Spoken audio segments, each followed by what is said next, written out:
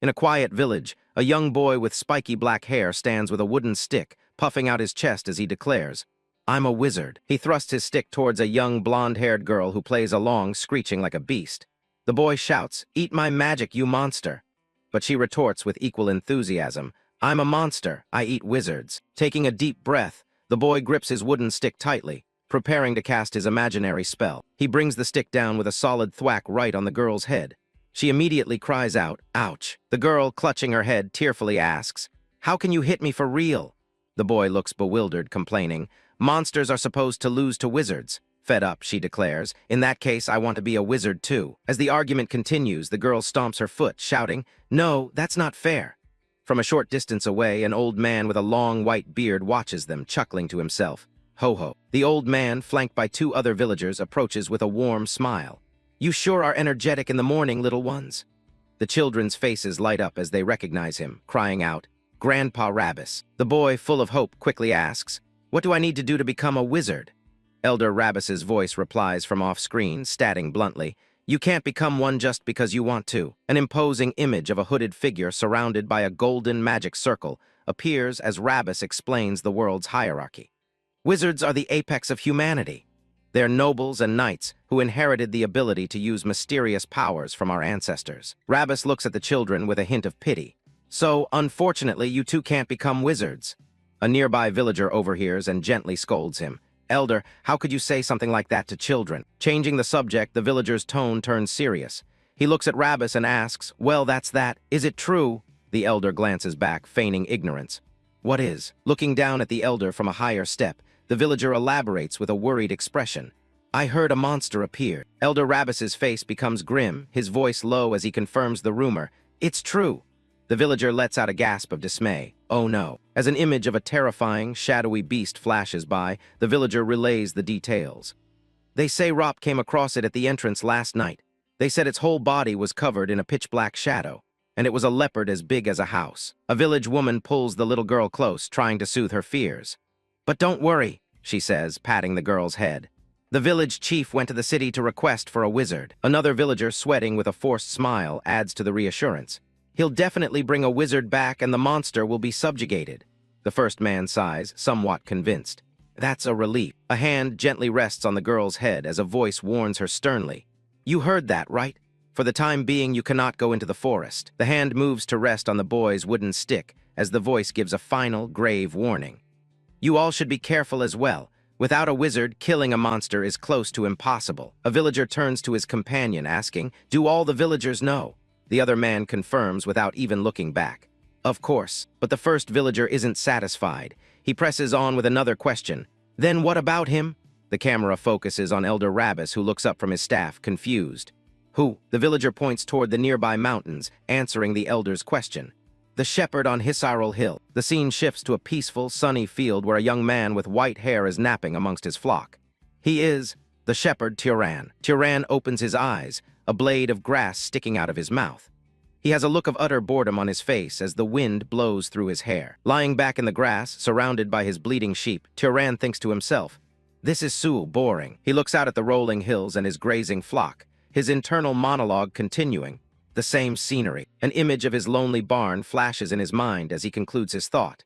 The same day, over and over. Turan sighs, resting his head on a fluffy sheep. He mutters to himself, "At this rate, I'm going to forget how to talk." Suddenly, a disdainful voice speaks from above him, looking down with contempt. "Pathetic brat." It's Elder Rabbis, who has arrived on the hill to find Turan lazing about. He scolds him. "The sun hasn't even started to set, and you're already slacking off." Without even looking at him, Turan waves him away. "You're blocking the sunlight. Move." Rabbis glares down, insulted by the response. "You have no manners." Rabbis presses on, asking, "Are you still holding on to that incident from back then?" Turan, still lying down, nonchalantly asks, "That incident?" Turan's eyes narrow slightly as he clarifies. "Ah, you mean when my mother died and you tried to quietly turn the sheep into shared property?" Hearing this, Rabbis clears his throat awkwardly. Turan sits up, his expression hardening. "Yeah, if that's what you mean, then yes. I'm not generous enough to share my mother's inheritance, you know." Turan tells the elder off directly. "We're not close enough to be asking how we're doing, so if you came here, say what you want and get lost." Rabbis explodes in anger, shouting, "You little brat." Turan's face becomes a mask of cold fury, his eyes sharp and threatening as he glares at the elder. "What?" Startled by the shepherd's intensity, Rabbus finally gets to the point. "A monster has appeared."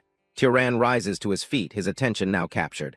"A monster." While stroking one of the sheep, Rabbus explains, "They say it's a leopard as big as a house. Rop found it. I'm on my way back after telling the villagers." Turan smiles faintly, petting one of his own sheep. "That's a serious problem." Rabbus looks at him, bewildered by his calm demeanor. "You're not scared, though, even though you're the most likely target around here." Rabbus turns to leave, still perplexed by Turan's lack of fear. "I don't know what kind of guts you've got. Anyway, the village chief went to the city to request a wizard, so be careful." As he walks away, Rabbus finally admits his true motive, though he can't bring himself to face Turan. "I came because I was worried about you." But the shepherd sees right through the facade, calling him out. "You're not very honest." Turan continues to provoke the elder, turning his back on him. "Why can't you just say you came because you were worried about the sheep, not me?" Rabbus is left sputtering in rage. "You." A smirk plays on Turan's lips as he dismisses the fuming elder.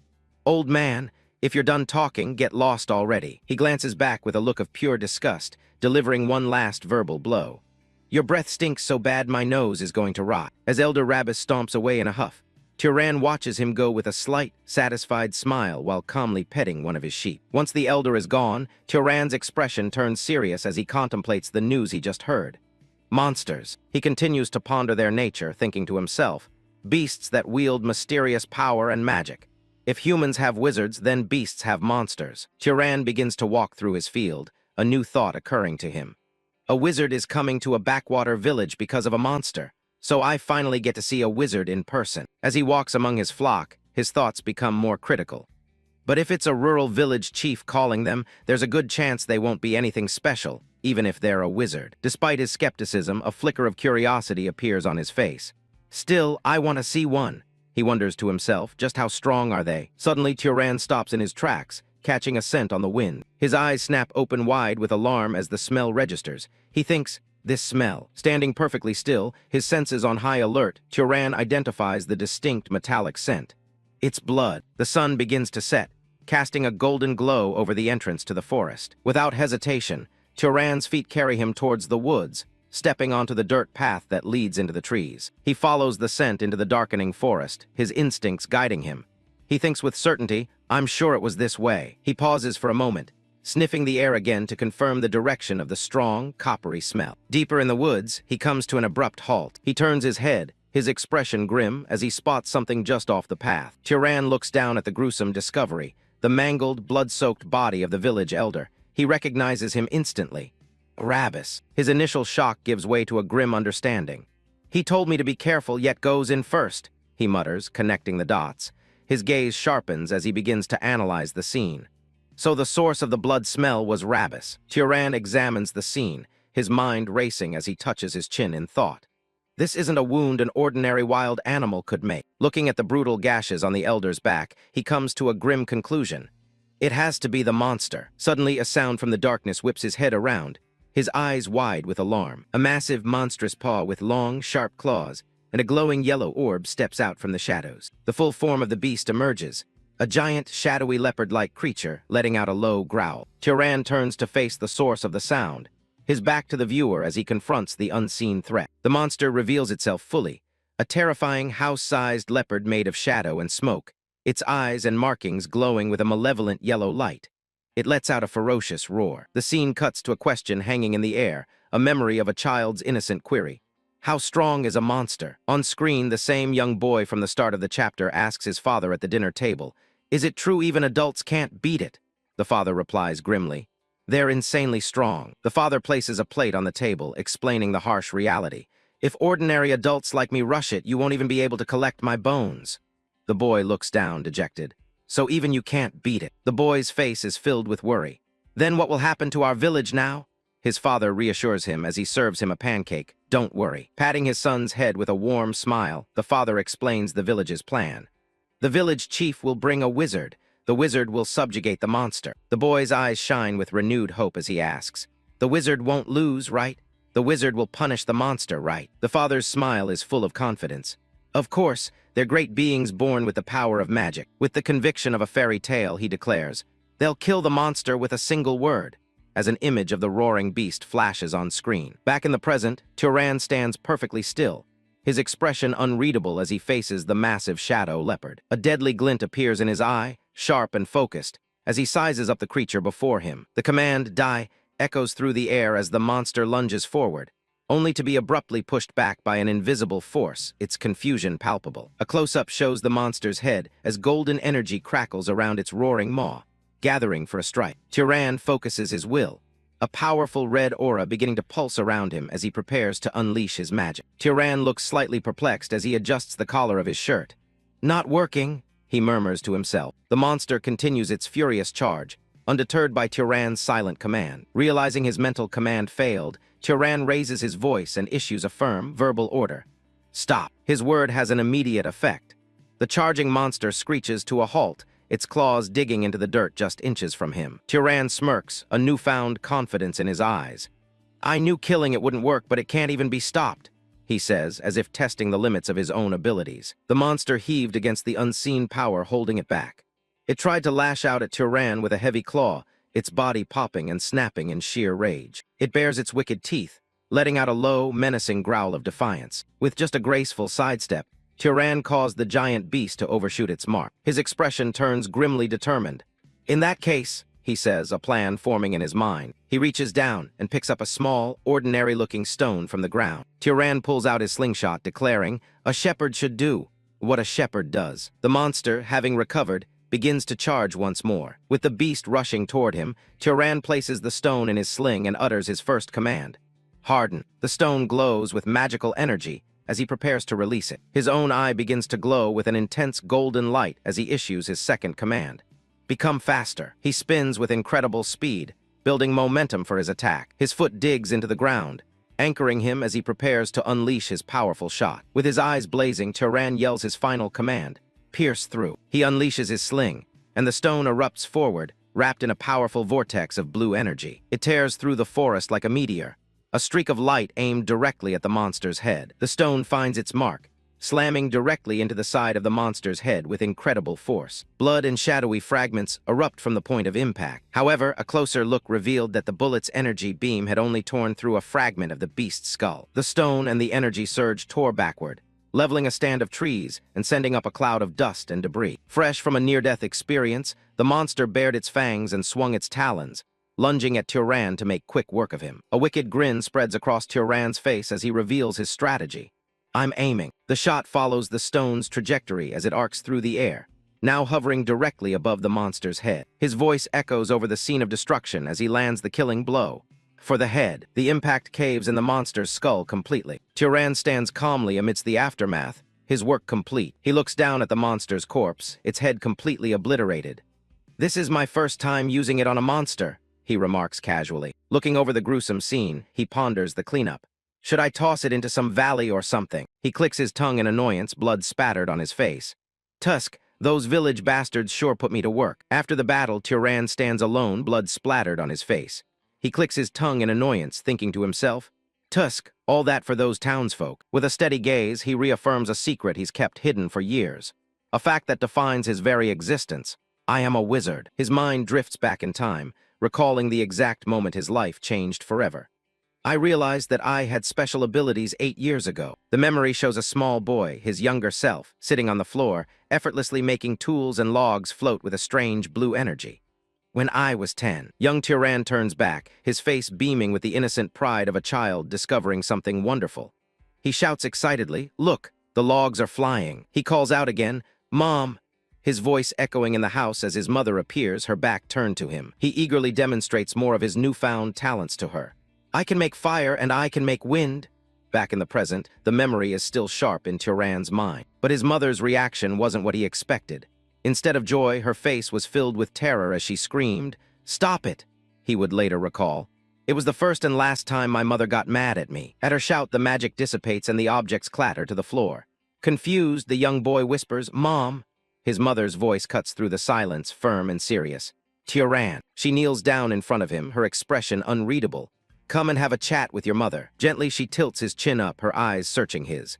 "You want to live with me for a long time, right?" Terrified by her tone, he can only manage a small yes. Her voice drops to a serious whisper.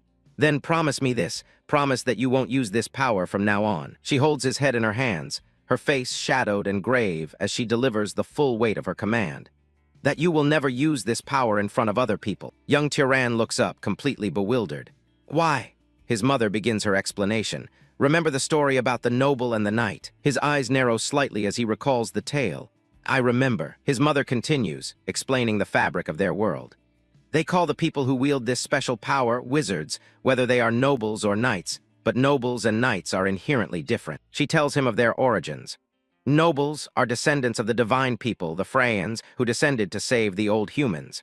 Knights are the descendants of those nobles whose blood has been mixed with humans. He answers yes. With his confirmation, she says, "You remember." Her back is to him now as she builds to her final point. "That is why they differentiate between nobles and knights, even amongst wizards.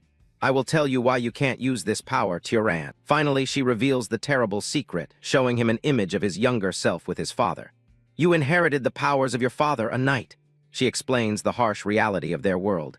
"There are many evil nobles outside this town, the nobles who treat knights as their slaves." In his memory, his mother gives him one final, critical instruction as he looks on with innocent eyes. "So remember this. Nobody can know that you are a wizard." Her face is filled with desperate hope as she asks, "You can promise me that, right?" The scene fades to black, and the story jumps forward in time. 8 years have passed since that day. Back in the present, Tyran stands alone in his cabin, looking out the window. He thinks to himself, "I have continued to uphold the promise with my mother." He grips the curtain, his resolve hardening. The promise will not be broken. He gazes outside, content with his quiet life. "I have no desire to reveal myself as a wizard, or to descend the mountain." He is determined to live and die peacefully as a simple shepherd. Suddenly, a loud noise from outside shatters the silence, and his eyes snap open. Someone is pounding violently on his door, shouting his name. "Tyran, come out." Tyran opens the door, his expression completely unfazed by the commotion. He's met by a mob of angry villagers, led by a large, muscular man with a thick mustache and an aggressive posture. Tyran lets out a theatrical yawn, looking thoroughly bored by their presence. "So," he stands before the group and calmly repeats their accusation back to them. "You're saying I killed Rabbis?" The leader of the villagers clenches his fist, shouting, "Yes, how shameless of you." The brutish man gets right in Tyran's face, yelling the outrageous lie. "You hurt that old man, Rabbis, and threw him out to be eaten by monsters." Tyran says nothing, his expression unreadable as the villager brute grabs the front of his tunic. His eyes narrow as he sees right through their pathetic attempt to frame him. "I see why you want to frame me." The other villagers look on, confused by his calm demeanor, one of them asking, "What?" Tyran calmly lays out their cowardly motives. "The oldest man in the village died alone, instead of the young men who were too scared to fight the monster. I can see why you think this is the best way out of that." He looks at them with utter contempt, a slight smirk on his face.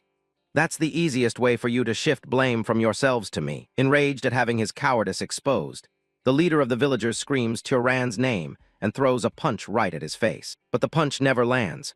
Tyran dodges with ease, the villager brute's fist flying past his head. As he moves, a single thought crosses his mind. Magic is convenient. Taking advantage of the brute's own momentum, Tyran delivered a brutal headbutt straight to his face, knocking him out cold instantly. He explained his power to himself. "As long as I have a fervent desire, it will manifest, but at the cost of my mana." No sooner had the thought crossed his mind than the rest of the villagers began lunging at him from all sides. All it took was a simple, whispered command, "Fall over." A villager trips over seemingly nothing, proving Tyran's point. "I don't need to start a fire." He uses this subtle magic to aid his physical attacks, tripping another man with a swift kick. Just a little bit. He easily disarms one of the men, ensuring his interference is subtle, so that it's not obvious. He strikes another, the man crying out in pain. Tyran holds back, using just enough for them not to die. With cold determination, he moves through the crowd, his thoughts clear. "I will dominate them." He weaves through the villagers, effortlessly dodging their clumsy attacks and striking them down one by one. The sounds of breaking would echo as their makeshift clubs are shattered and sent flying into the air. The leader of the mob lies unconscious on the ground.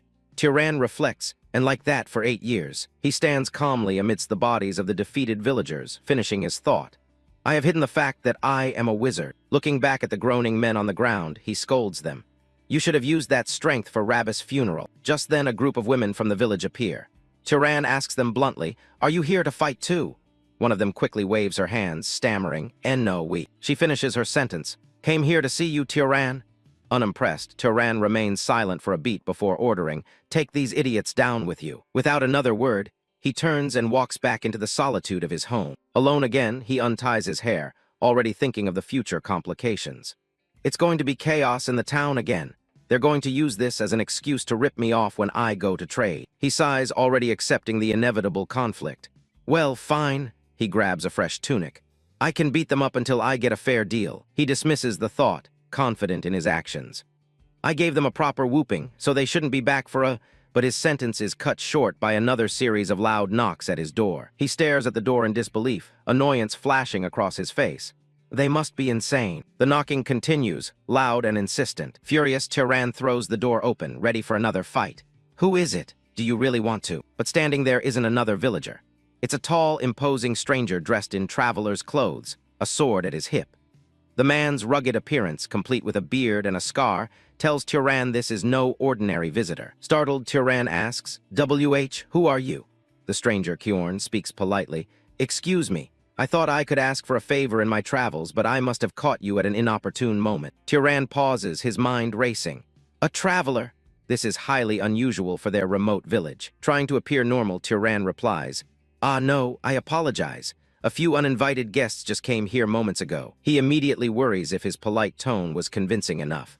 "My mother taught me manners, but was that proper enough? I never talked nicely to anyone in that pathetic town, so this feels awkward." His thoughts drift to the man's weapon. Anyway, a traveler with a sword in this sleepy old town.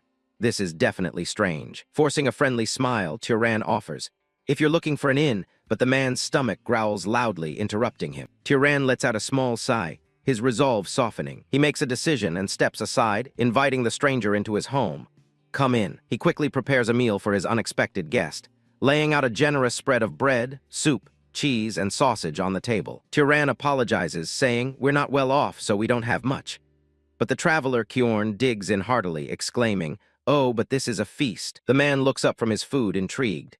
"You surprise me, though. You've never met someone from outside the town?" Turan simply replies, "That's right." Turan explained his peaceful life. "I was born and raised on this hill and have lived as a shepherd all this time." As he spoke, Kjorn took a sip of water. Turan added, "It's also rare for this small town to get tourists." The traveler's eyes narrow slightly, a glint of suspicion appearing as he studies Turan. Unaware of the scrutiny, Turan calmly takes a sip from his own cup. Kjorn watches him for a moment longer before speaking a single word that catches Turan completely off guard. "Interesting." Turan looks up, confused. "Huh," Kjorn noted. "For someone who grew up here as a shepherd, you are quite well versed in manners. Your parents must have taught you well." Turan replied, "I learned from my mother, but she died a few years ago due to an illness." He offers his condolences, unaware of the turmoil inside Turan. "She raised a proud son like you, so I am sure she resides among the gods in a palace in the heavens." Turan gets up from the table, trying to move the conversation along. Kjorn says, "I want to thank you once again." Turan simply replies, "I just live the way my mother taught me." Turan changes the subject, asking, "But what brings you all the way out here to this country town?" Kjorn, holding a piece of dried meat, answers, "I was asked a favor." Turan looks back, curious. "A favor?" Kjorn explains his mission. They were looking for someone to take care of a monster puma. Then Kjorn drops a bombshell, his gaze fixed on Turan. "I am a wizard."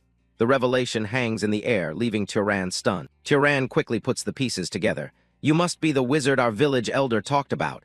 Kjorn confirms, "That's right." Having answered Turan's question, Kjorn turns the conversation back around, a sly look on his face. "Can I ask a question now?" Turan hesitantly agrees. "Sure." Kjorn begins his interrogation, listing the things that don't add up. "I sense a monster in this area, but I don't see a monster." Turan's calm facade begins to crack as Kjorn continues. "What's even weirder is that you know about the village elder and the monster, yet you seem calm and aren't running away." Kjorn presses him, chewing on his jerky. "If the monster went for a human, it would be you. Aren't you scared?" He continues to pick apart Turan's story. "You seem awfully brave for a shepherd who has never left this town." Leaning forward, his eyes burning with intensity, Kjorn asks the one question Turan has dreaded his entire life. "Who are you?" The word hangs in his mind, the secret he has guarded for so long. "Wizard." As Kjorn's question hangs in the air, Turan is thrown back into the memory of asking his mother, "Why can't anyone know that I'm a wizard?" He remembers her simple, terrifying answer, "Because of the bad nobles." and his own innocent confusion, bad nobles. His mother's words from that day echo in his mind, explaining their world's cruel hierarchy.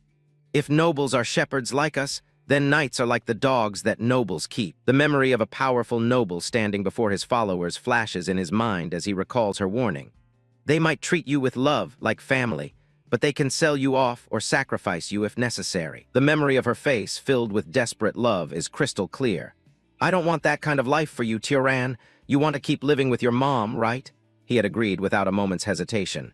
Yes. His mother's voice rings in his memory, her words firm and unwavering. Then remember this. Nobody can know that you are a wizard. She had warned him of the greatest danger. Especially other wizards. If they find out, they will separate us and turn you into their shepherd dog to be discarded at any moment. Back in the present, Tyran's expression hardens. He knows what he must do to uphold his promise. The chilling thought crosses his mind. To avoid being found out as a wizard, you might have to kill people.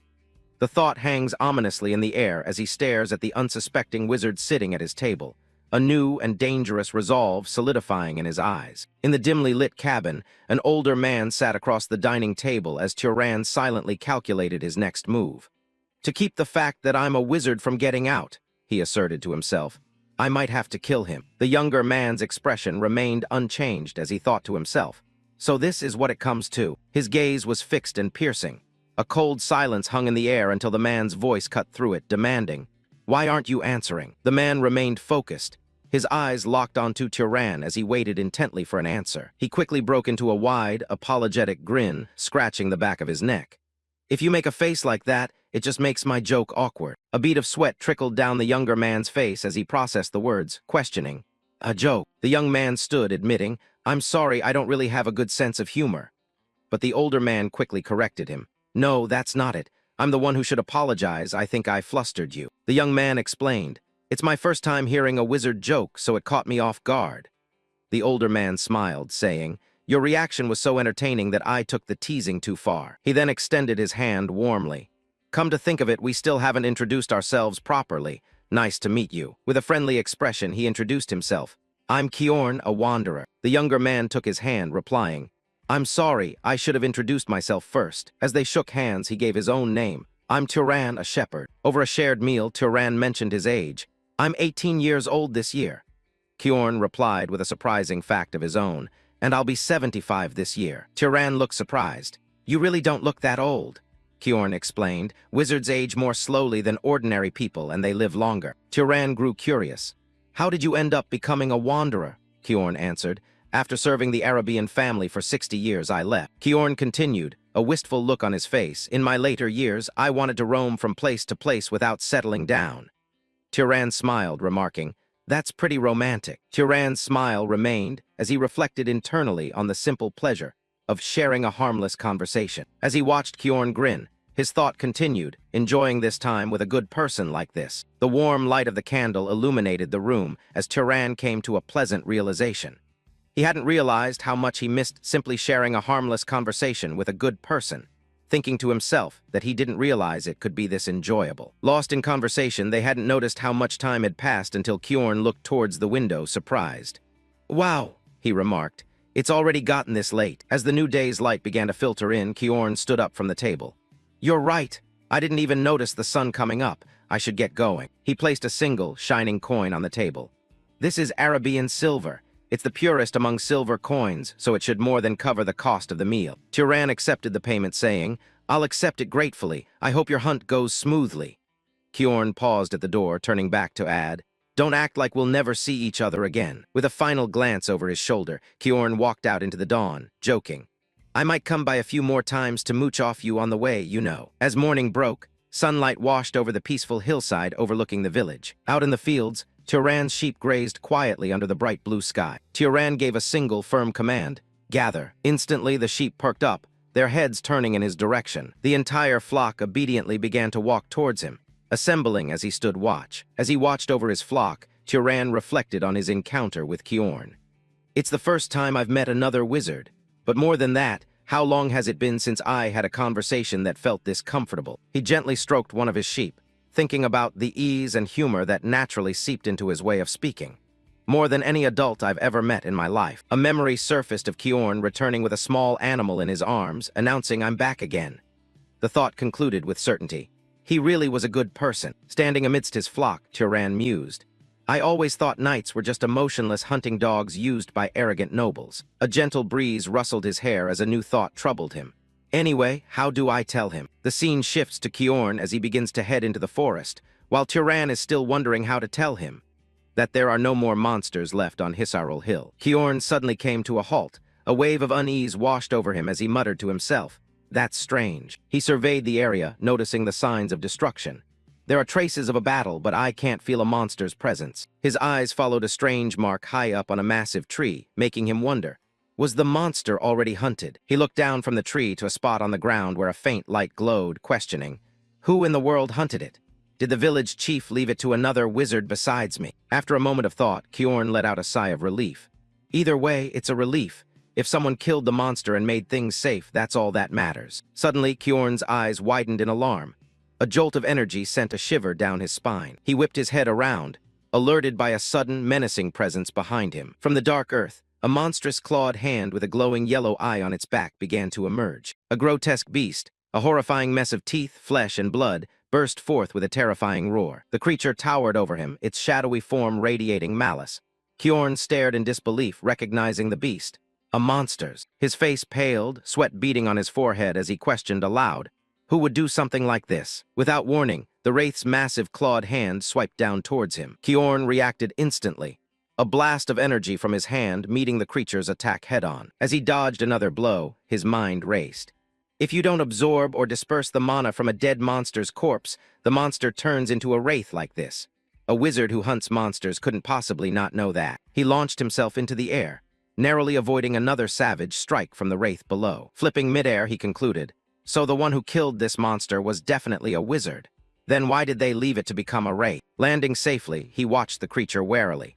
Did they not know it becomes a wraith if you don't absorb the mana? He immediately dismissed the idea. No.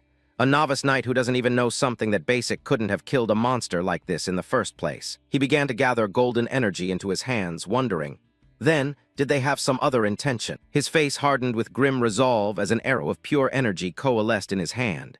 No matter what it is, he declared, I must destroy it. He unleashed a powerful beam of light, sending it hurtling directly towards the monster. But to his shock, the beam dissipated just before hitting its target, causing no damage at all. Kiorn stared in disbelief. My magic was nullified. Does that mean that monster's mana is vastly stronger than mine? In the blink of an eye, the wraith vanished into a black mist. It disappeared, Kiorn exclaimed in shock. He frantically scanned the forest on high alert. Is it trying to counter magic with magic? Where is it? A dark, shadowy substance began to creep and bubble up from the ground right behind his feet. A shadowy tendril shot out from the ground, lashing at Kiorn like a whip. He blocked the attack, but the force of the blow sent him reeling, blood flying from his arm. Clutching his wounded arm, Kiorn realized the direness of his situation. This isn't a level a mere knight can contend with. At the very least, you'd need to be a lower-ranked noble to have a chance. He was thrown back by another brutal attack, his body skidding across the forest floor. Gasping for breath, he thought, to think I'd run into a monster wraith of this caliber in some remote mountain village. You really never know what life will throw at you. He stood firm before the looming beast, a sense of resignation settling over him. So this is as far as I go. He grit his teeth, sweat pouring down his face, but a determined smile spread across his lips. Clenching his jaw, he vowed, I'm not going to die obediently. Even if I die, I'll take you with me. Golden mana flared to life in his hand. I'll concentrate all my mana into my hand.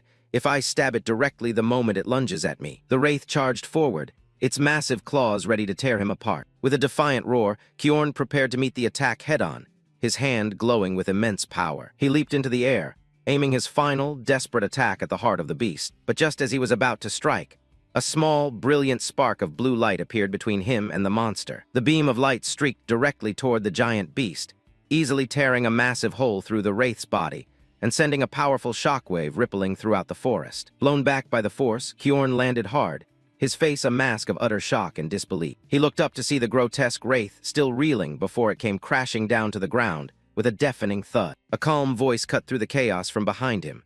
Are you all right? Kiorn could only manage a startled gasp in reply. Kiorn turned to see Turan walking towards him, casually remarking, A shepherd's joke is pretty startling too. Kiorn's eyes widened in utter disbelief as he gasped the young man's name. Turan! Meanwhile, Turan continued to close in, clutching his slingshot as he stepped into the clearing. The pieces clicked into place for Kjorn. "So you were a wizard," he stated, his voice a mix of shock and revelation. Turan simply confirmed it. "Yes, sir." Standing in the misty clearing, Kjorn questioned him directly. "Why didn't you tell me?" Turan remained silent. Kjorn then changed his line of questioning. "No, let me change the question. Why did you help me just now? You could have just walked away." A slight, enigmatic smile touched Turan's lips as he began to answer. "Because." The scene flashes back to their conversation in the cabin, the head of a wolf lying on the floor between them. In the flashback, Turan had asked, "Why are you going this far?" Kjorn, confused, replied, "What do you mean?" Turan elaborated, "I don't know what the village chief promised you, but with your skill, I feel like you could earn a lot more money more comfortably." Kjorn simply let out a small laugh. Kjorn then said, "They're pitiful people." Turan, looking up at him, asked, "In what way?" Kjorn explained his reasoning, living out here on the frontier, trembling in fear without even basic protection. Turan countered, "That isn't your fault, is it?" Looking at Turan with conviction, Kjorn stated his philosophy. "A wizard is, by nature, someone who inherited the power of a god. If so, then we should live with pride in protecting powerless commoners." He smiled warmly, adding, "Well, not every wizard thinks the way I do. Everyone has their own thoughts and their own way of living." Back in the present, a genuine smile spread across Turan's face as he remembered Kjorn's words. He repeated Kjorn's sentiment with a happy expression. "Doesn't everyone have their own way of living?" The wraith, recovering, slammed its fist into the ground, sending Kjorn flying back. As Turan rushed towards him, Kjorn shouted a warning. "Listen carefully. It's not a level we can handle." He continued urgently. "It's a monster you can't fight unless you're at least a noble. Go tell the village chief this immediately and help them evacuate." Kjorn turned back to face the terrifying creature, his hand igniting with fire as he yelled, "I'll hold it here." Even as a torrent of energy continued to surge from his hands, Kjorn understood his dire situation all too well.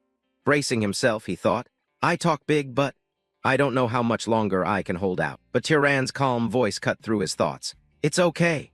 Kjorn could only respond with a confused, "What?" Turan pointed to a glowing blue mana stone on the ground, explaining, "If that attack landed just now, I think it'll be okay." Kjorn, bewildered, asked, "What are you talking about?" Kjorn stared at Turan in stunned silence, his mind racing. Is he saying that attack wasn't his full strength? A young knight hiding out in the mountains can hunt a wraith that even nobles have to deal with. A profound realization hit him. In that moment, the veteran knight Kjorn thought to himself, his eyes wide with shock. His internal monologue continued, acknowledging the gravity of the situation. What he's seeing right now isn't just some small connection he happened to make in a rural village. As stones began to levitate, glowing with blue energy, he knew this was far more significant thinking. Nor is it the reckless bravado of a young knight who ran from nobles. An immense torrent of blue mana erupted from Turan, swirling around him with incredible power. Kjorn understood then that this scene before his eyes could be the beginning of a wizard who will turn the world upside down. As Turan met his gaze with a confident smile, he spoke, his voice calm amidst the raging power.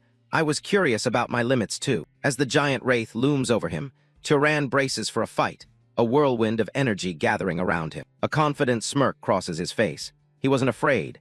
In fact, he was excited, admitting, "I was curious about my limits too." But Kjorn appears, his hands blazing with power, yelling, "I won't allow you to do it.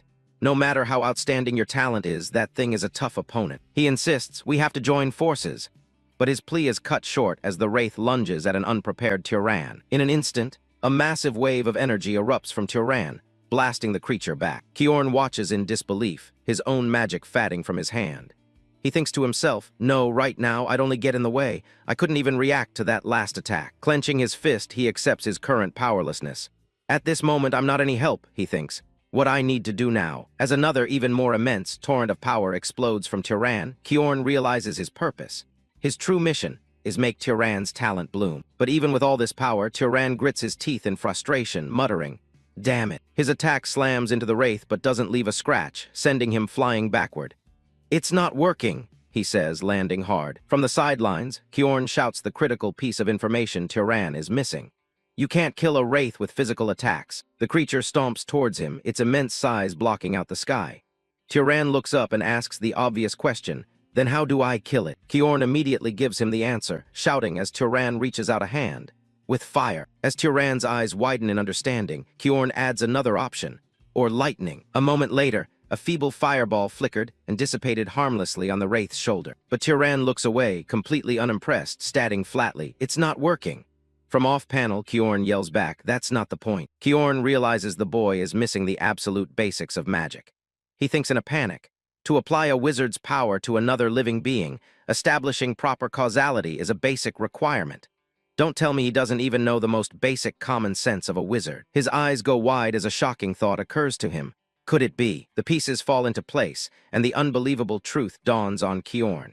He realizes he was the one who killed the monster and left it alone to become a wraith. So that means Tyran has never absorbed mana in his life. Watching Tyran battle the monster, Kjorn analyzed the boy's clumsy technique with a look of utter shock. He wondered in disbelief, how is he already this powerful? Before shouting out a tip. Don't just light a fire, manifest it first and then shoot. Just as he hit the ground after the monster's attack, Tyran immediately regained his balance, preparing for a counterattack. Following Kjorn's advice, a vortex of fire erupted right in the palm of his hand. Kjorn watches from a distance, thinking to himself that while making a fire isn't hard for a wizard, controlling fire requires separate training. But Tyran effortlessly creates a massive spiral of flame, shocking Kjorn, who can only think.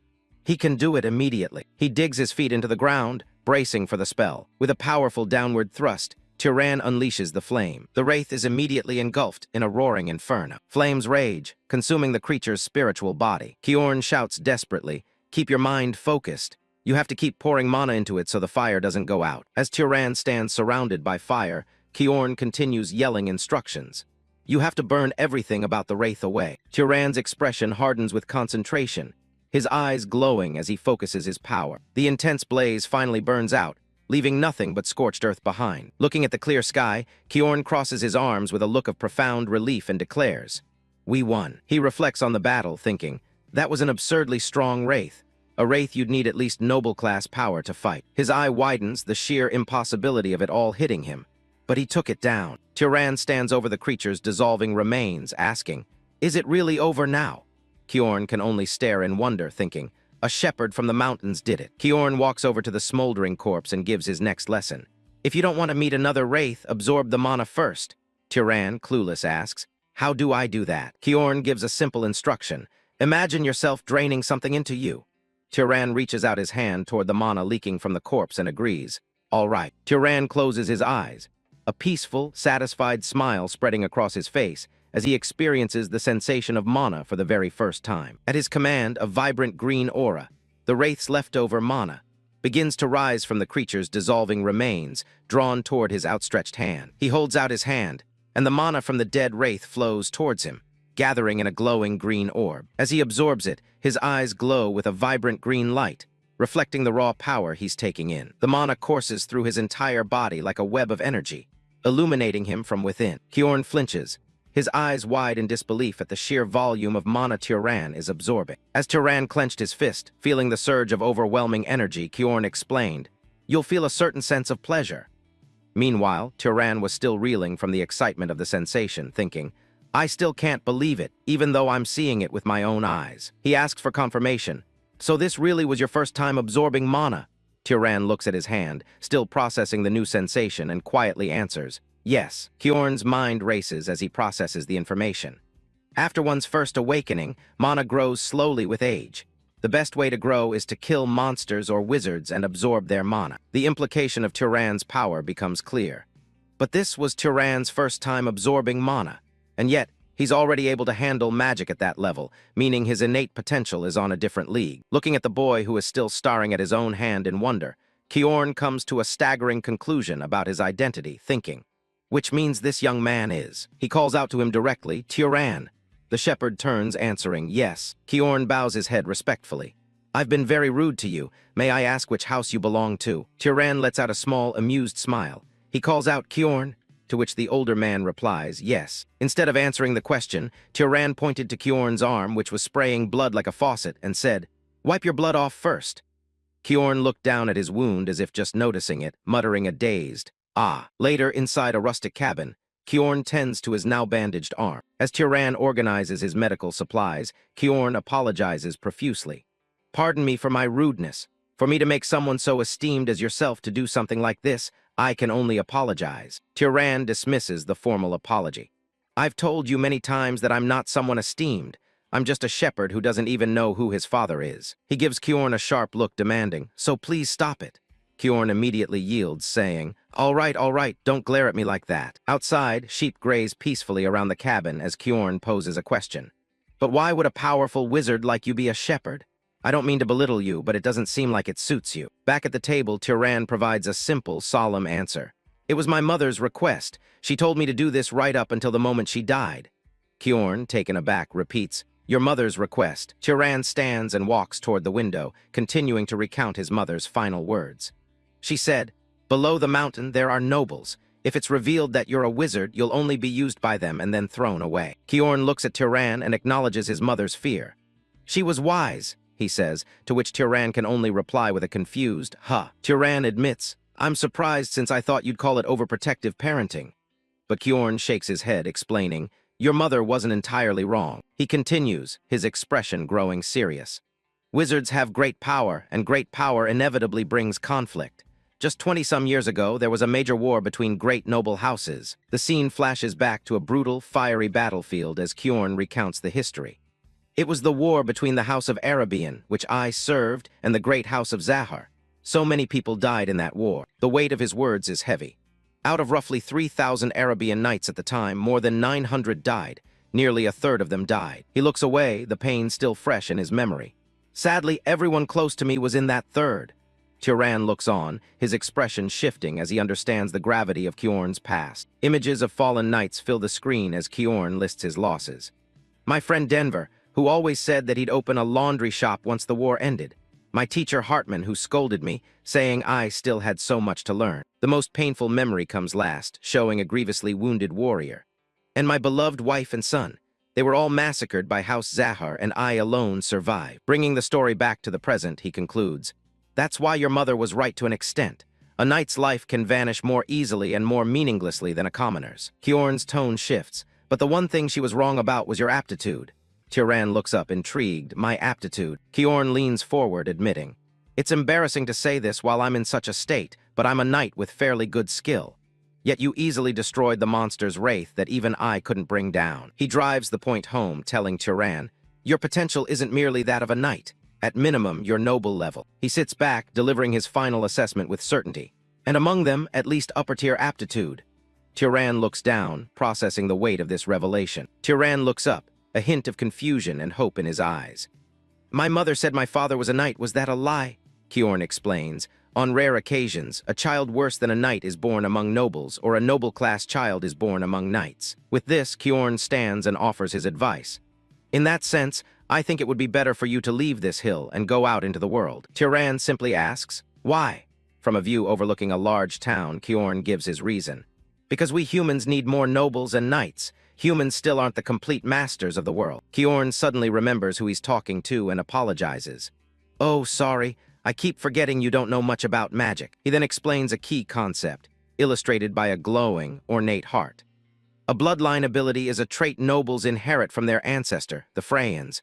Whether or not you have a bloodline ability is also what separates nobles from knights. Summoning a small flame, Kjorn asks Tyran to think about what makes him special. Was there any spell that felt unusually easy and simple when you used magic?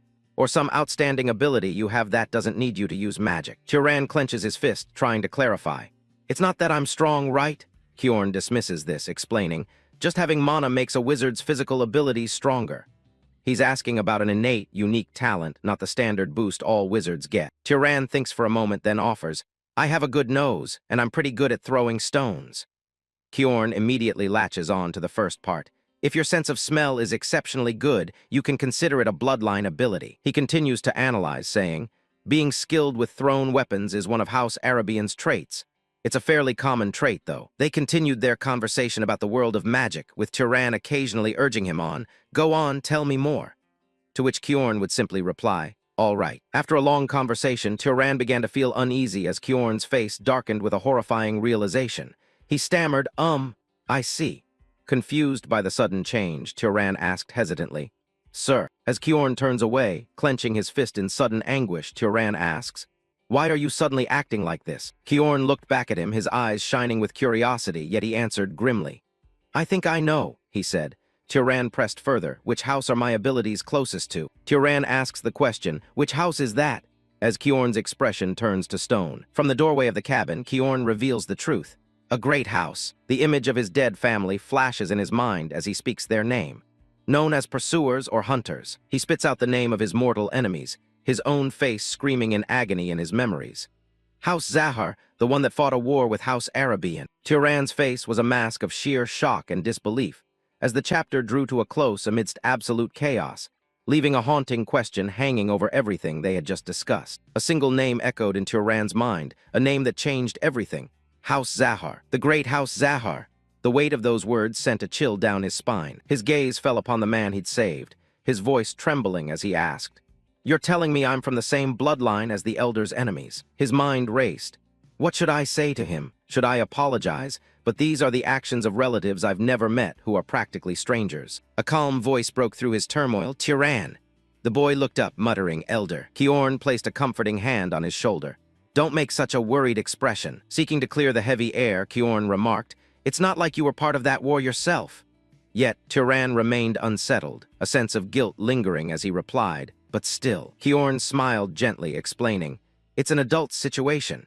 If we try to wash blood with blood, the fighting will never end." Tyran looked at him intently, asking, "Don't you have regrets?" Kjorn simply replied, "About what?" "About telling me to go down the hill." Tyran clarified as they stood together on the vast, open field. Kjorn's expression grew serious. "If you go down the mountain and pursue power, you'll inevitably end up joining the Zahar family. You have outstanding abilities, after all. But I trust your character," Kjorn stated, catching Tyran off guard. "Sorry?" Tyran asked, confused. Kjorn continued, "I'm talking about the goodness in you since you saved me. Even while revealing an identity you'd hidden your whole life. Rather, if someone like you joined the Zahar family and rose to a high position within it, perhaps it could prevent such a terrible war from happening again." Tyran listened in silence, a new resolve forming in his eyes. Kjorn turned and started walking away. "Well, either way, there's no need to think too seriously about it. After all, it's not like you've decided right now whether or not to join the Zahar family." But Tyran's voice cut through the air, firm and clear. "My thoughts are clear now."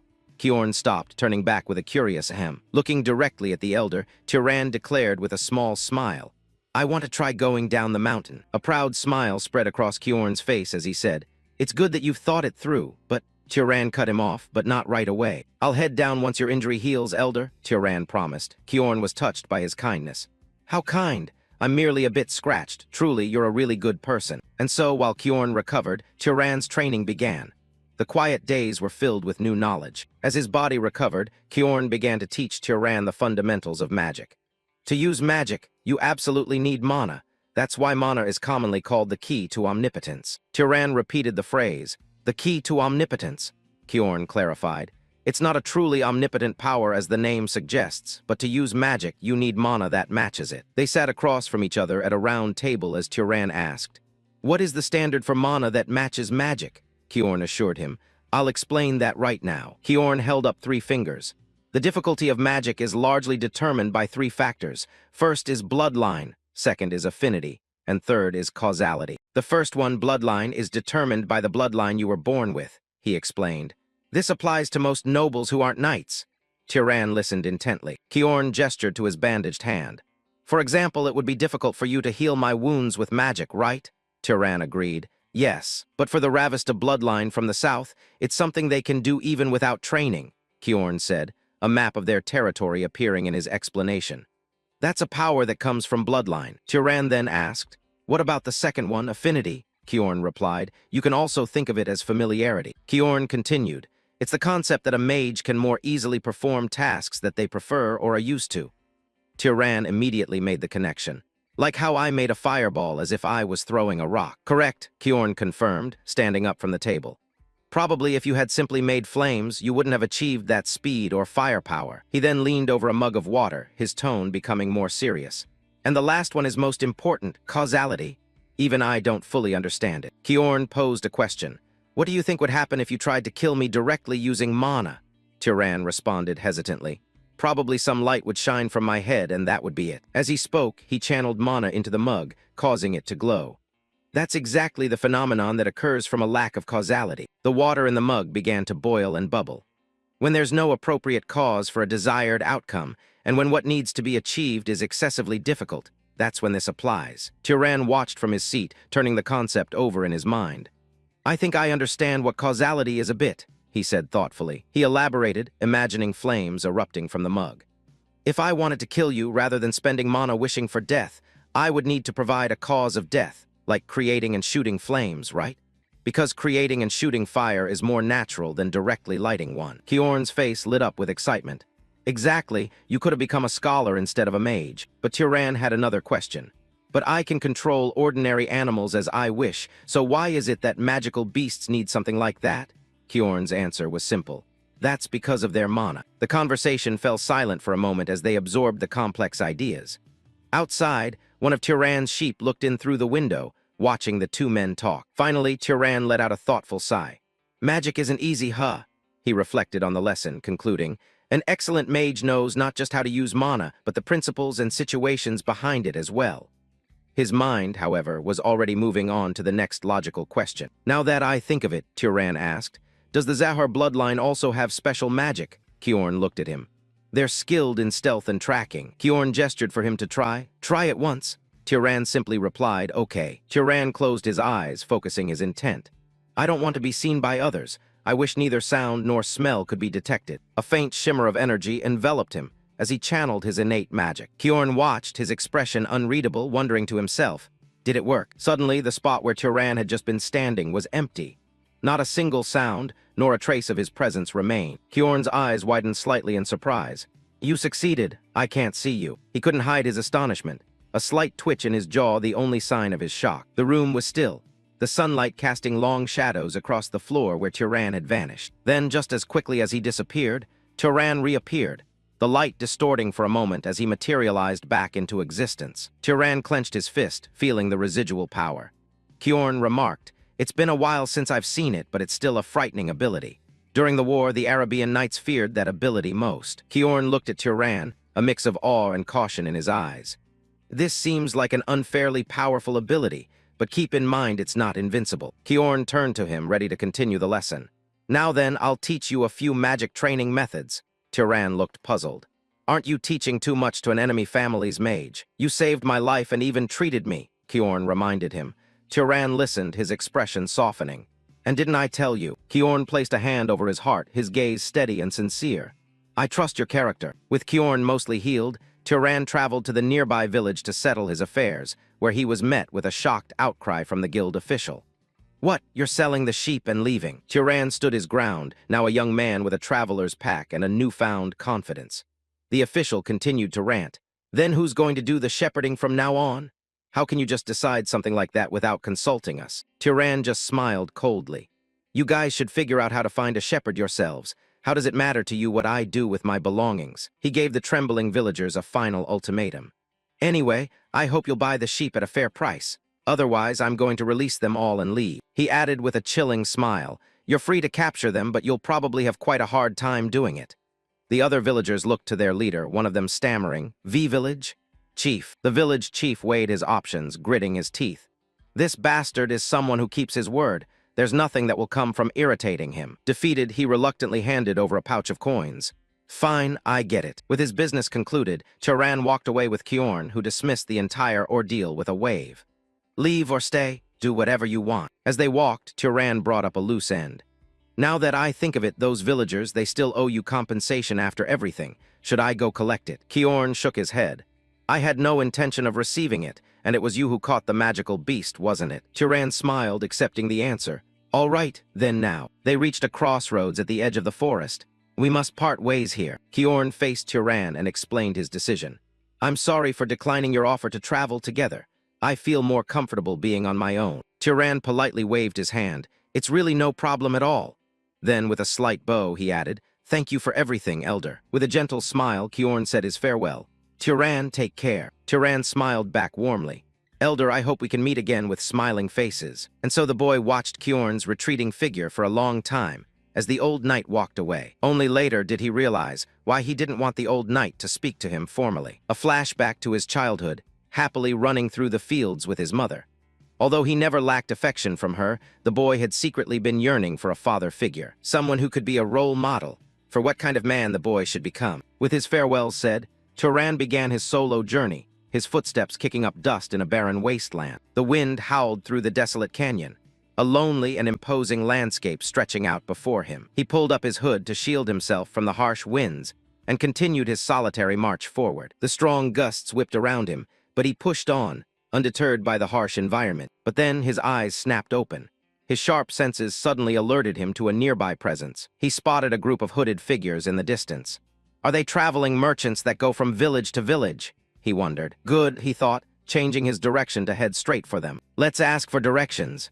He walked towards the group, who stopped and turned to face him as he approached. The man at the front with a rugged beard and an eye patch spoke first. Who are you to block our path? Turan replied calmly. I'm traveling alone. May I ask about the nearest city? One of the hooded figures answered. If you follow the road we came from, you'll reach a city called Mure. Turan nodded, though a flicker of confusion crossed his face. I see. He turned to leave, his back to the group. Thank you for telling me. But a firm voice stopped him in his tracks. Wait! One of the men stepped forward, blocking his path. The man sneered. You're just going to leave after getting information. Turan replied simply, What? His eye narrowing, Turan asked. Then, the man's smile widened. If you receive something, you should give something in return. Suddenly, the sound of steel being drawn filled the air as the men surrounded him, their swords pointed.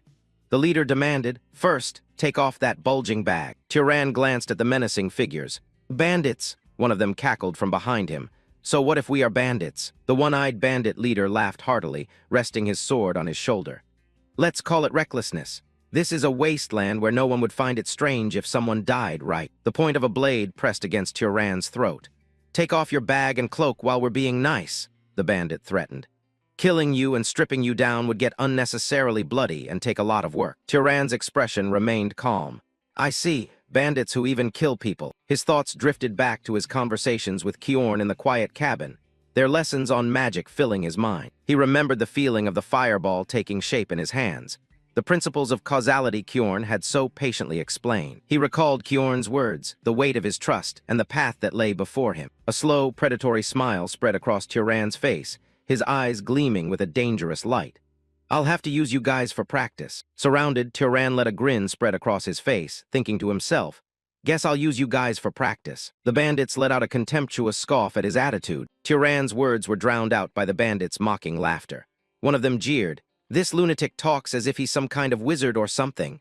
And another chimed in, Right on, boss. In response, Turan simply raised his hand, as a faint green energy began to gather around his palm. He uttered a single word, Wind. In an instant, a powerful gust erupted outwards, sending the bandits screaming as they were thrown off their feet. Turan analyzed his new power, realizing, So instead of just generating wind out of air, shaping it with my hand and amplifying it uses far less mana. The bandits struggled to their feet, completely stunned. What the hell? One of them gasped. Turan, too, was surprised by his own strength, thinking, I didn't know I could whip up wind this strong with so little mana. He wasn't finished. Turan pulled out a small vial and with a flick of his finger, drew the water out of it with his magic. The water droplets instantly froze in midair, forming a sharp and deadly ice shard. He held out his hand, and several more ice shards materialized, hovering around him like deadly projectiles. Seeing this, the bandit's face filled with pure terror. In a flash, one of the ice shards shot forward, piercing straight through a bandit's body as he let out a final scream. Turan looked at the ice still swirling around his hand, unimpressed. Wasn't this supposed to be a skill that's useful when there's a lot of water nearby? He thought. Honestly, just throwing stones feels faster and stronger. One of the surviving bandits fell to his knees, begging for his life. We didn't know you were a wizard. Please just forgive us this once. While the leader fell to his knees, begging and promising, We'll give you anything you want. Please just spare our lives. The rest of them took advantage of his distraction, preparing to launch a sneak attack. Turan knew exactly what these treacherous bandits were plotting. He simply raised his foot and slammed it hard onto the sand. With a heavy thud, the sand behind him instantly surged upward, forming jagged stone pillars that impaled the treacherous thugs in an instant. Their devious trick was cut short. The leader could only look up in utter despair, whispering, Impossible. Before them, Turan stood unharmed, while the rest of their group were impaled on massive stone pillars that shot up from the ground. The bandit leader's last thought was a shocked question. They're all dead. Now only the leader remained. Turan stood over the man and said, Let me ask you one thing. The terrified bandit immediately replied, Why yes, wizard, I'll answer anything. Turan questioned him, Why did you attack me without a plan? If I'm a traveler walking alone, I could be a wizard just like now. Turan's eyes narrowed as he gave his answer. Because you bowed your head. He could only exclaim, what? At such a ridiculous reason. The bandit explained, trembling. Even when we spoke to you rudely, you bowed and greeted us, so we assumed you were an ordinary person. Turan's expression softened slightly. Thanks, that taught me something useful, he said. Hearing this, a flicker of hope appeared in the bandit's eyes.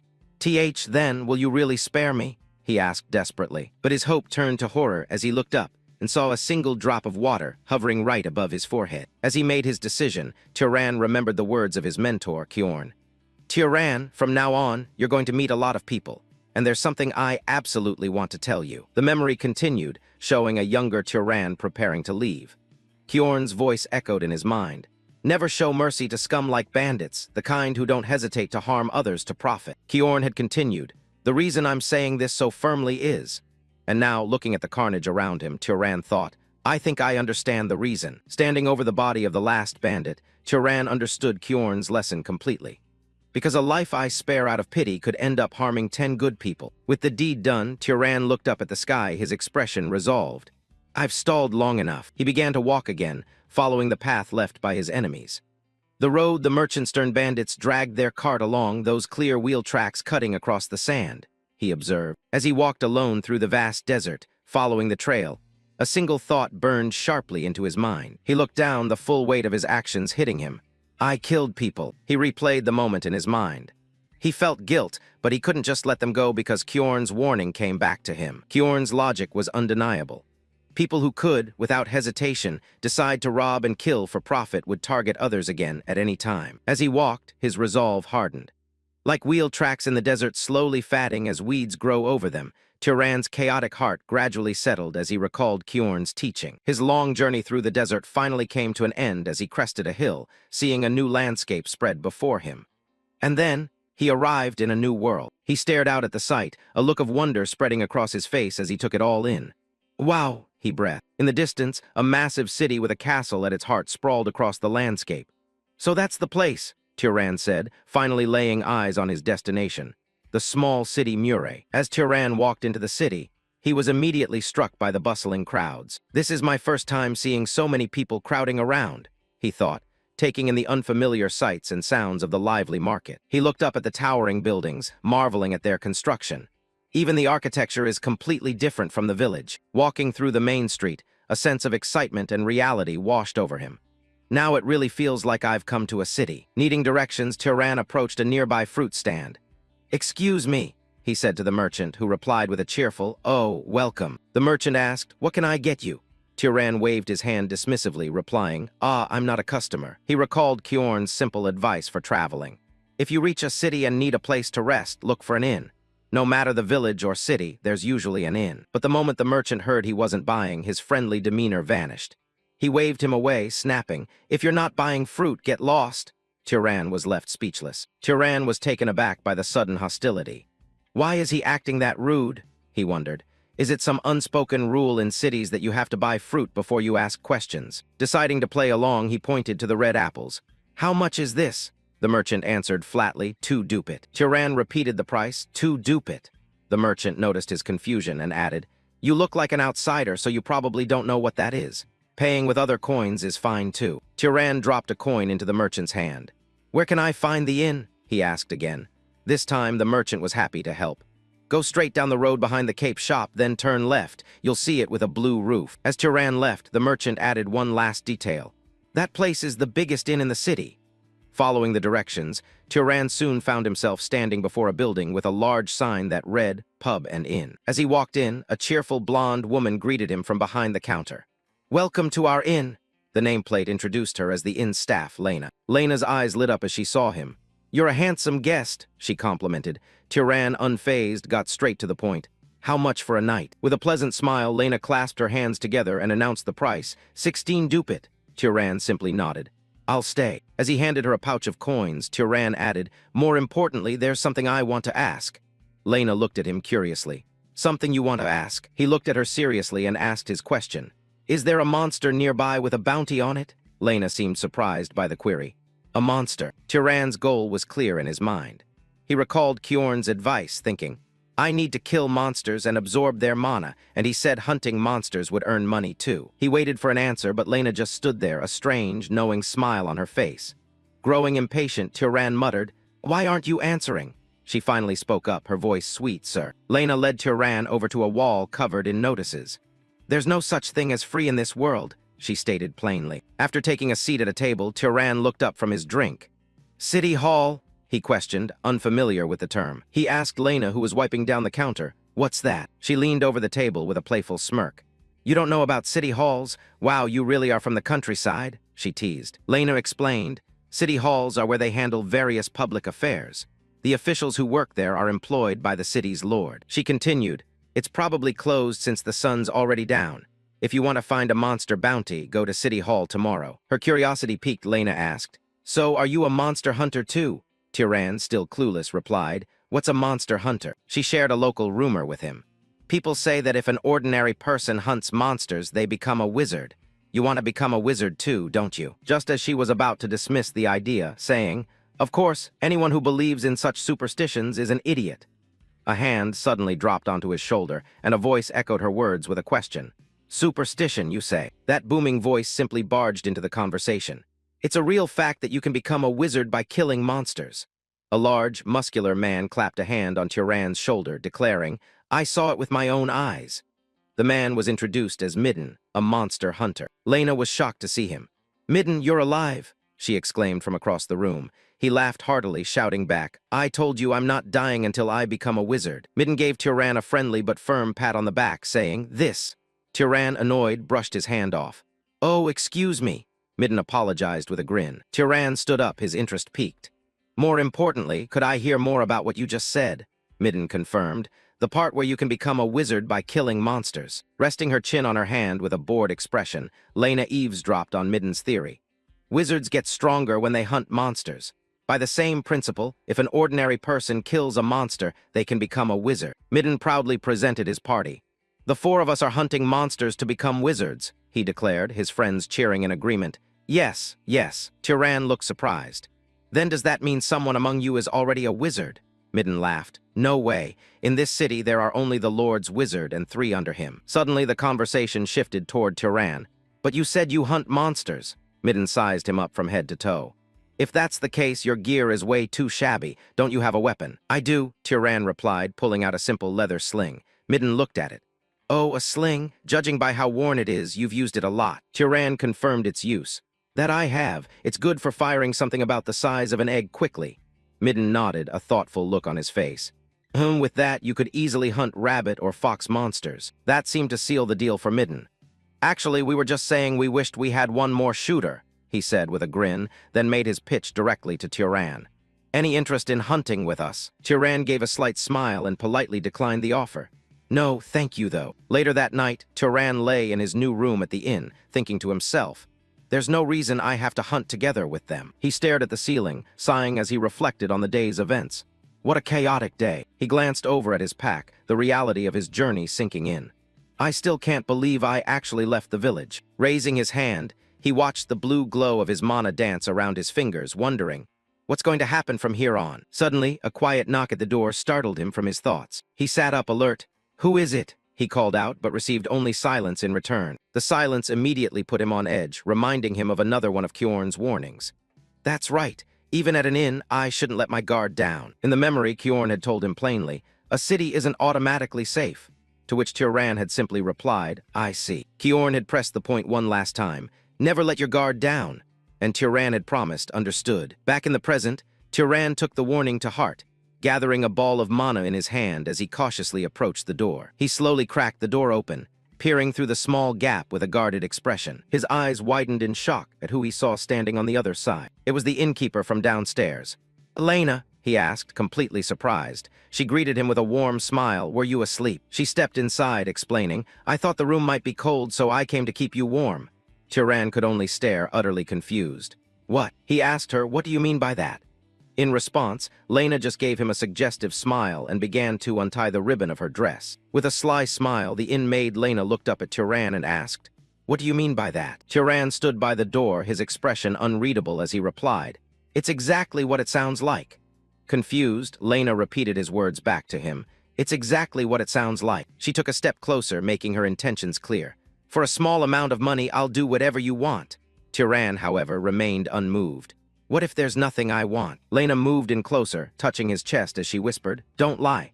I can tell just by looking at your face. At her words, Tyran's face went completely placid, taking on the serene, untroubled expression of a stone Buddha. Lena's confident demeanor instantly vanished, replaced by a look of utter shock and bewilderment. A memory flashed through Tyran's mind, an older man, perhaps his master, shouting a desperate warning.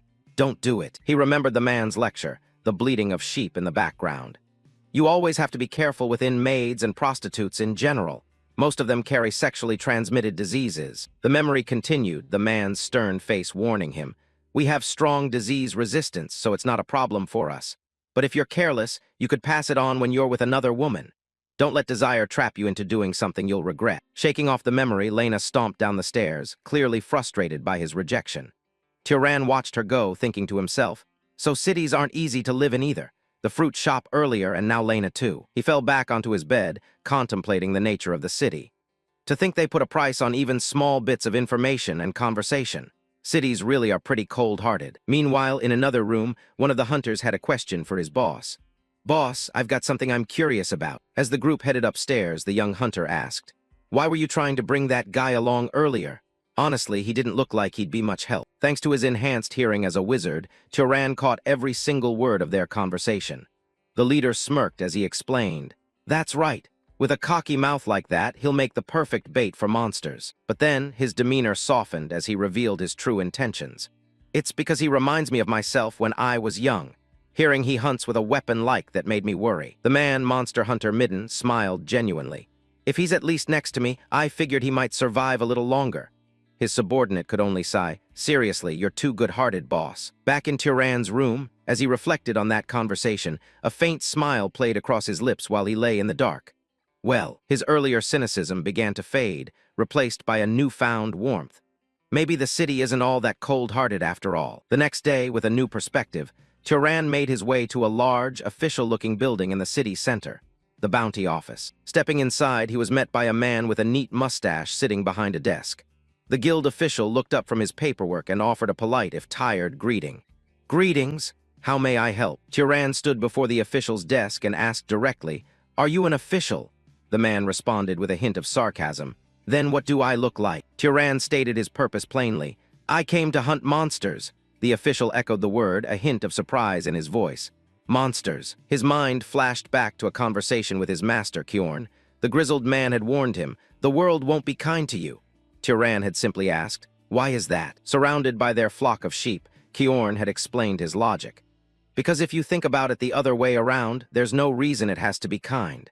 If you want people to treat you kindly, the method is simple. The memory of Kjorn's final piece of advice echoed in his thoughts. Reveal that you're a wizard, then ordinary people will bow their heads. Back in the present, the official slid a bounty notice across the desk toward Tyran, featuring the black silhouette of a bird. Tyran picked up the paper, his expression neutral. The official added a condition. You can't take it with you, so look and hand it back. Looking at the crude drawing of the monster, Tyran inquired, Is it a crow monster? The official retorted dryly, Does that look like a cat to you? The official gave him a critical instruction. It's unlikely, but if you kill a monster, bring its corpse into the city. If a wizard doesn't disperse the mana, it becomes a wraith. He continued with a stern warning. If you kill a monster and leave it abandoned under city law, the maximum penalty is execution. But Tyran's gaze was sharp as he simply replied, I know that. A horrifying image of a twisted, monstrous creature flashed in his mind.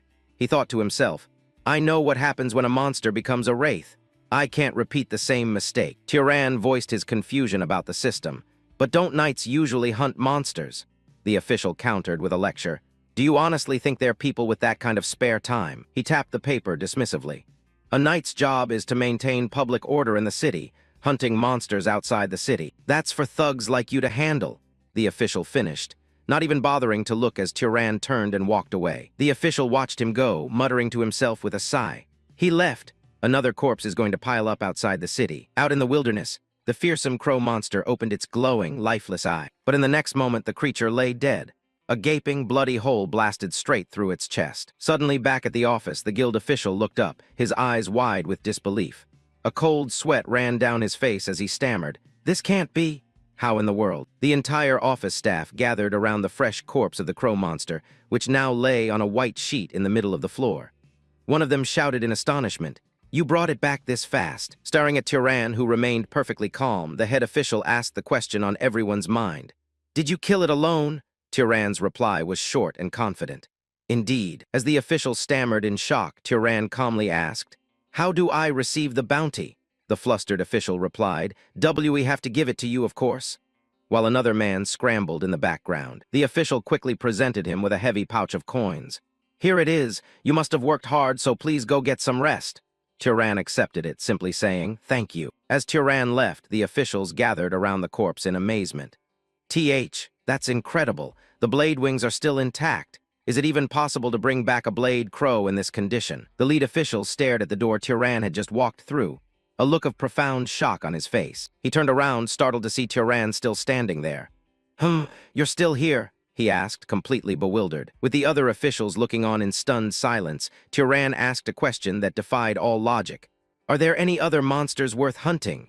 The official could only respond with a dumbfounded, "What?" Tyran's gaze was intense, almost predatory, as he pressed the official. "Don't tell me." "You can still hunt more." Later, back at the inn, Tyran sat before a massive feast. A voice from off-panel exclaimed, "These are the most expensive items on our menu." Lena presented the spread with a flourish. Her entire demeanor changed now that she knew his secret. "I never dreamed that someone like you could defeat 30 monsters in just 3 days, she gushed. As Tyran happily chewed on a sausage, Lena leaned in conspiratorially. "You must have made a lot of money, right?" Tyran paused his meal, his expression turning serious for a moment. He looked up and stated, "Money isn't my only goal." As he thought back to his hunts, he elaborated in his mind. "More precisely, the goal is the monster's mana." Scenes of him absorbing the green, ethereal energy from the corpses of his prey flashed through his memory. He continued his internal monologue, recalling the surge of power he felt after each kill. "Thanks to that, I definitely got stronger." He clenched his fist, feeling the new power within him. He mused silently. "Compared to when I met Kjorn, my mana has increased severalfold." But his expression became troubled as he realized the truth. "Though, I can feel a limit. With only weak monsters' mana, it might be hard to get any stronger." His train of thought was broken as he looked over at Lena, who began to speak hesitantly. "Actually," Tyran looked back and asked curtly, "What?" Looking down at the now empty table, he asked in disbelief, "You didn't steal a bite of this, did you?" Lena could only respond with a stutter, "You ate it all by yourself." The muscular man with the white bandana wiped sweat from his brow, a grin on his face. "You're skinny, but you really can eat." Lena smiled beside him, adding, "I made it for the first time in a while, so I'm happy you enjoyed it." Tyran stood up from the table, his back to them. "It was really delicious," he said. The innkeeper's voice called out cheerfully from behind, "Then next time I'll make it even better." But just as Tyran was about to walk away, a hand suddenly clamped down on his shoulder, stopping him cold. It wasn't the innkeeper. A group of rough-looking men had surrounded him, their leader leaning in with a smirk. "You eating something tasty by yourself?" The man's grip tightened on Tyran's shoulder as he sneered. "You skinny runt, I heard you've been making a lot of money lately. How about giving some charity to your partners?" Before he could finish his sentence, Tyran's hand moved like lightning, slapping him hard across the face. The man stumbled back, his companions yelling in shock. "Be bastard," he cursed, holding his stinging cheek. Tyran simply brought his hands together as if in prayer, his expression calm. "Didn't you want some charity?" Enraged, the man lunged forward, shouting, "Don't get cocky," and throwing a massive punch right at Tyran's face. But Tyran didn't even flinch. With terrifying speed, he parried the blow, his own fist slamming into the man's face with a sickening crack. As the first man fell, another charged in with a wooden stool raised high, screaming. He didn't even bother dodging. It wasn't worth the effort. He simply raised his palm to catch the stool before the attack could even fully take shape. To the man's utter surprise, Tyran slowly raised his hand to the man's forehead and gave it a sharp flick. With this cosmic finishing blow, he was sent flying backward, crashing onto the floor with a pained grunt. From the side, Lena bit her lip in frustration, muttering under her breath, Don't. Finally, she couldn't take it anymore and screamed, her eyes squeezed shut. "Fight in the inn." Just then, a muscular man with a bandana midden strode in with his crew. He bowed deeply before Tyran, his voice full of remorse. "I sincerely apologize." As Tyran watched from his room's doorway, Midden continued his apology. "I gave both of them a proper scolding. This will never happen again." Midden explained the situation, his head still bowed. "We've been tight on money lately. I guess they got jealous when they saw you." He turned to his bruised subordinates and yelled, "You two apologize already." The two men bowed their heads in shame, muttering a quiet, sorry. Tyran looked at Midden and asked, "Are things that hard?" Midden replied with a weary sigh, "We've just been limited." He clenched his fist, admitting the grim reality of their situation. "In about 3 days, I don't think we'll be able to pay the room fee, but that's our problem." Interrupting him, Tyran held out his hand, a pouch of money resting in his palm. "Here." Midden stared at the pouch, bewildered. "Why?" Tyran explained. "This is repayment for the kindness you showed before when you said you were worried and tried to bring me along." Midden stammered, "How did you know?" Tyran simply stated his philosophy. There's no such thing as free. He then made his request. "Give me some information." Midden's face lit up, his spirit instantly returning. "Information is what I'm best at. I'll tell you everything I know." Sometime later, Tyran prepared to leave the sprawling city behind him. Standing on a cliff overlooking the forest, he thought to himself, "This might be my last hunt in this city." He reflected on his recent exchange. Midden gave me information about the next city, so it's about time I left for there. Remembering their conversation, he smiled faintly. There was a lot more useful information than I expected, and Midden really is a good person. He doesn't feel as seasoned as Kjorn, Tyran thought, a warm image of Midden appearing in his mind. But that just makes him purer and kinder. Suddenly his thoughts were cut short. His eyes shot wide open in alarm. He took a sharp breath, a foul metallic scent filling the air. His calm demeanor vanished. This smell, a wave of dread washed over him as he began to run, praying, "Please let my hunch be wrong." He shot through the forest like an arrow. As he ran, his hand brushed against a tree trunk, feeling the fresh, deep gouges of massive claws. He finally came to a stop in a clearing, the smell of blood now overwhelming. He stood motionless, his heart pounding. His worst fears were confirmed. A body lay slumped against a tree, soaked in a pool of its own blood. "This person," he thought, his voice catching in his throat. He instantly recognized the dead man's face, a cold knot forming in his stomach. "Isn't he from Midden's group?" Tyran's expression darkened, a shadow falling over his face as the grim reality of the situation sank in. The scene was a nightmare. The lifeless, staring eye of a dead hunter, his face caked in blood. A bloody hand lay on the ground, just inches away from a few scattered coins, a tragic testament to their final moments. He knelt down, his hand resting on the mutilated corpse of the kind man he had just shared a drink with. He looked down at the horrifying sight, his voice trembling with shock and grief. "What in the world happened, Midden?" Kneeling in a forest clearing, Tyran looks down at the bloodied body of his companion. "What in the world happened, Midden?" he asks, his expression grim. Suddenly a faint sound drifted from behind. "Ra, be bit." Tyran spun around, startled. From behind a tree, one of Midden's men tried again, his voice barely a whisper. "Rabbit." With his dying breath, he mustered all his remaining strength to squeeze out a single, cryptic word. "Rabbit." Tyran repeated it, his voice laced with confusion. A rabbit. The source of the carnage is revealed as a small, furry white creature is seen chewing, its mouth dripping with blood. Tyran looks around at the field of bodies, a horrifying realization dawning on him. The word echoes in his mind. Monster. It's no ordinary rabbit. This creature is a demonic beast with razor-sharp ears and glowing red eyes, its innocent appearance hiding a monstrous nature. Tyran rises to his feet, turning to confront the unexpected foe. In an instant, the rabbit monster lunges forward, attacking with blinding speed. Tyran barely reacts in time, his eyes wide with shock at the creature's velocity. "It's fast," he thinks to himself. He dodges just in the nick of time, grimacing as the beast lands where he just stood.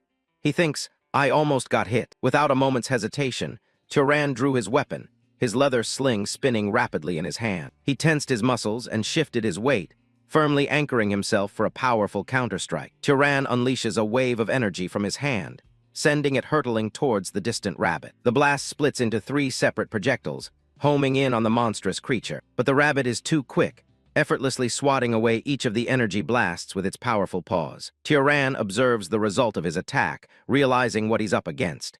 He notes to himself, this one's used to defending against thrown weapon techniques. The rabbit stomps its foot, kicking up dust as it prepares to charge again. It leaps high into the air, dwarfing Tyran as it prepares to crush him from above. The rabbit's glowing red eye reveals a flicker of surprise. Suddenly, Tyran is gone.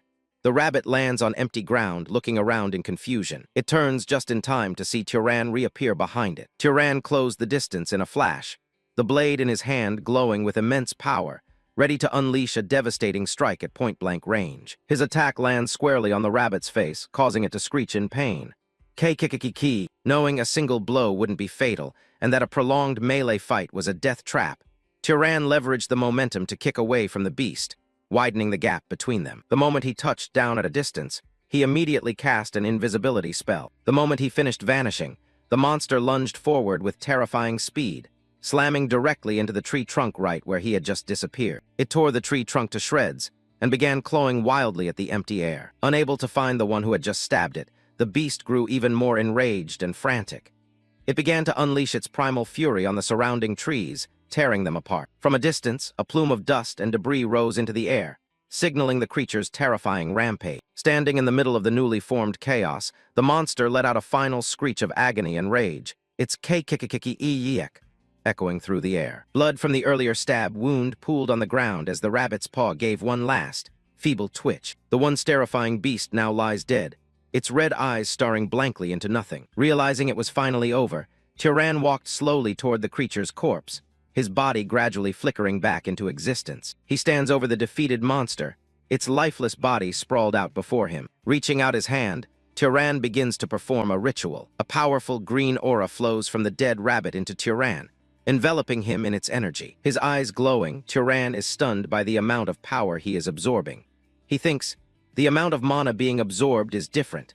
It's more than that leopard monster I encountered the first time. As he was lost in the ecstasy of absorbing mana, "I can't believe this," a voice suddenly rang out from beside him. Tyran turned around to find the man still clinging to life. He had witnessed the entire battle.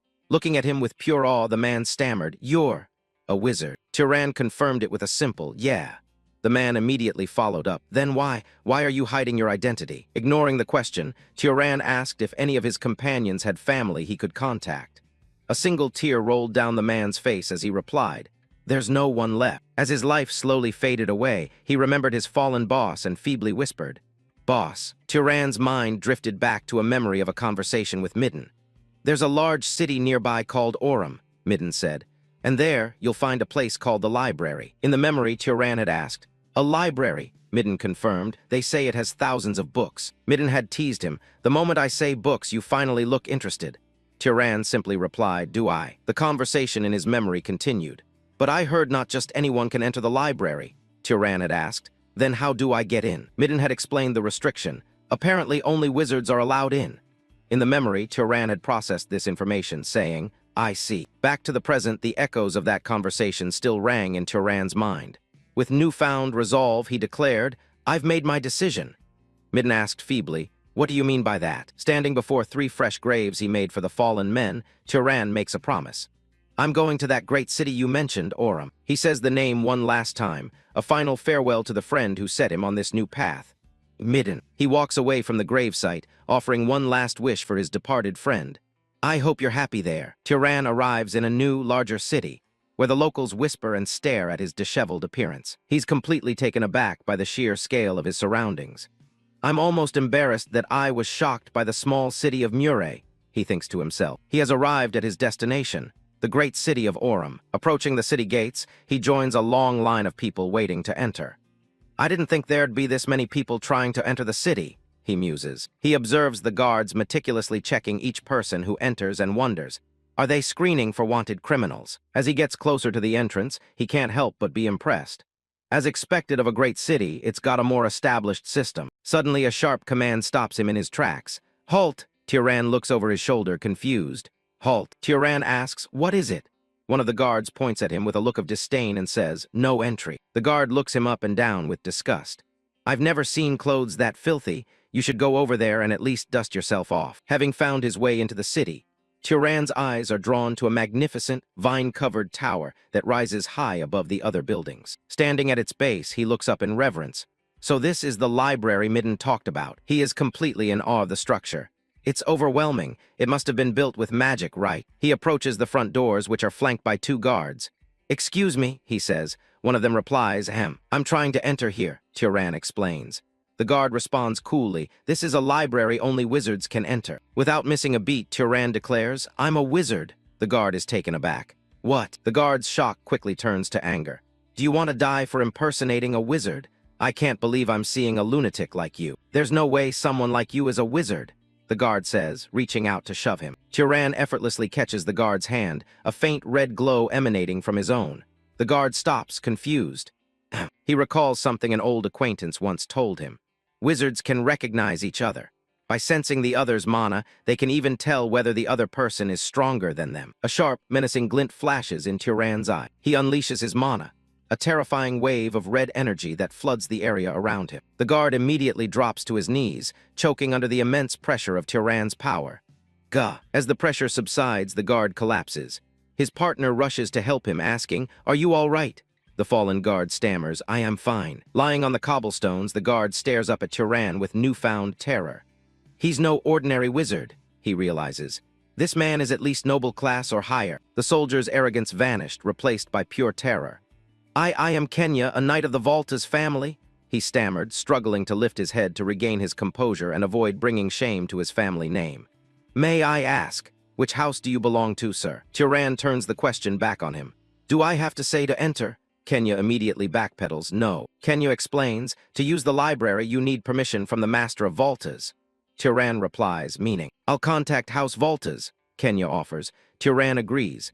Soon after, Tyran finds himself soaking in a luxurious bath, letting out a heavy sigh. He thinks to himself, utterly bewildered by the sudden turn of events, "I thought this'd be a simple process." As he soaks, a nearby maid can't help but blush, completely flustered by his presence. Several maids attend to him, carefully scrubbing the dirt and grime from his long journey. Surrounded by servants in the opulent bath, Tyran can only wonder, how did this happen? Feeling uncomfortable, he gives a firm order, "Stop!"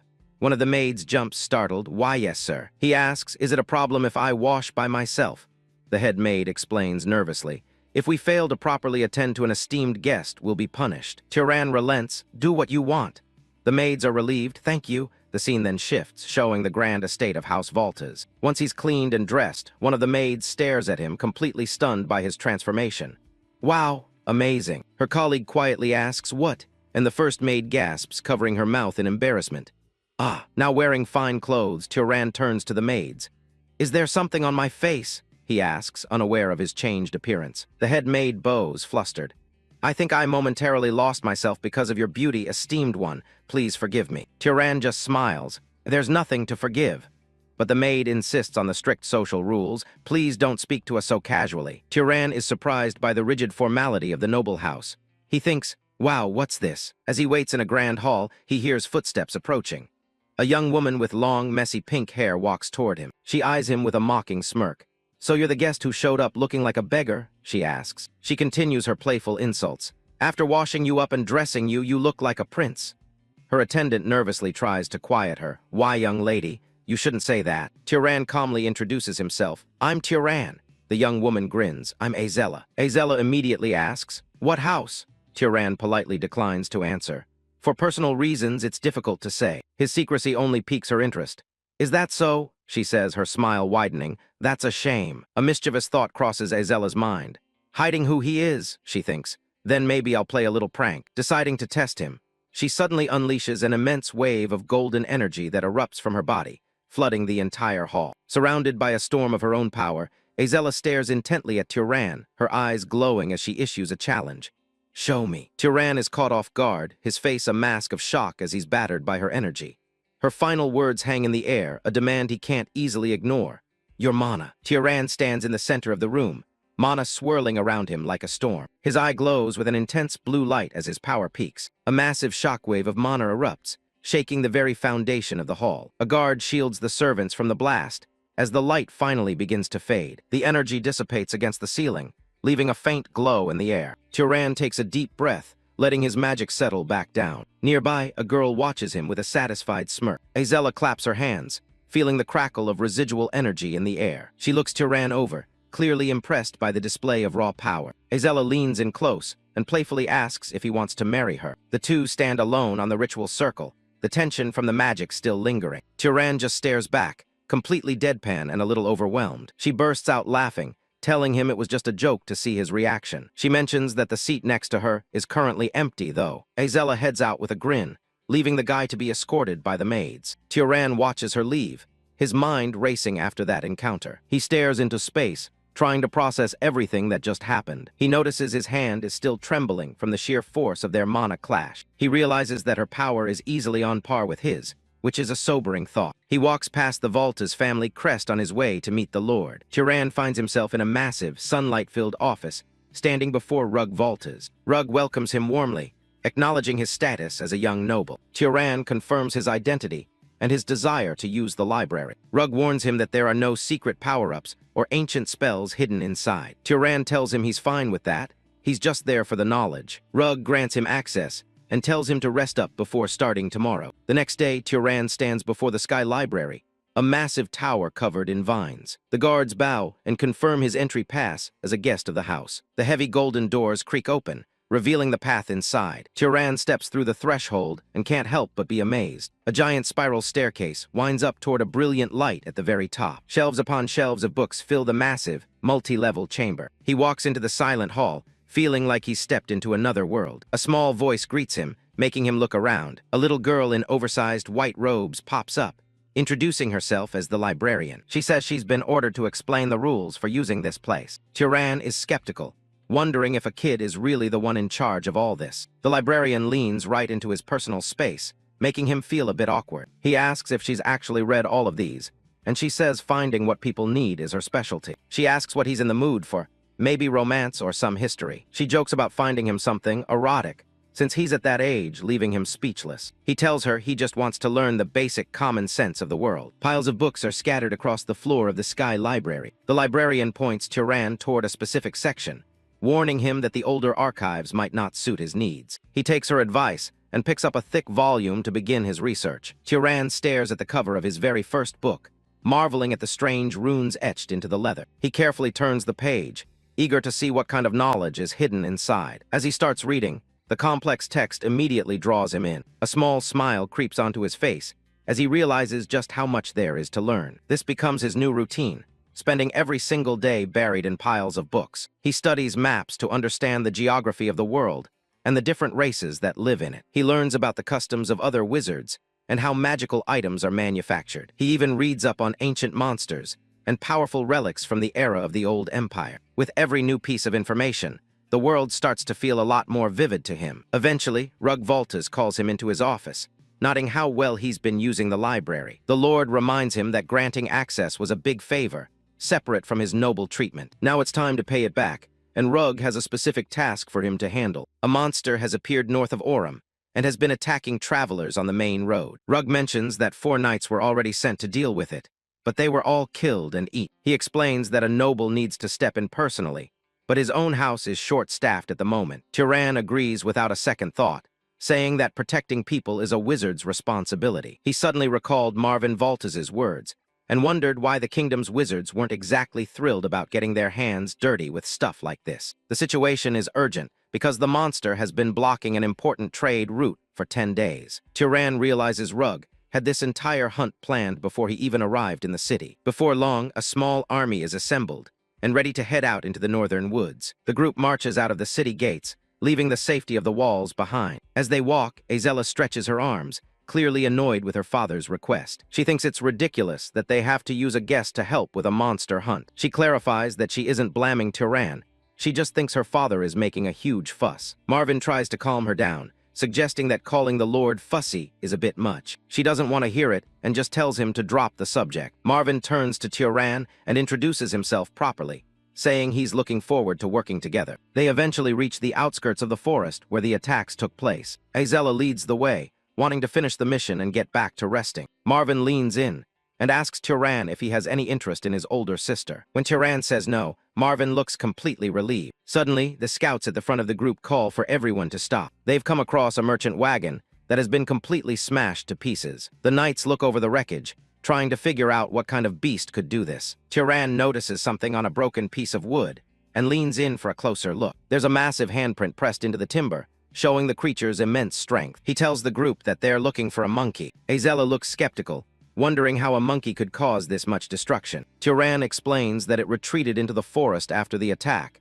and they just need to track it down. Marvin admits he has no talent for pursuit magic, asking Turan if he can handle it. Turan begins examining the area around the broken wagon, searching for any clues the monster might have left. Azella watches him work, curious if his skills come from a specific noble lineage, but he simply tells her it's something he's practiced often. Turan prepares to cast a search spell, centering himself as he calls upon his mana. His eyes sharpen with intense focus as the magic begins to take effect. A faint, glowing trail of mana appears, winding its way through the dense undergrowth of the forest. "This way," he says, pointing toward the direction the magical path is leading them. They follow the trail until they reach a clear river, where the mana suddenly disperses and the tracks vanish. Turan notes that the creature likely washed itself to hide its scent, leaving Azella stunned that a beast could be so calculating. He considers the possibility that it might have just felt like taking a bath, though the timing is suspicious. Suddenly, a chill runs down his spine as he senses a presence lurking nearby. Before anyone can react, he yells a desperate warning for the others to look behind them. A massive, terrifying monkey beast with glowing red eyes drops from the trees, letting out a blood-curdling shriek. Clutching a handful of dirt and stones, the monster lunged forward with murderous intent, its form nothing more than a blur of dark fur and raw power. One of the knights barely has time to scream a warning for the others to dodge the incoming strike. But for some, it was already too late. The monster swung its arms and hurled handfuls of stones from its massive palms, shredding through the ranks with devastating power and leaving a trail of blood and mangled corpses in its wake. Turan doesn't waste a second, leaping forward to intervene before more of the group is slaughtered. His expression is grim as he realizes just how dangerous this creature truly is. One of the knights collapses, his face pale and covered in blood from the monster's brutal assault. Azella and her younger brother stood tall behind a meat shield made from a fallen subordinate, their noble eyes radiating a chilling, terrifying coldness. She tossed the corpse behind her like a piece of literal trash. Turan recalled his mother's teachings, realizing she was right about the true nature of those who hold power in this world. Steeling herself, Azella bellows a command for the remaining knights to launch a counterattack. Charging right over the corpses of their comrades, the group lunged head-on at the massive monster with spears and swords in hand. But their opponent was a cunning beast.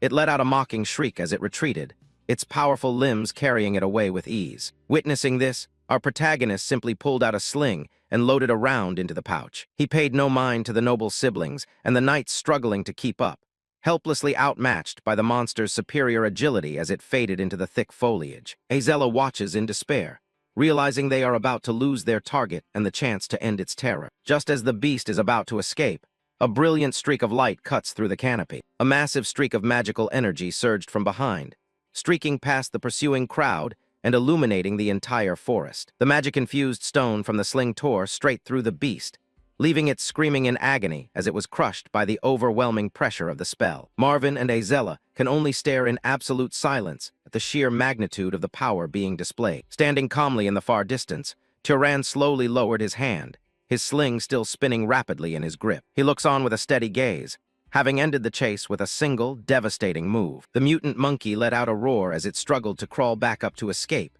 realizing that it had finally met its match. Azella isn't about to give it a second chance, shouting for the beast to die as she channels her magic. A massive serpent of flame erupts from the knight's hand, coiling through the air toward its target. The fire snake lunges forward, its jaws wide open as it prepares to swallow the mutant whole. A massive explosion rocks the clearing, turning the monster into a pillar of fire. Turan watches the spectacle, recognizing the legendary bloodline ability of the Volta's family. With the fight finally over, Marvin and the others take a moment to catch their breath. The pink-haired knight admits she actually got a bit of a chill when that rock came flying at them. Marvin asks if she was scared, but Azella just tells him to shut it, reminding him that he's the one who screamed. The rest of the squad is in rough shape, with one guy pretty sure his arm is snapped. Others are dealing with nasty head wounds, while trying to patch each other up with whatever medicine they have. Turan surveys the damage, relieved that despite the mess, everyone managed to survive. He can't help but think that even for a surprise attack, they could have avoided these kinds of injuries. The young wizard looks at his companions, realizing how different nobles really are. He watches the knights bicker, thinking about how they're physically tougher than commoners, yet still use others as shields. Marvin notices him stirring and asks what's on his mind. Turan just brushes it off, claiming it's nothing important. Azella cuts in, inviting him to come over and start absorbing the mana from the kill. They gather around the massive carcass of the mutant monkey to claim their reward. Turan reaches out, feeling the green energy flow as he begins to take in the mana. He notes that just like the books mentioned, sharing the mana doesn't seem to weaken the quality of the boost. Pretty soon, both Azella and Marvin have to stop, having hit their current growth limits. Marvin finally realizes why his father insisted on bringing Turan along for this trip. He's stunned to see Turan still absorbing mana, his capacity far exceeding anything they expected. With the job done, the group begins the trek back to the academy under the setting sun. Marvin gives credit where it's due, admitting they never would have won if it weren't for their new companion's skills. The young wizard just waves it off, insisting it wasn't anything that special. Turan explains that he actually regrets not catching on sooner to the monster's abilities. He looks back on the fight, nodding how the beast's features should have tipped him off. He breaks down how the monkey's physical traits pointed toward its awakened search and throwing abilities. Marvin is blown away that he figured all that out so fast, and Turan mentions he'd read up on it in the library. Azella just groans at the mention of the library, calling it a stuffy place filled with books she couldn't even finish half of. Turan offers a small smile, suggesting they might want to ask the librarian for some easier reads next time. Azella looks confused, asking if there's even anyone like that actually working there. Turan realizes that apparently he's the only one who can see the person in charge. He heads back to the Sky Library alone, the tower standing tall against the twilight sky. The moment he walks in, the little spirit librarian greets him by name, welcoming him back. Turan freezes, realizing he made a huge mistake letting her address him so casually in this city. He looks at the young-looking girl, thinking about how her appearance doesn't fit the role at all. He finally asks the question that's been bugging him. How does she even know who he is? The librarian looks at him with wide, curious eyes. A sly smirk plays on her lips, as if she's been waiting for him to ask. The spirit librarian lounges on a table, unimpressed that it took him this long to catch on. Turan admits he only put it together after checking his permit. She explains that as long as it's within the library, she can see everything that happens. Books start floating from the shelves, as the young wizard asks what he should even call her. The girl says she doesn't really have a name, so he's free to choose whatever fits. She floats right up to him with a teasing suggestion, but Turan shuts it down, deciding to stick with librarian. She finds his sudden politeness a bit awkward after how he's been treating her lately. She points out that he's been using her help and calling her around for days now. Turan holds up a hand, telling her to back off because her closeness is a bit much to handle. He wonders if she's some ancient wizard from the old empire who's stuck here. The girl clarifies that she wasn't ever a person, floating up into the center of the massive tower. She explains the difference between living spirits and place-bound ones. In short, she is the library. Her current human shape is just for show, apparently reflecting whatever form the user prefers. Turan tells her to stop making things up as she circles around him. The boy looks skeptical, not quite buying her explanation. He accidentally touches her, and she jumps back, complaining that it feels weird. Turan awkwardly stands his ground as she floats away. Turan offered an apology for his curious touching, while the librarian's spirit mentioned how annoying it was that she couldn't simply kick intruders out of the building. She wishes she could punish everyone who treats the books like trash. Turan realizes that the Volta's family must be completely oblivious to her presence. She confirms it, saying that until he showed up, no one had the right stuff to even see her. Apparently, her creator made it so only those with a high-level bloodline could perceive her existence. Turan asks what she means by type, and she explains it's the wizard term for bloodline. He tries to get more details about his own roots, but she tells him he should have just asked his parents. The young wizard admits that he's an orphan and has no one left to ask. The librarian offers to check for him, though she says she'll need to examine his body to be sure. Turan is immediately weirded out by the phrasing, wondering what exactly she's planning. She giggled and floated closer.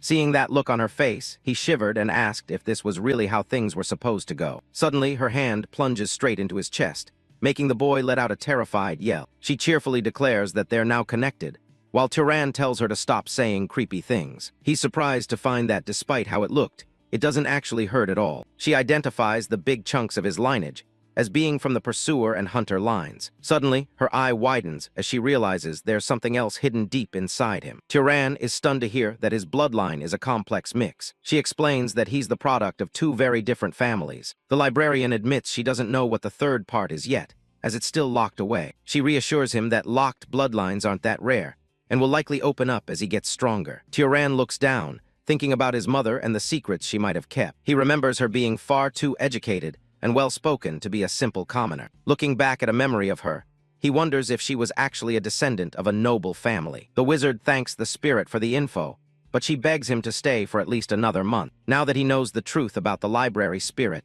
Turan's days of reading in solitude are officially over. Turan digs deeper into his studies, constantly questioning the spirit about the unseen forces of nature. Day after day, the library transforms into a classroom where the librarian breaks down complex concepts for him. Her knowledge is vast, encompassing even the secrets within books that were plundered or lost over thousands of years. The spirit shows him how to shape water into a lens, allowing him to see what the naked eye cannot. For Turan, understanding the fundamental laws of nature in such simple terms is a gift beyond compare. He learns about microorganisms, the tiny invisible culprits behind diseases and the natural process of decay. His education continues with the basics of physics, from how light bends to the fundamental properties of matter. He studies how friction generates heat and the biological mechanics of how living things get injured and heal. Ready to put theory into practice, Turan decides to start his magical experiments with the principle of decay. He focuses his mana on a fresh apple, visualizing the germs he learned about. In an instant, the fruit withers and rots under his touch,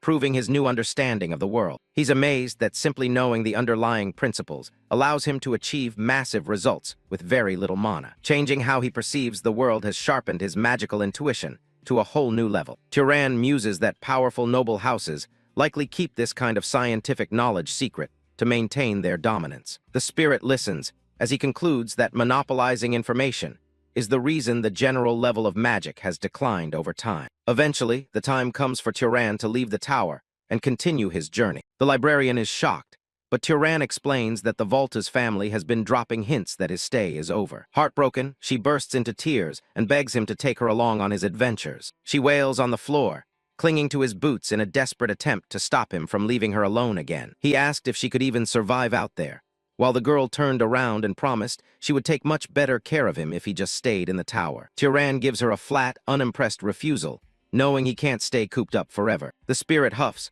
annoyed that he won't give her the satisfaction of a sentimental goodbye. She tells him to go seek the god's legacy and maybe find a spirit out there who actually knows more than she does. Turan reaches the exit, promising he'll drop by to visit from time to time. She turns her back to him, acting like she doesn't care whether he comes back or not. The young wizard gives her a soft, appreciative smile before heading out the door. He reassures her that he'll be back eventually, since there are still countless books he hasn't finished reading. Under a bright, clear sky, the next chapter of his life begins. With his gear packed, Turan leaves the safety of the Volta's estate behind. Guided by a map from the library, he sets his sights on the Emerald Desert, east of Aurum. He starts the long trek toward the Zahar family's territory, leaving his old life in the dust. Turan looks forward with a determined expression, ready to find the truth about his parents and his heritage. Turan's destination is Zahar. He's determined to find clues about his parents. He knows the clues won't just vanish after 18 years, so there's no need to rush. Settling down by a campfire, he takes a moment to rest as the day fades. Continuing his journey, Turan walks past the grim remains of creatures littering the path. A sudden sound in the distance makes him stop in his track. A horse's frantic neighing echoes through the dense woods. Turan creeps through the undergrowth to get a better look at what's happening. He spots a red horse charging forward, with a young man named Aziz lying unconscious on the ground behind it. The horse has a saddle, and it's clear it's not a wild animal. Tilly is trying to protect her master. The enemies are frustrated that a mere beast is giving them so much trouble. Turan's eyes widen as he realizes who the attackers are. They're dark elves, and they don't look like they're here for a friendly chat. One of the elves raises his hands, summoning a sickly purple energy. A dark, bubbling sludge begins to seep from the ground beneath them. Turan recognizes the dark magic immediately. This is necromancy. He hesitates for a second, wondering if he should jump in, especially since he doesn't know who started the fight. But then he sees something that makes his stomach turn. One of the dark elves is casually biting into the flesh of a fallen knight. They're talking about their meal like it's nothing, even arguing over who gets what. Disgusted by the cannibalism, Turan decides he's seen enough. He activates his concealment skill and vanishes from sight. The elves are too busy complaining about how hairy their victims are to notice anything is wrong. Suddenly, a beam of energy tears right through one of them. The survivor looks around in shock as his partner is taken out in an instant. Panicking, the surviving elf calls upon more shadows from the earth. His eyes glow with malice as he prepares to hunt down his unseen attacker. He summons a pack of spirit beasts, ordered to gather around and find the intruder. A projectile whistles through the air, aimed right at the remaining elf. One of his summoned beasts takes the hit instead, shattering under the force. The dark elf screams for the bastard to show himself. A massive wave of mana slams into the ground, kicking up dust and debris. The elf is shocked that anyone would dare use concealment against him. He sends a spirit wolf to sniff out Turan's location. A bright golden light begins to swirl around the area,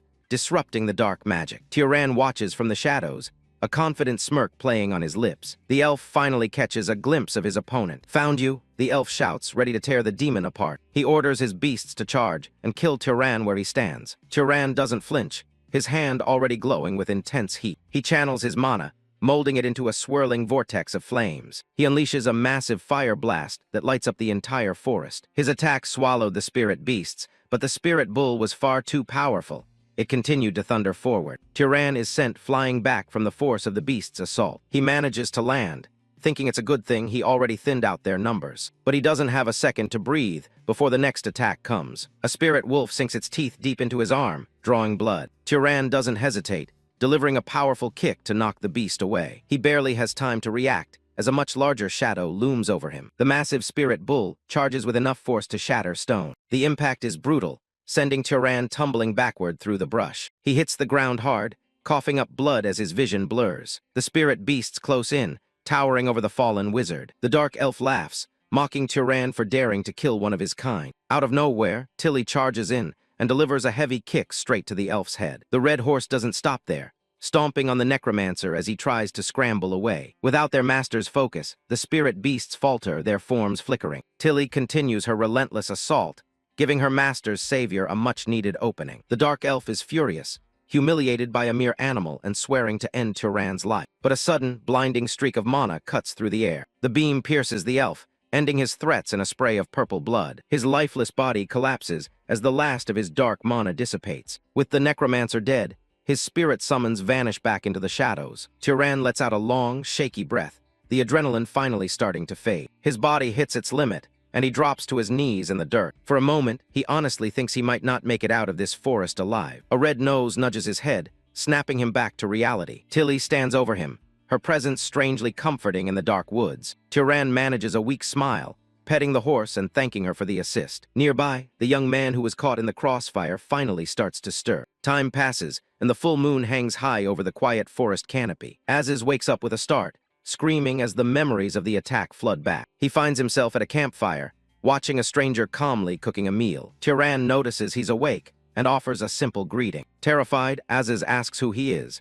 and Tyran explains that he stepped in to deal with the dark elves. Tilly trots over, nudging her owner to show him that everything is okay. Aziz's eyes well up as he realizes his loyal companion is safe. Tyran notes how smart the horse is, having the sense to protect her master and move him somewhere safe. Reassured, the blond young man introduces himself as Aziz of the Burke family. Tyran asks if there was any specific reason the dark elves targeted them. Aziz shakes his head.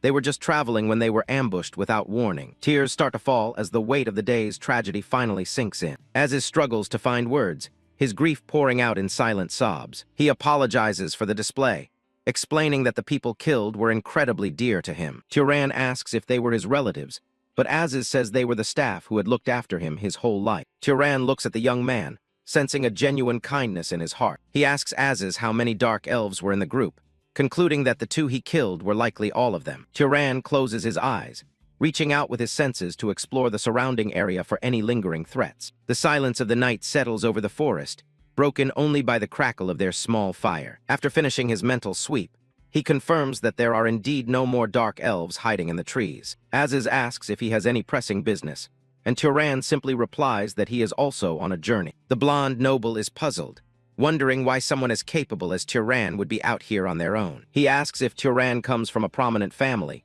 but the silver-haired wizard finds it difficult to give a straight answer. Tyran downplays his abilities, claiming that he isn't actually as powerful as he might seem. He explains that he relied on a surprise attack for the first elf, and barely won the second fight with Tilly's timely intervention. Tyran's mana flares briefly, a calm blue aura that reflects his controlled nature. Aziz feels a sudden warmth, sensing the true depth of the strength Tyran is trying to hide. The campfire light dances between them as Aziz realizes his savior's power far exceeds his humble description. Tyran reflects on the battle, knowing that absorbing the necromancer's mana was the only reason he stayed standing. Aziz watches him with growing curiosity, suspecting either incredible instincts or a very special lineage. They sit in silence for a while, the heat of the flames keeping the forest's chill at bay. Sensing an opportunity, Aziz asks if Tyran would like to accompany him back to the Burke family's estate. He expresses his desire to properly repay the debt for his life and the escort back to safety. Tyran is taken aback,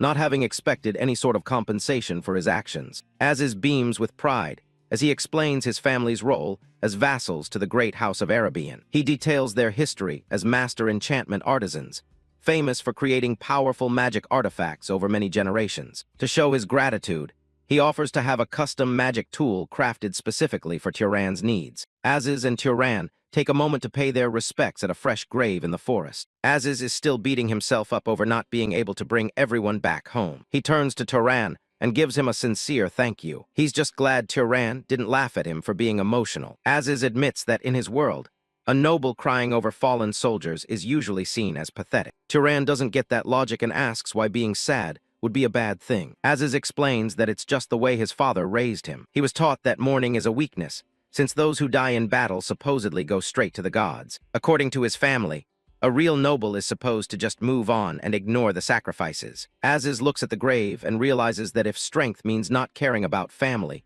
he'll never be strong. Turan gives him a small smile, telling him that's not weakness, it's just being kind. Since they're sticking together, Aziz suggests they stop with the formal talk and just be casual. Turan is down, nodding that they seem to be around the same age anyway. Just waiting for that, Aziz flashed a huge grin and held out his hand, officially calling Turan his brother. Turan takes a second to process it before repeating the word back. They seal the deal with a handshake, finally on the same page. Turan suggests a short break and notices a weird box on the ground. He's curious about what kind of gear Aziz is lugging around. Aziz opens it up to reveal a magic refrigerated box full of fresh food. Turan is stunned that the thing actually stays ice cold in the middle of a forest. Aziz explains it keeps food fresh for a week, and you can even heat stuff up if it gets too cold. Then he shows off a magic kettle that pours water with just a button press. He's even got a magic circle that can set up a shelter as long as they have some wood. And for security, he's got an alarm item that goes off if anyone gets too close. Aziz isn't done.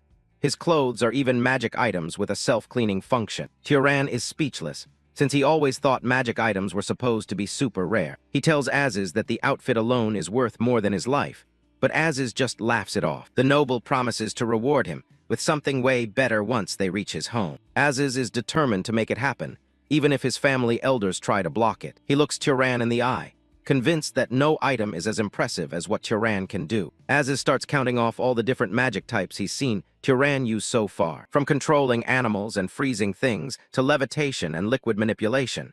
It's a long list. After listing everything from instant death to lightning, he asks if Turan has some kind of broken bloodline ability. Turan stays quiet, knowing his powers are just something that happens. Aziz waves his hands and jokes it off, remembering they agreed not to pry into family secrets. He changes the subject to age, guessing Turan is at least in his late 20s. He nearly loses it when Turan reveals he's not even 19 yet. But the real shocker is when Aziz casually mentions he's turning 43 this year. Aziz admitted he should have recognized Turan's level sooner, after seeing him take down 2 necromancers. He can't believe there are actually 2 geniuses like Turan in the world. He mentions a second cousin, whose bloodline is on a whole different level. And apparently, this cousin is right around Turan's age. Hearing about this genius cousin, Turan wonders if he can ask her to craft a magic item for him. Aziz clarifies that she's from the main family line, not his branch. Turan puts the pieces together, asking if she's who he thinks she is, and Aziz confirms it. She's known as the Princess of Arabian,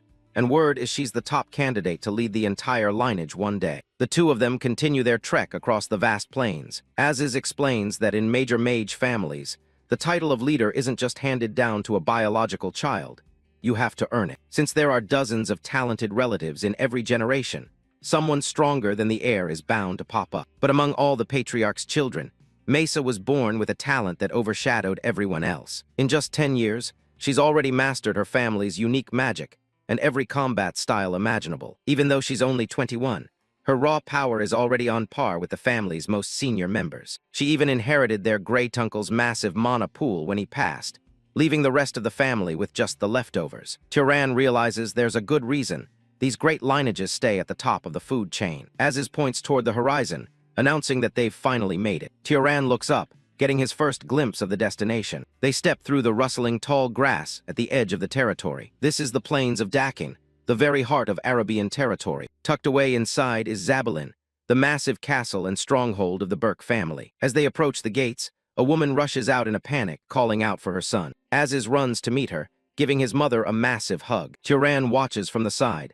still trying to wrap his head around the fact that this kid is actually 43. The family butler reminds Aziz to act his age and show some dignity, but the matriarch is just happy he's safe. Aziz quickly introduces Turan as the new friend he met during his travels in the south. He tells his mother that Turan is the hero who risked everything to save his life when he was nearly dead. The matriarch asks what could have possibly gone so wrong, and Aziz tells her about the necromancer attack. She flies into a rage at the mention of dark elves, threatening to lead an army herself to wipe them out. The butler has to step in and calm her down before she makes a scene in front of everyone. Once things settle, he turns his attention to Turan, asking which noble family he hails from. Turan hesitates, making the butler wonder if the question is that difficult to answer. Turan admits that he doesn't actually have a clear answer to give them. He comes clean about being born to a commoner mother, and having no idea who his father is. Aziz is shocked because Turan never mentioned being a commoner before, but Turan doesn't see it as a point of pride. The matriarch's tone shifts instantly as she acknowledges that he's just a nameless commoner. She promises to reward him fairly for saving her son, since he's the family's greatest treasure. However, she refuses to let him stay in the mansion, offering to put him up in a city inn instead. Aziz is horrified that his mother would treat his savior like this, but she isn't budging. She explains that with a high-profile guest currently staying with them, they can't risk letting an unknown stranger inside. She asks Aziz to just understand the situation, while Turan takes the rejection in stride. Suddenly, a voice from the shadows tells the matriarch that she doesn't need to go that far on her account. The newcomer argues that anyone who saved Aziz probably isn't planning an assassination. A tall silhouette appears at the end of the hall, catching everyone's attention. It's Mesa herself, standing tall in a long black dress and radiating an intense pressure. Aziz is surprised to see her, asking what she's doing out of her room so suddenly. Turan stares at Mesa, processing that this pale, ghostly woman is the famed princess of Arabian. She looks far more like a walking corpse than a royal figure, her energy completely drained. Mesa explains that she's only here to hide after a recent assassination attempt by the Zahar family. Aziz is horrified, realizing that such an attempt inside the main house implies a serious security breach. She confirms his fears, noting that there's likely a traitor within the family since so many of them despise her. Claiming exhaustion, Mesa bids everyone good night and heads off to her private chambers. Seeing that Mesa has vouched for him, the matriarch relents and orders a high-end guest room be prepared for Turan. Darkness falls over the massive castle as the night takes hold. In the quiet of the night, Turan's eyes snap open. He finds himself lying in a bed far more luxurious than anything he's used to. A nearby magic lamp casts a soft, steady glow against the stone walls. Unable to sleep, Turan decides to wander through the castle's silent corridors. He pauses, his gaze fixed on the intricate details of the architecture. Aziz spots him and walks over, surprised to see him up and about so early in the morning. Turan points out the magic lamp, and Aziz laughs, explaining that they're just basic items kids make for practice. Aziz offers him one as a gift, but Turan politely declines, thinking it would be too much of a bother. Suddenly, a massive bolt of lightning crackles across the sky outside. Turan looks toward the window, drawn by the raw power radiating from the storm. Aziz explains that Mesa is just doing her usual morning training, noting how incredibly diligent she is. They stand together watching the light show, which Turan recognizes as the Arabian bloodline magic. Even though he's proud of his own heritage, Aziz admits that Mesa's storm lineage power makes her look like a literal god. Turan's curiosity is piqued. He wants to see exactly what the next head of Arabian is capable of. Sensing his interest, Aziz suggests that they go down and get a closer look at her training session. Turan is hesitant, thinking it might be inappropriate for an unverified outsider to just approach her. Aziz brushes off his concerns, promising to vouch for him and insisting he's clearly not an assassin. He confesses his own ulterior motive.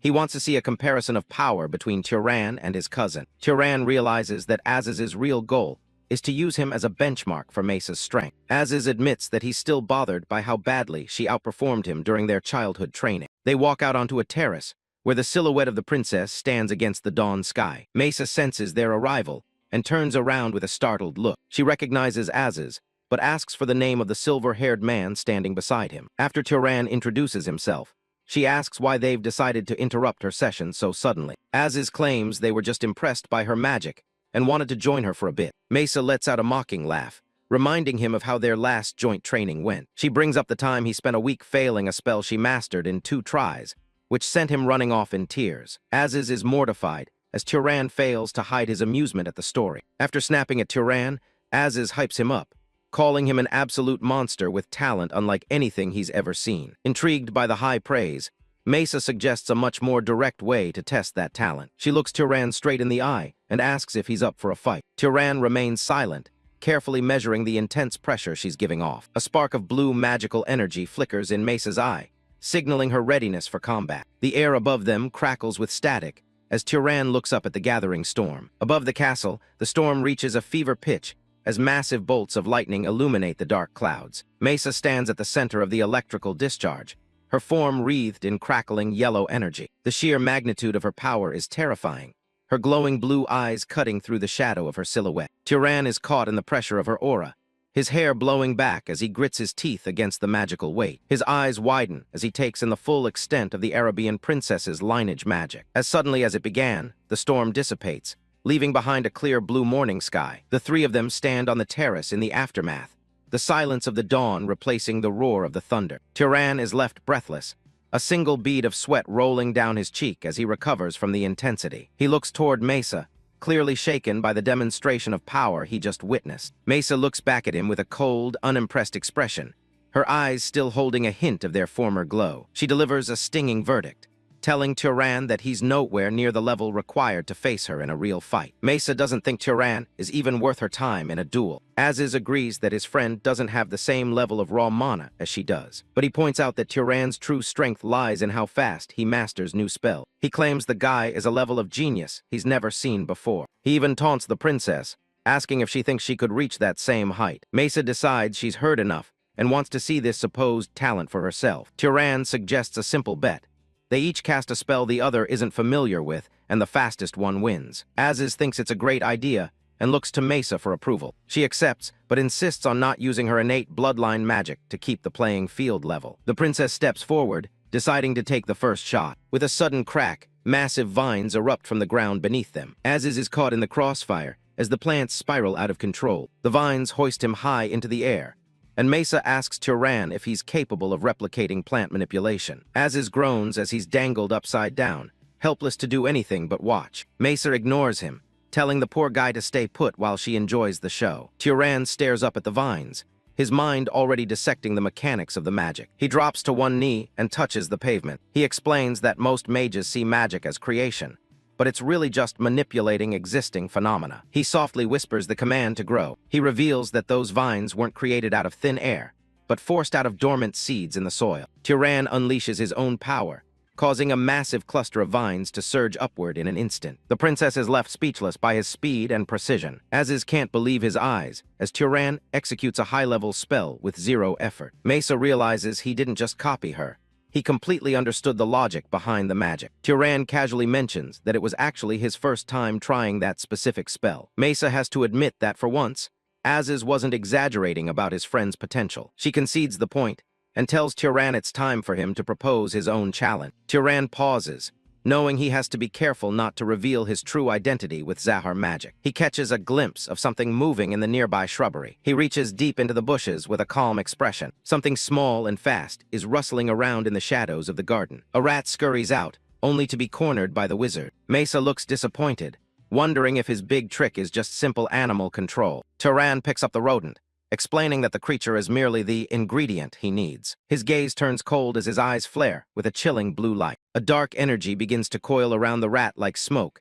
as Tyran focuses his mana. In a flash, the rat is consumed by decay, leaving nothing but a dried-up husk. The color drains from Mesa's face as she witnesses the gruesome display. Tyran holds out the rotted remains, simply stating that he's finished. Mesa hides her unease and tells him she's ready for her turn. She gives a small gesture with her hand, calling up her own mana. She locks onto another rat, determined to match his disturbing feat. A small rat frantically tries to escape across the stone floor. Mesa grabs the rodent, a golden aura of mana beginning to envelop her hand. The animal screeches in terror as the magical energy intensifies. Mesa grits her teeth, wondering how Tyran could perform such complex magic so effortlessly. Ashies, a young man with messy blonde hair, watches with disgust as Tyran explains that the gruesome spell was just the first thing that came to mind. Tyran observes the princess closely, suspecting that even the great Arabian family might be unfamiliar with the true nature of causality. Ashies suggests they call it a day and give the victory to Tyran, since she's clearly having a hard time. Mesa snaps at him to shut up, her pride refusing to let her give in so easily. She knows that the causality factor is an extremely complex element to master in any spell. She focuses all her will, her eyes glowing with a cold, blue light as she tries to visualize the outcome. From above, the tension in the courtyard is palpable as the three of them wait for the spell to take hold. Mesa pushes herself even further, desperate to succeed no matter the cost. Without understanding the underlying logic, She's forced to flood the rat with a massive, inefficient amount of mana to trigger the effect. Her gaze turns haunting as she mentally commands the rodent to rot while it's still alive. Finally, the spell finally connects, and the rat begins to wither in her grasp. The creature collapses into a shriveled husk, the life completely drained from its tiny frame. Ashes is left in shock at the success, while Tyran maintains his usual, unreadable expression. Mesa stands there trembling and panting, holding up the gruesome proof of her accomplishment. Her eyes go wide and vacant as the massive mana strain starts to take its toll on her fragile body. Without warning, her legs give out and she hits the ground hard, the dead rat falling beside her. Ashes rushes to her side in a panic, calling out her name and begging her to open her eyes. Tyran watches calmly, nodding that mana depletion alone shouldn't cause someone to lose consciousness like this. He looks down at the fragile girl, sensing that her condition is far more serious than just simple exhaustion. A sudden realization hits him as he analyzes the state of her remaining energy. He notices how thin and frail her hand is, realizing her mana wasn't just for magic. It was the only thing keeping her body functional. Tyran frantically asked if there were any healing mages nearby who could save her. Tyran picks her up and takes charge, ordering Ashes to fetch water, salt, and find the adults to meet them at her room. As he carries her, he's struck by how light she is, realizing the mana she used just to stand has been completely exhausted. He makes his way toward the main building, leaving the courtyard behind. Sometime later, Mesa begins to stir in her bed, let out a faint groan of pain. An older woman in a simple tunic hovers over her, frantic with worry about her well-being. Mesa finds herself back in her bedroom, where the woman explains that Ashes reported her fainting during magic training. The princess remains silent, staring blankly as she processes the failure of her own body. The woman asks if the stranger did anything to hurt her during their session. Mesa immediately defends Tyran, insisting that the fault lies entirely with her own mistake. She tells everyone to get out, her head throbbing from the aftereffects of the mana burn. The woman places a tray on the bedside table, hopping to coax her into eating. She reminds Mesa that she can't just rely on magic to sustain herself and needs real food for her health. With a heavy, worried sigh, the woman prepares to leave the girl to her thoughts. Mesa softly thanks the auntie as she watches her walk toward the door. Left alone, she looks down at the tray, her expression uncharacteristically vulnerable. She sits in the quiet room with her meal, the weight of her family's expectations and her own weakness clearly pressing down on her. Mesa takes the bowl of soup from her caretaker, her expression still distant and weary. She eats slowly, the simple task of holding the spoon seeming to take all the strength she has left. Every sip is a struggle, as she tries to focus on something other than her own exhaustion. Suddenly, her eyes widen in fear as a dark memory, or vision, begins to bleed into her consciousness. Ghastly, blood-streaked figures from her past reach out to her, pleading for salvation and speaking of their unbearable pain. The bowl slips from her hand and shatters on the floor as she retches, the horrific images overwhelming her senses. She grips the bedsheets with a trembling hand, trying to ground herself in the present. Mesa curls into a ball and clutches her head, the phantom voices of those she couldn't save still ringing in her ears. In her mind's eye, she sees a landscape of ruin and smoke, a silent testament to a tragedy she can't escape. Deep within the Beck family's basement, Tyran stands before a massive angel statue in the temple of the limping goddess. A man nearby sheathes his heavy blade, his movements deliberate and practiced as he speaks of the temple's impenetrable strength. The man, Haramberg, warns Tyran that the walls here are as solid as seasoned muscle, and that he should abandon any hope of escape. Tyran looks on with a flat expression, nodding to himself that he hadn't even considered trying to break out. Haram reinforces the idea of the basement's solidity, and Tyran gives a simple, non-committal nod in response. Haram stares intensely at the young man, his gaze heavy with a stern, unyielding authority. Tyran watches him quietly, wondering if the older man is simply bragging about the security of his prison. A sudden sharp sound catches Tyran's attention, drawing his eyes to the sword in Haram's hand. Haram draws the weapon in a swift, fluid motion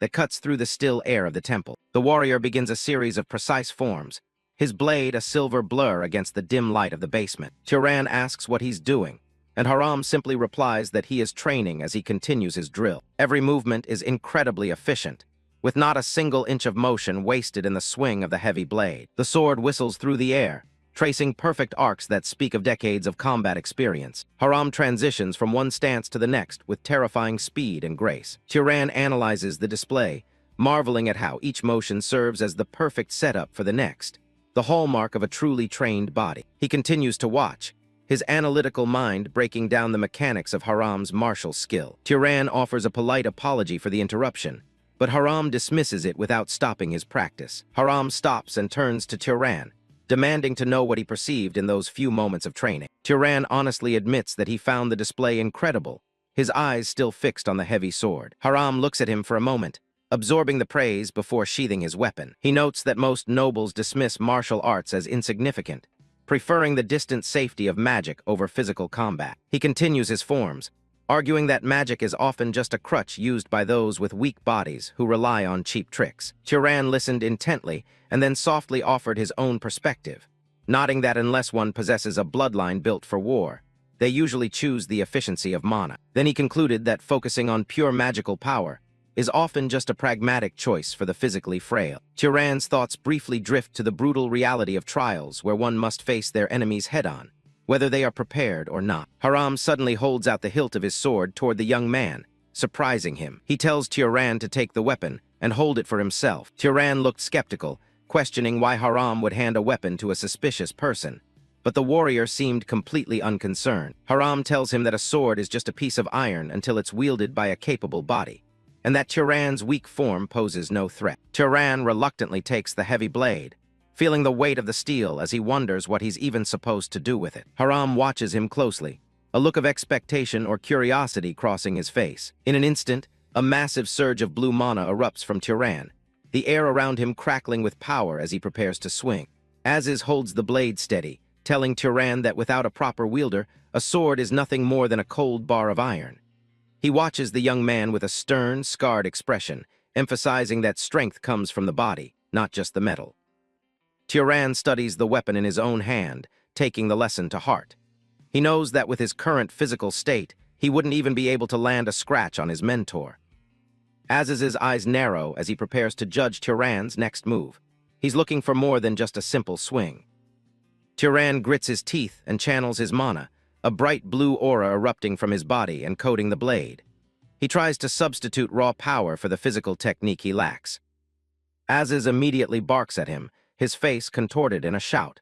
He makes it clear that using mana to cheat the process isn't what he wants to see. He orders Tyran to stop pouring mana into the sword and focus on his raw physical form. Tyran lowers his blade, giving a quiet acknowledgement as he prepares to try again the hard way. Aziz steps in to physically correct the stance, pushing down on Tyran's shoulders to force his weight lower. He demands that Tyran press into his front legs so the earth itself can bear the brunt of the blow. The correction is relentless, with Aziz pointing out how Tyran's elbow is rising too high. He warns that weak form will let the sword's weight overwhelm him, potentially leading to a self-inflicted injury. Beads of sweat roll down Tyran's face as he struggles to maintain the taxing posture. He gives a strained reply, determined not to set his own limits. Aziz counts off another 10 repetitions, watching Tyran's every movement. He tells him to keep his breathing steady and push it right into his muscles to build lasting strength. Aziz looks at the exhausted trainee and remarks that he's a decent vessel. He tells Tyran that whenever he has the time, he needs to wring that body dry to truly temper it. He walks through the ornate training hall, lecturing on how most wizards mistakenly assume their mana guarantees physical prowess. He calls their reliance on magic a mere parlor trick if the foundation is weak. The two stand in the vast chamber as the lesson on the vessel continues. Aziz's voice echoes off the stone walls. Tyran leans on his sword, gasping for air while his mentor explains how a properly trained body can dominate a battlefield without any mana at all. He nods, taking the philosophy to heart despite his exhaustion. A sharp sound at the entrance catches Tyran's attention, and he looks over his shoulder. Someone is approaching the training area.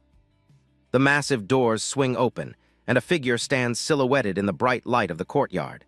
It's Lady Arabian, making a sudden appearance in the middle of their session.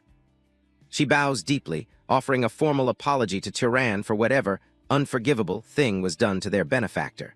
She keeps her head low, showing a rare level of humility for a noble. Lady Arabian explains that her conduct as a host was inappropriate, and that she's glad the young lady is unharmed.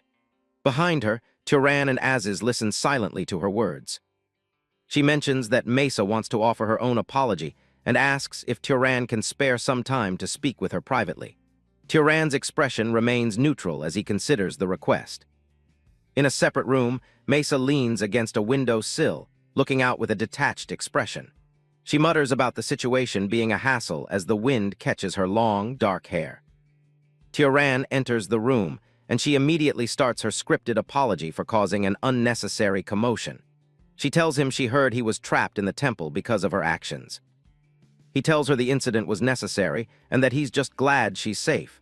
He stands calmly across from her, not showing any resentment. Mesa's curiosity quickly takes over, and she pivots the conversation to the magic he used the day before, the one that made animals rot. She asks if it's some kind of undisclosed bloodline magic. She's suspicious because the mana consumption seemed far too low for such a powerful effect. She openly wonders if he lied to her about how it works. Tioran waves it off, telling her she could do it just as easily if she understood the core principle. He gestures with his hands, inviting her to look beyond the surface level of the spell. Mesa assuming he's holding out for a price, muttering that he won't teach it for free. She stands with her back to him, clearly weighing her options. She points out that without revealing the method, there's no proof it isn't just hidden bloodline magic. She looks over her shoulder, trying to catch his reaction. Tioran gives a light shrug and says he doesn't really care whether he wins the argument or not. His indifference seems to bother her. That answer hits a nerve, and she snaps at him, demanding to know how she's supposed to look if things just end like this. She wants a clear resolution to their rivalry. She offers a deal. If he tells her the secret of that magic, she'll teach him one of the Arabian family's secret arts in return. It's a significant trade for a noble house. Tioran's grin widens as he accepts the offer. He says he has no objections to those terms. The two face each other in the lavishly decorated study, ready to begin their exchange of knowledge. The tension between them seems to have shifted into a tentative partnership. Tioran explains that the rot is actually just a form of bioenhancement. He points out that he's using microorganisms that are too small for the naked eye to see. Mesa looks at the rat she had been experimenting on, realization dawning on her. She finally understands why her own attempt was so inefficient compared to his. She admits it's her loss and acknowledges that she only succeeded through clumsy brute force in the end. She looks down at her gloved hands, conceding the point. Tioran tells her he already considered that a part of their wager. He stands calmly as they continue their discussion. He explains that when discussing magic skills, the amount of mana someone recklessly pours out shouldn't be the deciding factor. He's teaching her to value efficiency and logic over raw power. Mesa pulls her collar up and looks away, asking if he can tell Aziz that the duel was a draw. She clearly doesn't want the man getting cocky about a win. She decides Tioran needs proper compensation for his lesson and starts rummaging through a nearby drawer. She finds something she thinks will serve her purpose. She pulls out a simple wooden comb, claiming that it'll do the job for what she has in mind. She holds it up to the light, showing it to him. After that, she began to brush her hair. A few strands followed the motion of the comb, lifting off her shoulder as if by magic. She showed Tioran how her hair was drawn to the comb and asked him how he would explain this phenomenon. Tioran watched with a curious expression as the strands followed her hand. Tioran stands calmly before Mesa, explaining that the strange phenomenon she felt was simply static electricity. He breaks down the science behind the secret art, making it sound like a simple principle rather than magic. Mesa's eyes widen in genuine shock as she realizes he knows things she's never even considered. She stares at him, stunned by his depth of knowledge and the realization that she was outmatched in understanding. She looks down at the comb, muttering about how profound the concept actually is. Tioran remains composed, waiting for her to process the explanation while she grapples with her own ignorance. She finally looks up and tells him she'll think more about how to repay him, determined to find something he doesn't already know. Tioran accepts the terms with a simple nod, and they agree to continue their mutual exchange of knowledge. Mesa suggests that they train together from now on until she comes up with a proper way to settle her debt. She looks at him with a serious, competitive gaze, already planning their next session. She's quick to clarify that it's only to repay her debt, not because she actually needs his help. Tioran just smiles, well acquainted with her prideful attitude and the way she hides her interest. Tioran agrees to the arrangement, suggesting they meet in the garden every evening starting the next day. Mesa seems satisfied with the plan as they finalize their training schedule. The scene shifts to a banquet table overflowing with an incredible variety of stews, roasted meats, and fresh vegetables. It's a lavish spread prepared for a grand occasion. They are gathered in a grand, sun-drenched dining hall for a formal banquet hosted by Lady Arabian. The atmosphere is quiet and dignified despite the abundance of food on the long table. Milo, the blonde-haired son of the house, looks over the table in disbelief. He remarks that even his own birthdays never saw a feast prepared this lavishly. He continues his surprise, noting that anyone who saw this would think the Lord of Arabian himself had come to visit. He seems genuinely impressed and a bit confused by the scale of the meal.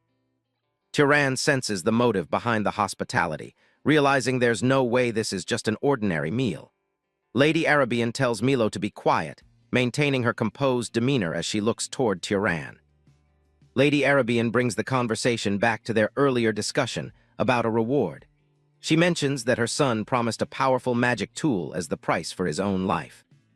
She asks Turan if he has something specific in mind that he needs.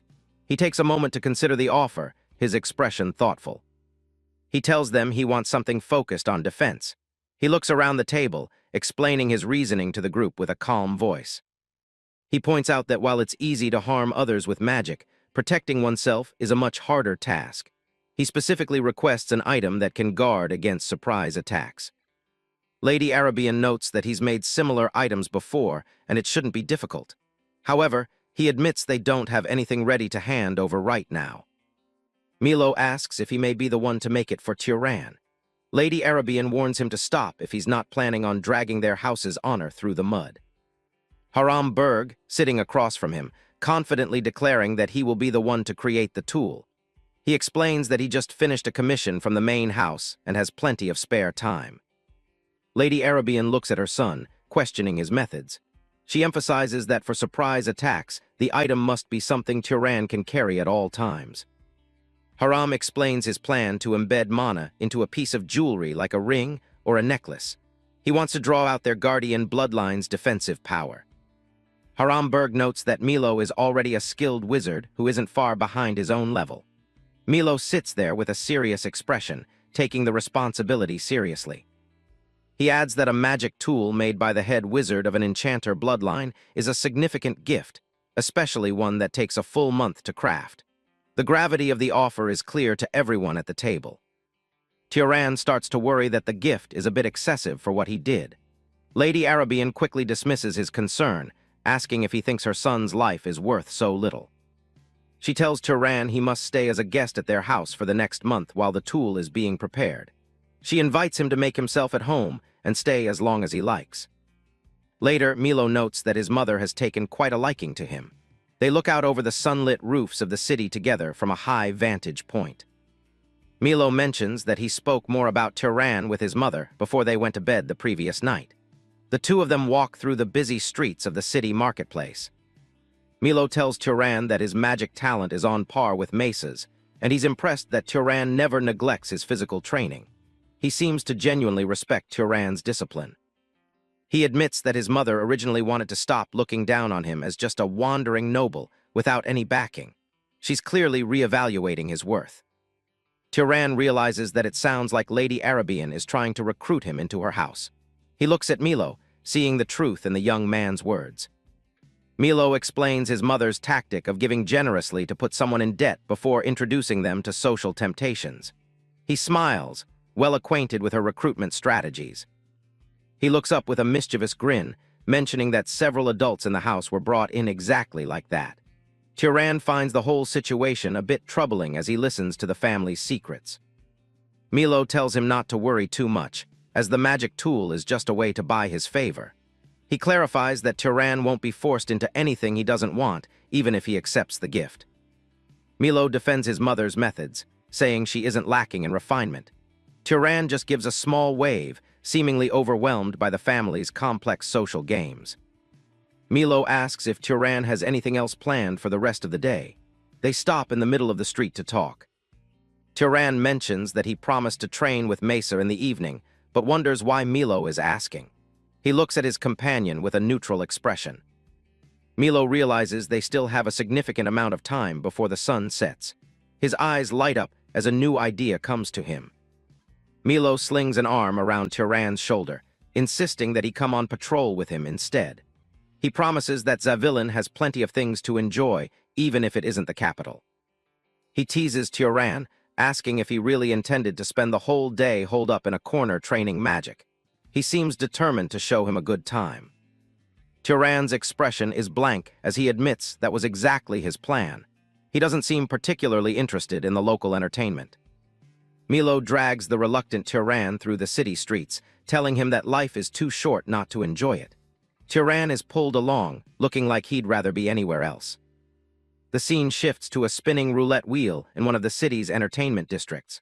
The blur of colors and the sound of the ball suggest they've arrived at a place of gambling. Turan and Milo arrive at the entrance of a bustling entertainment hall. Milo looks back with a grin, eager to show Turan the sights of Zavillan. Inside the hall, Milo talks animatedly about the games and shows available.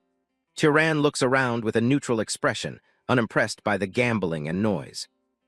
They walk through a crowded marketplace where vendors call out their wares, and a horse carriage rolls past on the cobblestones. The city is alive with the hum of daily commerce. Turan pauses for a moment, looking over his shoulder as if sensing something in the air. He remains observant even in the middle of the crowd.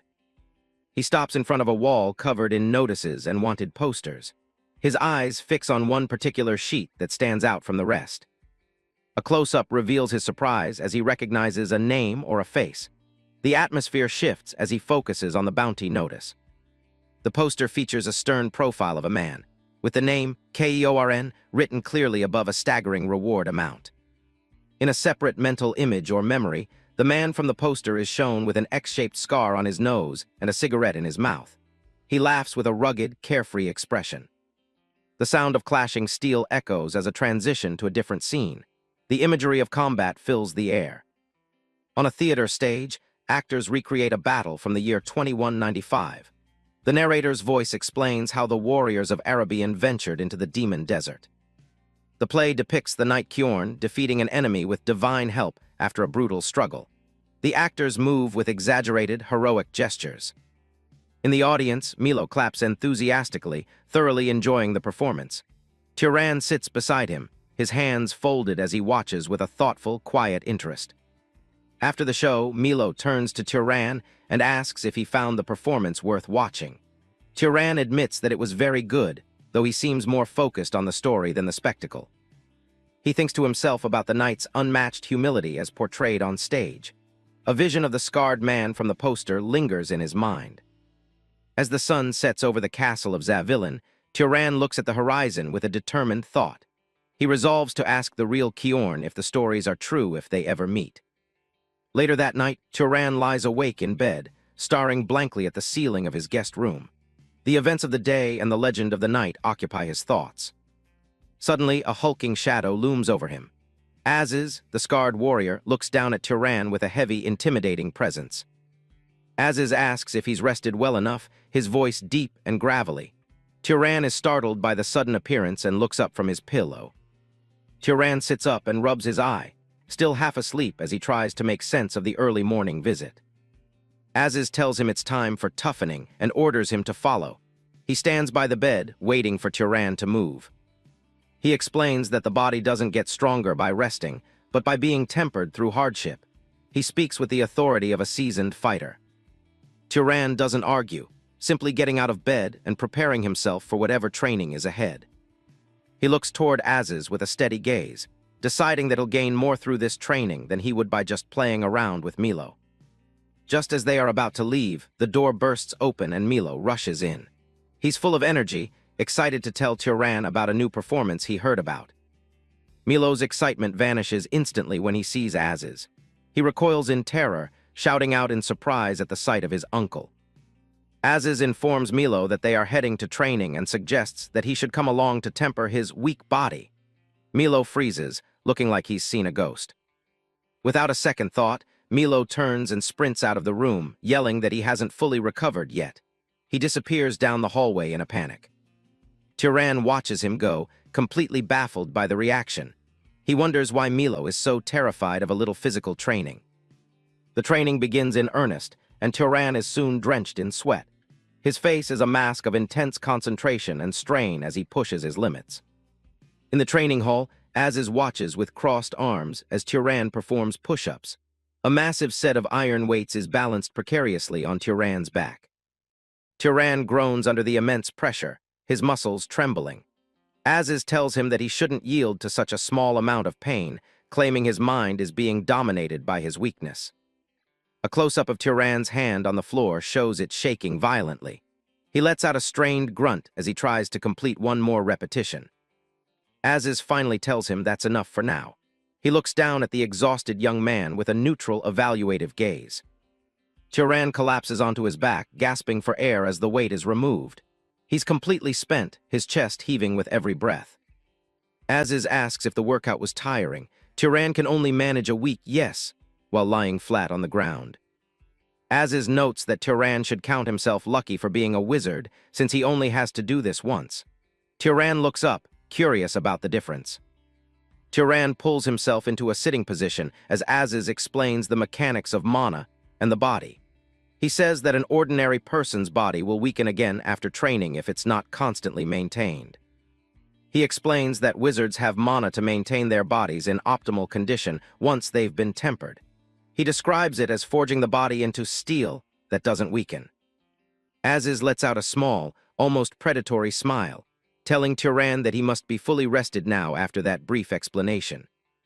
Turan's eyes widen in horror as he realizes the lecture was his only break. He tries to protest, but the shock is clear on his face. Az's face fills the frame as he laughs, telling Turan that his body doesn't lie. He announces that it's time to move on to weaponry and combat. The scene shifts back to the weight-filled gym as Turan's scream of agony echoes through the hall. The training session is far from over. Close-up of Turan gasping for breath, sweat running down his face as he pushes through exhaustion. A narration box notes that his days at House Berg have been fulfilling indeed.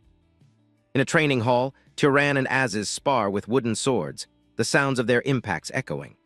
Haram explains that they are in a special space where the body feels several times heavier than usual, warning that one misstep could bury him in the floor. In the evening, Turan returns to the mansion to continue his magic training with Mesa. He watches closely as she demonstrates how to generate lightning using finger friction. A wide shot of the mansion roof silhouetted against a fading sunset. A narration box indicates that 3 weeks have passed in this cycle of rigorous training. A bolt of blue lightning strikes the target board with a loud crack, shattering the center. The impact sends splinters flying as the energy dissipates. Turan looks down at his hand, sparks still dancing across his fingertips. He stares at the target with a neutral expression, nodding that he missed his mark once again. Mesa stands nearby, her long black hair catching the evening light as she watches him. She remarks that he is struggling more than she had expected him to. Turan looks over his shoulder with a slight, weary smile. He suggests that the difficulty stems from him not being a native of Arabian, unlike the princess. The two stand in the courtyard, their figures long shadows on the stone ground. Mesa admits that it is difficult for her to teach him, as she never had to consciously think about how to aim her lightning. Melissa asked if it wasn't just a matter of shooting it to hit the mark, looking skeptical. Turan countered that the task was significantly harder than one might think. Mesa's head turns sharply at the sound of someone shouting her name. Her expression shifts into one of alertness as the interruption breaks her concentration. Ashes, clad in a traveling cloak, marches across the courtyard toward them. He calls out to Mesa, having finally located her and Turan in the garden. Turan turns to look at the newcomer, his expression curious but guarded. He watches the man approach, wondering about the urgency of the visit. Mesa stands her ground, her arms crossed as she stares coldly at Ashes. She tells him that their business is none of his concern and asks what brought him there. She reminds Ashes that she explicitly told the main house not to approach her while she was recovering. Ashes remains steadfast despite her icy tone. Ashes ignores the rebuke, focusing on his duty. He informs her that the patriarch has summoned her immediately. Mesa asks for the reason, warning Ashes that he will be punished if he disturbed her for a trivial matter. Ashes looks up, his face grim as he prepares to deliver the news. Ashes reveals that dark elves have been rampaging extensively throughout the southern regions. The news hangs heavy in the air as the sun continues to set. He continues, stating that 3 cities have already fallen and the leadership is preparing to assemble an expedition force. Turan and Mesa stand frozen by the severity of the report. A mental image of the threat appears, showing a horde of monstrous dark elves with glowing yellow eyes. They loom out of the shadows, looking like a terrifying and unstoppable army. A dramatic close-up of Turan's face as the reality of the situation sinks in. Large text above him announces that the enemy has finally appeared. Turan and Mesa are standing in the estate garden at sunset. An attendant bows as Mesa waves him away, promising she'll be back shortly. Mesa sighs, her gaze lingering on the horizon. She decides it's time for her to head out as well. Before leaving, she turns back to Turan. She casually mentions it's time to collect payment for showing him that disgusting decomposition magic earlier. She claps her hands together with a sharp sound, drawing his full attention. Her expression is serious now. She leans in, asking Turan if he knows that electricity actually flows through the human body. Turan looks back at her, clearly skeptical of the concept. It's not the kind of magic he's used to hearing about. Mesa smirks, enjoying his reaction. She explains that this knowledge is a closely guarded secret of the Arabian family. She offers a deal. His debt will be paid if she teaches him how to master this properly. She notes it will definitely be a huge help to his combat training. She starts the lecture, explaining how every sight and sensation is just a tiny electrical signal sent to the brain. Whether it's through the eyes or the nose, it's all just data traveling through pathways. Turan closes his eyes, absorbing the theory as she continues. It's a completely different way of looking at the body. A visual of an eye crackling with blue energy illustrates her point. Those tiny electrical signals are the key to everything. She explains that this electricity flows throughout the entire body, like a network of lightning. The focus shifts to the legs, showing the glowing pathways of the nervous system. If you can control the flow, you control the machine. She suggests that if one can accelerate those signals, their physical response time would explode. A massive surge of blue lightning coils through the body's frame. Turan opens his eyes, and a star-like spark of blue mana ignites in his pupil as lightning arcs across his face. He's trying to tap into that current. The two stand opposite each other in the silent courtyard as the sun continues to dip. A blue butterfly flutters between them. Mesa begins to move, her image already beginning to blur. She starts to flicker like a glitch in reality. In a flash, her image warps and shifts right in front of him. She asks him how he likes the demonstration. Turan can only laugh, sweat beading on his forehead. He's stunned by the sheer speed she just displayed. He decides to give it a shot, his own head crackling with unstable blue sparks as he tries to force the mana into his nerves. It's a violent, buzzing sensation. The feedback is immediate. Turan doubles over, grunting in pain as his body recoils from the reckless surge. It's like his brain just short-circuited. Mesa watches him with a knowing look. She points out that he simply poured out his mana way too recklessly for a first try. She warns him that a headache is inevitable while he adjusts, but she promises that once he gets used to it, he'll be able to maintain that state for quite a while. Turan rubs his head, feeling the burn.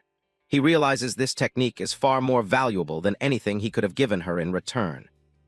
With a light click of her boots, Mesa leaps backward, heading for the high palace walls. She calls back that this is just an investment because he actually seems to have some talent. She doesn't bet on losing horses.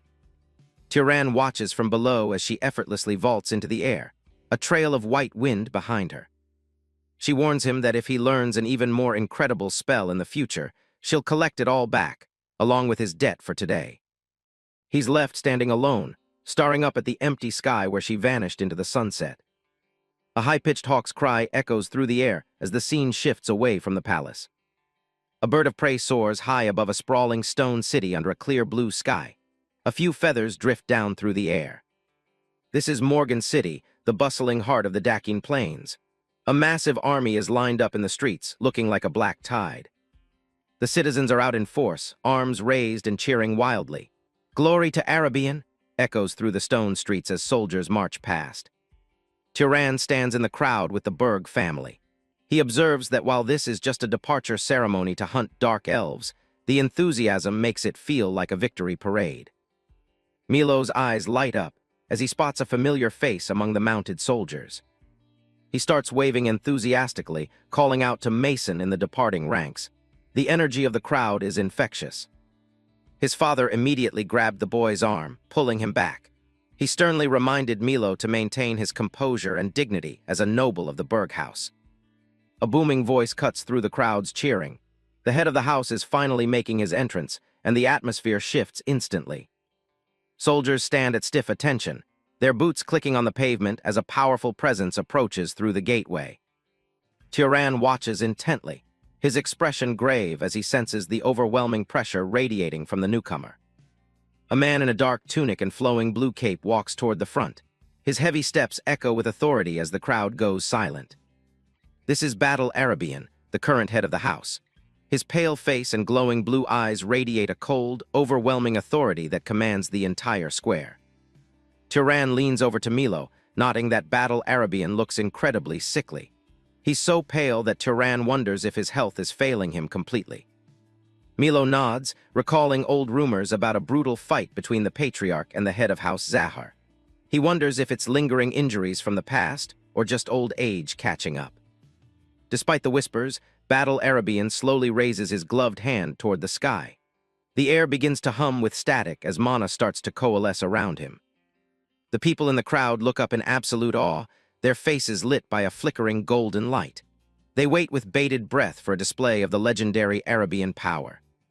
One man stares upward, his eyes wide as the clouds above begin to swirl. The sheer pressure of the magic being gathered is enough to make anyone's skin crawl. Massive, dark storm clouds suddenly blanket the sky, churning with violent energy. Lightning begins to arc through the darkness, casting long, jagged shadows over the city below. Blinding bolts of golden lightning strike down with a deafening roar. The sky literally tears open as the patriarch unleashes his elemental fury for all to see. The crowd erupts into frantic cheers, shouting for the glory of House Arabian. Some fall to their knees, praying for the Lord of Thunder to protect his descendants. Turan watches the display from the edge of the square, his eyes fixed on the man at the center of the storm. Even in a weakened state, Battle's power is enough to command the elements themselves. The lightning illuminates the entire city, turning night into day with a single pulse of mana. It's a terrifying reminder of the absolute pinnacle of magic a human can reach. Turan stares intensely, his mind racing as he processes what he just saw. He realizes the gap between them, but there's a flicker of resolve in his eyes. One day, he'll reach that level too. Later, a hand holds out a sturdy, braided bracelet featuring a glowing blue core in the center. It hums with a faint, steady magical frequency. Haram explains that just wearing the device will give his physical stamina a boost. He stands with Lady Arabian while Turan listens intently to the mechanics of the treasure. He adds a warning.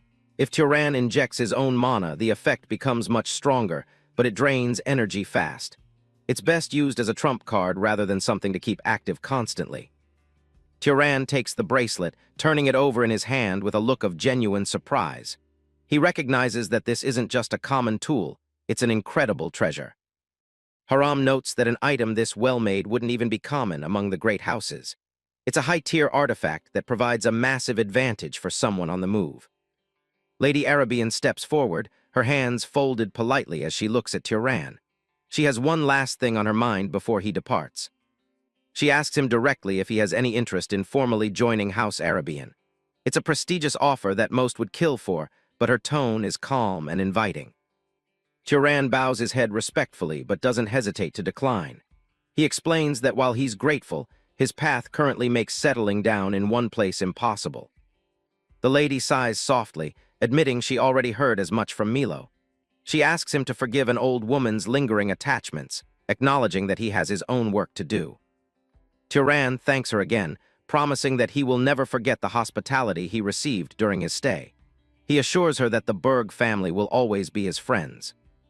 He walks away down the long stone corridor, the sounds of the palace beginning to fade behind him. His mind is already focused on the road ahead. His sharp gaze narrows as he steps out into the training courtyard. There's one more person he needs to see before he leaves for good. Aziz and Milo are waiting for him in the open square. The atmosphere between the master and student is heavy with unspoken respect. Aziz doesn't say much, simply tossing a sheathed dagger toward Turan. The protagonist catches it midair, feeling the weight of the gift. The master explains it's a specialized magical device. Nothing flashy, but it's durable and the blade is incredibly sharp. It's a practical weapon for a practical man. Tyran clutches the dagger to his chest and bows deeply to the man who pushed his body to its limits. He offers a sincere thank you for the training and the weapon. Azis watches him with a stern, unreadable expression. He's a man of few words, and his silence carries the weight of a final lesson. A small, almost imperceptible smile touches the corners of the warrior's mouth. He's clearly satisfied with the student he's sending out into the world. Without another word, Azis turns and walks back toward the training hall. His job here is done, and he doesn't believe in long-winded goodbyes. Suddenly, Milo drapes a heavy black cloak over Tyran's shoulders, adjusting it with a wide grin. He's been waiting for this moment all morning. Tyran looks down at the new garment, a bit confused by the sudden addition to his gear. He asks Milo what this is all about. Milo beams, explaining that these clothes are stain-resistant and will actually mend themselves if they get torn. He hands over a matching set of shirt and pants to go with the cloak. Tyran looks at the boy warmly, touched by the thoughtful gift. It's clear that Milo truly values the bond they've built over the last few weeks. Milo tells him he's a good friend, and not just because he saved his life. Spending time with Tyran has given him a whole new perspective on how to live. The boy asks where Tyran is planning to head first now that he's free. Tyran looks toward the horizon and says he's heading east. Milo winces, warning him to avoid taking a ship if he can. He mentions the waves over near Carmen are terrible, enough to make even wine glasses dance on a table. Tyran gives a small smile, keeping his real destination to himself. To reach the land of Zahar and the Elril Desert, he'll have to brave far worse than a few rough waves. Milo tells him to return safely and make sure he pays him back for the expensive cloak someday. It's a playful farewell that masks his genuine concern. Tyran begins his journey, walking through a field of golden, waist-high grass. He passes a few commoners on the road, blending in as just another traveler. Standing on a hill, he takes a final look around, his new backpack secured and his cloak fluttering in the breeze. He's alone again, just the way he started. He takes his first firm step onto the dirt path leading away from the city. The long journey toward the secrets of his past has truly begun. Suddenly, Tyran shifted directions and picked up his pace, his feet kicking up dust as he sprinted through the sun-drenched forest. He decided to test his speed on the open road. He maintained a focused expression, his hair whipping behind him as he cut through the air, leaving the pilgrims dazed and bewildered. Something in the distance had caught his attention. He blurs past the trees, moving with a supernatural grace that far exceeds a normal traveler. The terrain shifts rapidly under his steady stride. Landscapes of rolling hills and distant villages flash by in a smear of colors. He's covering ground at an incredible rate, driven by a growing sense of unease. The bright midday sun filters through the canopy, casting long shadows across the path. The peaceful atmosphere is about to be shattered. Tyran digs his heel into the dirt, coming to a sharp, sliding halt that sends a cloud of dust into the air. He stares ahead, his posture suddenly rigid. His eyes widen in disbelief at the scene unfolding before him. The air is thick with a heavy, acrid smell that makes his stomach churn. At the base of a massive, towering mountain lies the remains of a village. Smoke still curls from the charred skeletons of houses that were once full of life. Tyran's nose twitches as he tries to identify the source of the stench. It's a familiar smell, one he's encountered in the darkest parts of his journey. He narrows his eyes, his mind racing through the possibilities.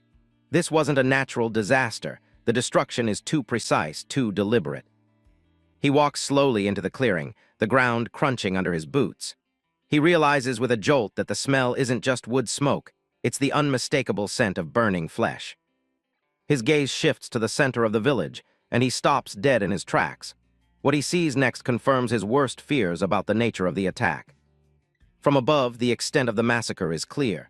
The entire settlement has been razed to the ground. Debris and ash are scattered everywhere like a grisly gray shroud. A charred skull, its features melted and unrecognizable, sits amidst the ruins. The violence visited upon this place was absolute and merciless. Several bodies are lashed to thick wooden posts, their skin blackened by flame and carved with strange, jagged symbols. It's a ritualistic display of cruelty. Tyran surveys the horrifying sight, his expression darkening as he realizes the implications. Dark elves have never been known to venture this far from their territories. A faint sound from nearby breaks the silence of the graveyard. Tyran immediately pivots toward a partially standing stone structure. The building is a mess of broken timber and shattered stone, but it looks like the most intact part of the village. He moves toward it with cautious steps. Inside, the air is stagnant and filled with floating dust motes. The floorboards are covered in a thick layer of grime and ash from the roof's collapse. Tyran spots a heavy wooden trapdoor partially hidden under a tattered rug. He kneels down, his hands reaching for the iron handles. He grips the handles firmly, his gloved fingers straining as he prepares to lift the heavy door. He senses a tiny, flickering life force coming from below. With a sharp tug, he heaves the door open, the old hinges screaming in protest. He peers down into the darkness of the cellar. His sharp eyes adjust to the dim light of the basement, searching the corners for any signs of movement. He spots a small figure huddled against the far wall. A young girl in a simple white dress is huddling in the corner, trembling violently. Her eyes are wide with a terror so deep she can't even speak. Seeing a stranger, the girl lets out a piercing scream of pure agony. She clutches her chest, her small body racking with sobs as she tries to shrink further into the shadows. Tyran quickly raises his empty hands in a universal gesture of peace, keeping his voice soft and steady. He tells her to calm down, explaining that he isn't her enemy and only wants to help. The girl slowly lowers her hands, looking up at him through a veil of tears. She whispers a single, hopeful question, her voice cracking with exhaustion. Tyran stands before her, his tall frame casting a long shadow as he asks her what happened to the people of her village. He needs to know what kind of threat he's dealing with. The girl's face pales even further as she recalls the horror, telling him about a mage who arrived and slaughtered everyone without mercy. Tyran's mind immediately goes to the dark elf necromancer. The weight of the trauma finally becomes too much, and the girl collapses forward onto the cold stone floor. She has reached her absolute limit. Tyran carefully scoops her up into his arms, checking her vitals with a practiced eye. He determines she's physically unharmed but completely drained from her ordeal. He turns back toward the stairs, carrying the small survivor toward the light. His first priority is getting her to a safe place away from the stench of death. Outside, the air suddenly hums with mana as a translucent blue arrow is notched into a bow made of solid ice. The tip glows with a dangerous, freezing energy.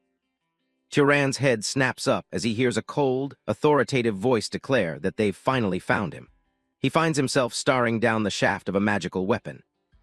A group of armed warriors has emerged from the ruins, surrounding Tyran with their weapons drawn. Blonde Archer stands at their head, her ice bow aimed squarely at his chest. Blonde Archer pulls the drawstring taut, her expression full of righteous fury. She commands him to drop to his knees immediately, treating him like a common criminal. She glares at him with utter contempt, calling him a murderous bastard for what he's supposedly done to the village. Tyran stands his ground, the unconscious girl still held safely in his arms.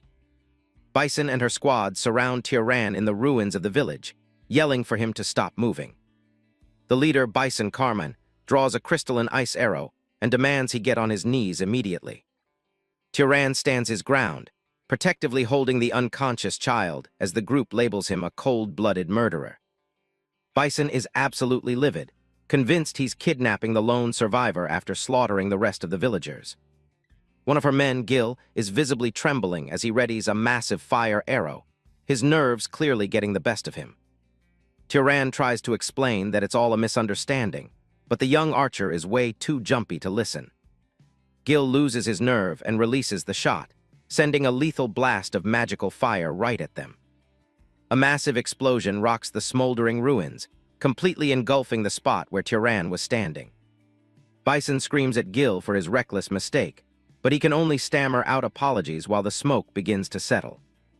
Her eyes widen in total shock as she catches sight of something moving within the thick gray haze.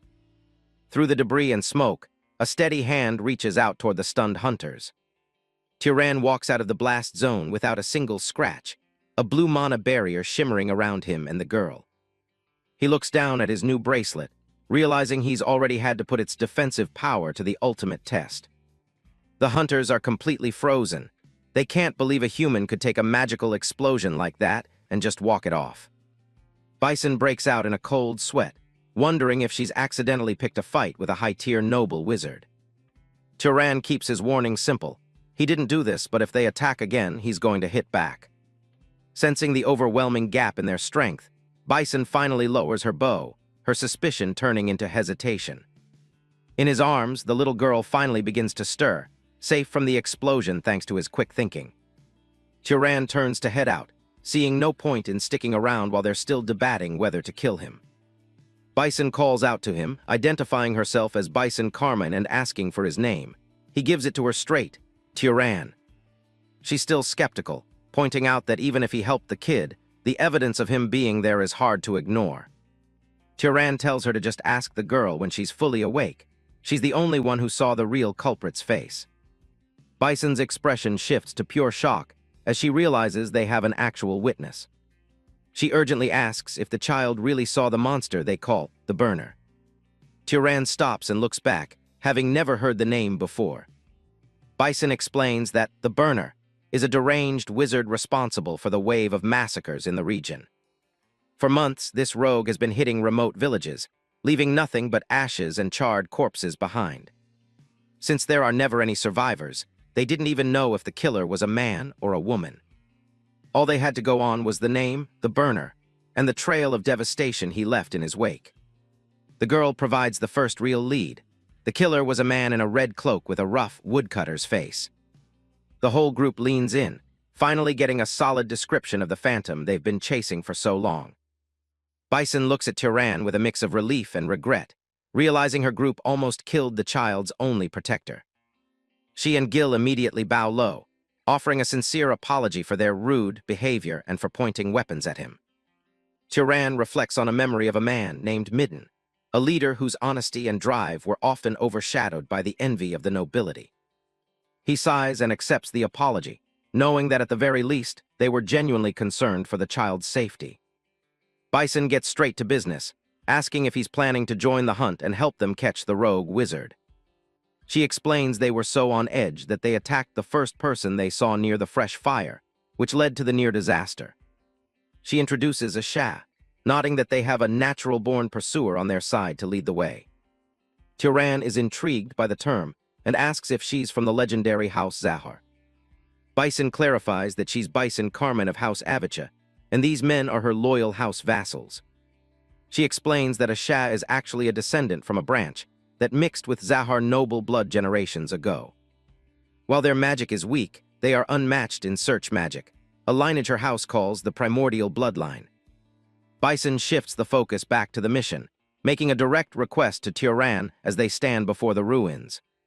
She asks him if he'll join her squad and help them track down the rogue wizard known as the Burner.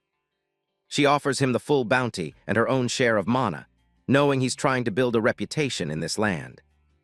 Turan inquires about the target's power, and Bison warns him that the guy is at least a noble-level wizard. She elaborates on the threat, mentioning that the Burner has already wiped out several villages, even those defended by multiple knights. Turan takes in the grim details, his gaze fixed on the mounting evidence of the rogue's brutality.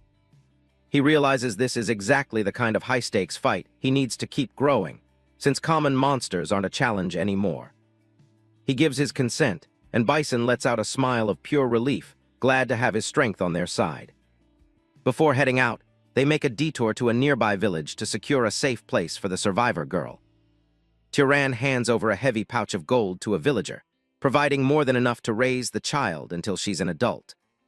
He tells the man he'll be back in a few years to check on her, showing a rare moment of compassion. The villager is floored by the amount of money, staring at the bag in disbelief as the group prepares to leave. With the girl safe, the party moves out, leaving the charred remains of the village behind them. Asha, the group's scout, paused and closed her eyes, focusing her bloodline's heightened senses to find their target's trail. Her eyes snap open as she locks onto a trace of mana, her tracking ability flaring to life. As they trek through the dense forest, Bison asks for an update, and Asha notes they need to look around more. They navigate the wilderness under Asha's guidance, with the tracker pointing them toward a specific path.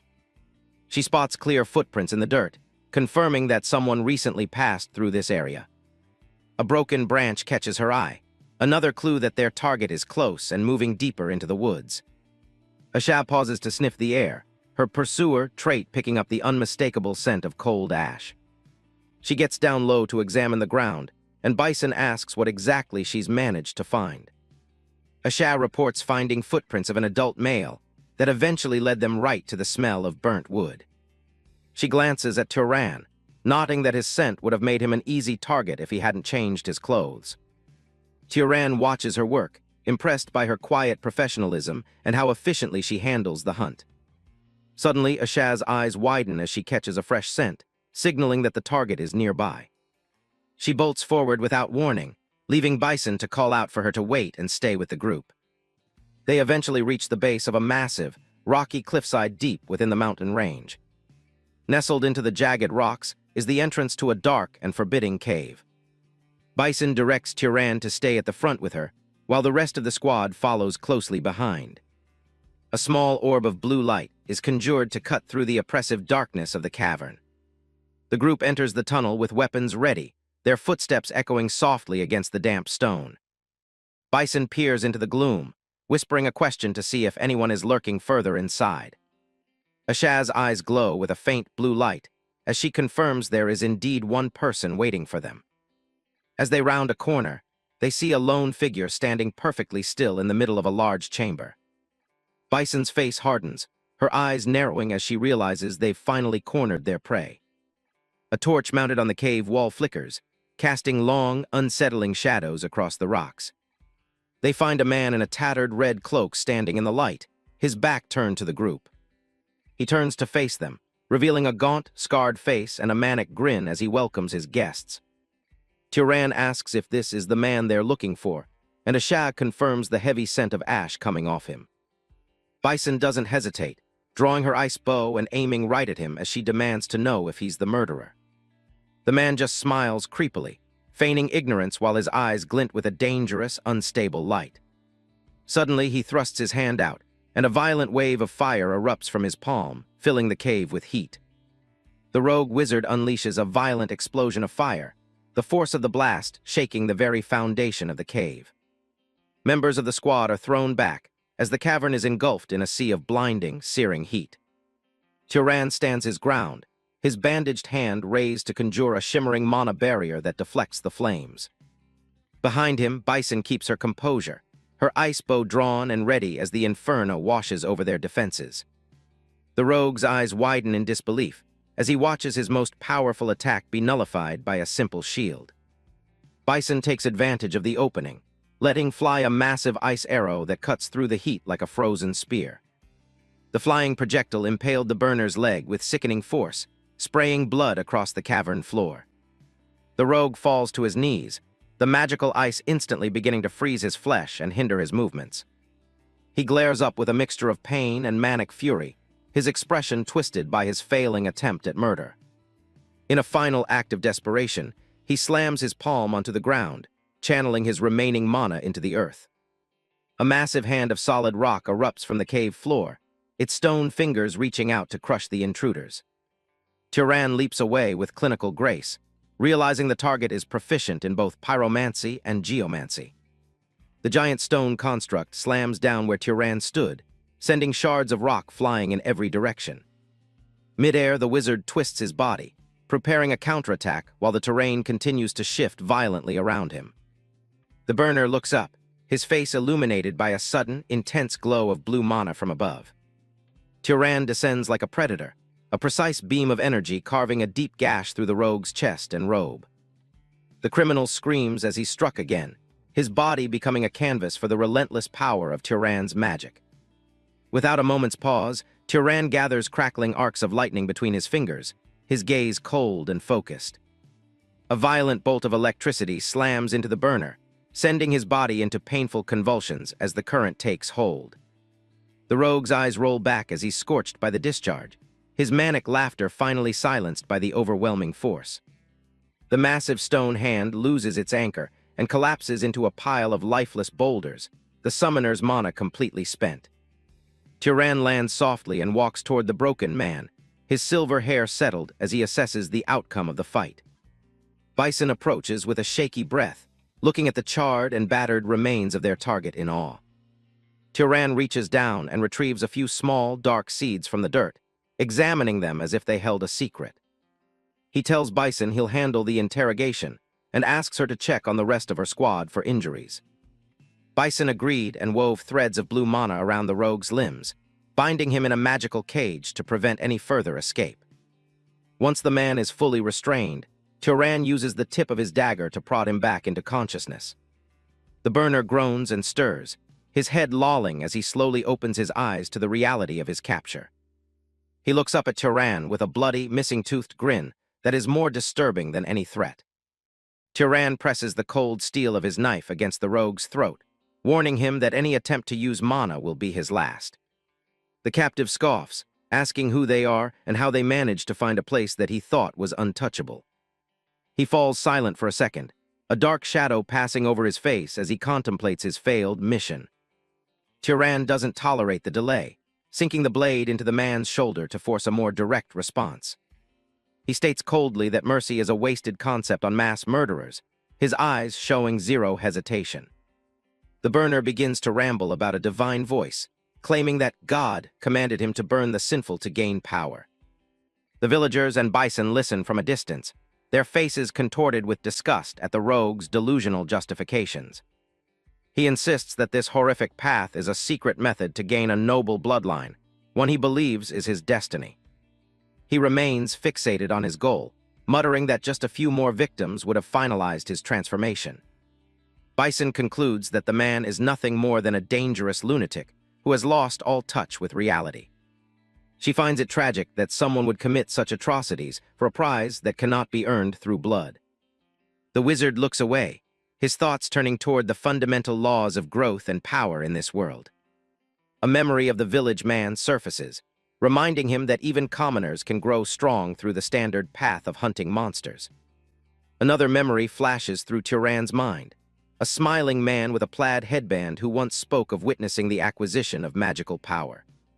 The burner remains lost in his manic whispers, convinced that burning just a few more victims will finally grant him the high-tier bloodline he craves. Tyran observes the bound prisoner with a cold intensity, recognizing that the man's twisted logic might actually be a window into a dark truth about their world. His bandaged hand tightens around the rogue's limb as he contemplates the horrific implications of what he has just discovered.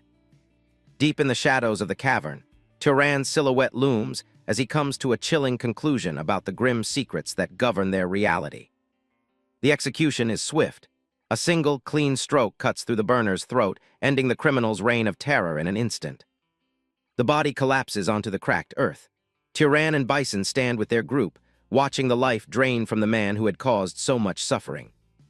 One of the knights looks away, his hand covering his mouth as he struggles with the grim sight. Bison notices his discomfort and asks what's wrong. The knight mutters that killing a man who is tied up and defenseless feels more like slaughtering livestock than justice. He can't shake the hollow feeling of the execution. Bison doesn't share his sentiment. She tells him not to be foolish, reminding him that they all could have died if things had gone differently. She stares at the corpse, nodding that after all the people he murdered, death is far too light a punishment for him. Sparing him would have been an insult to his victims.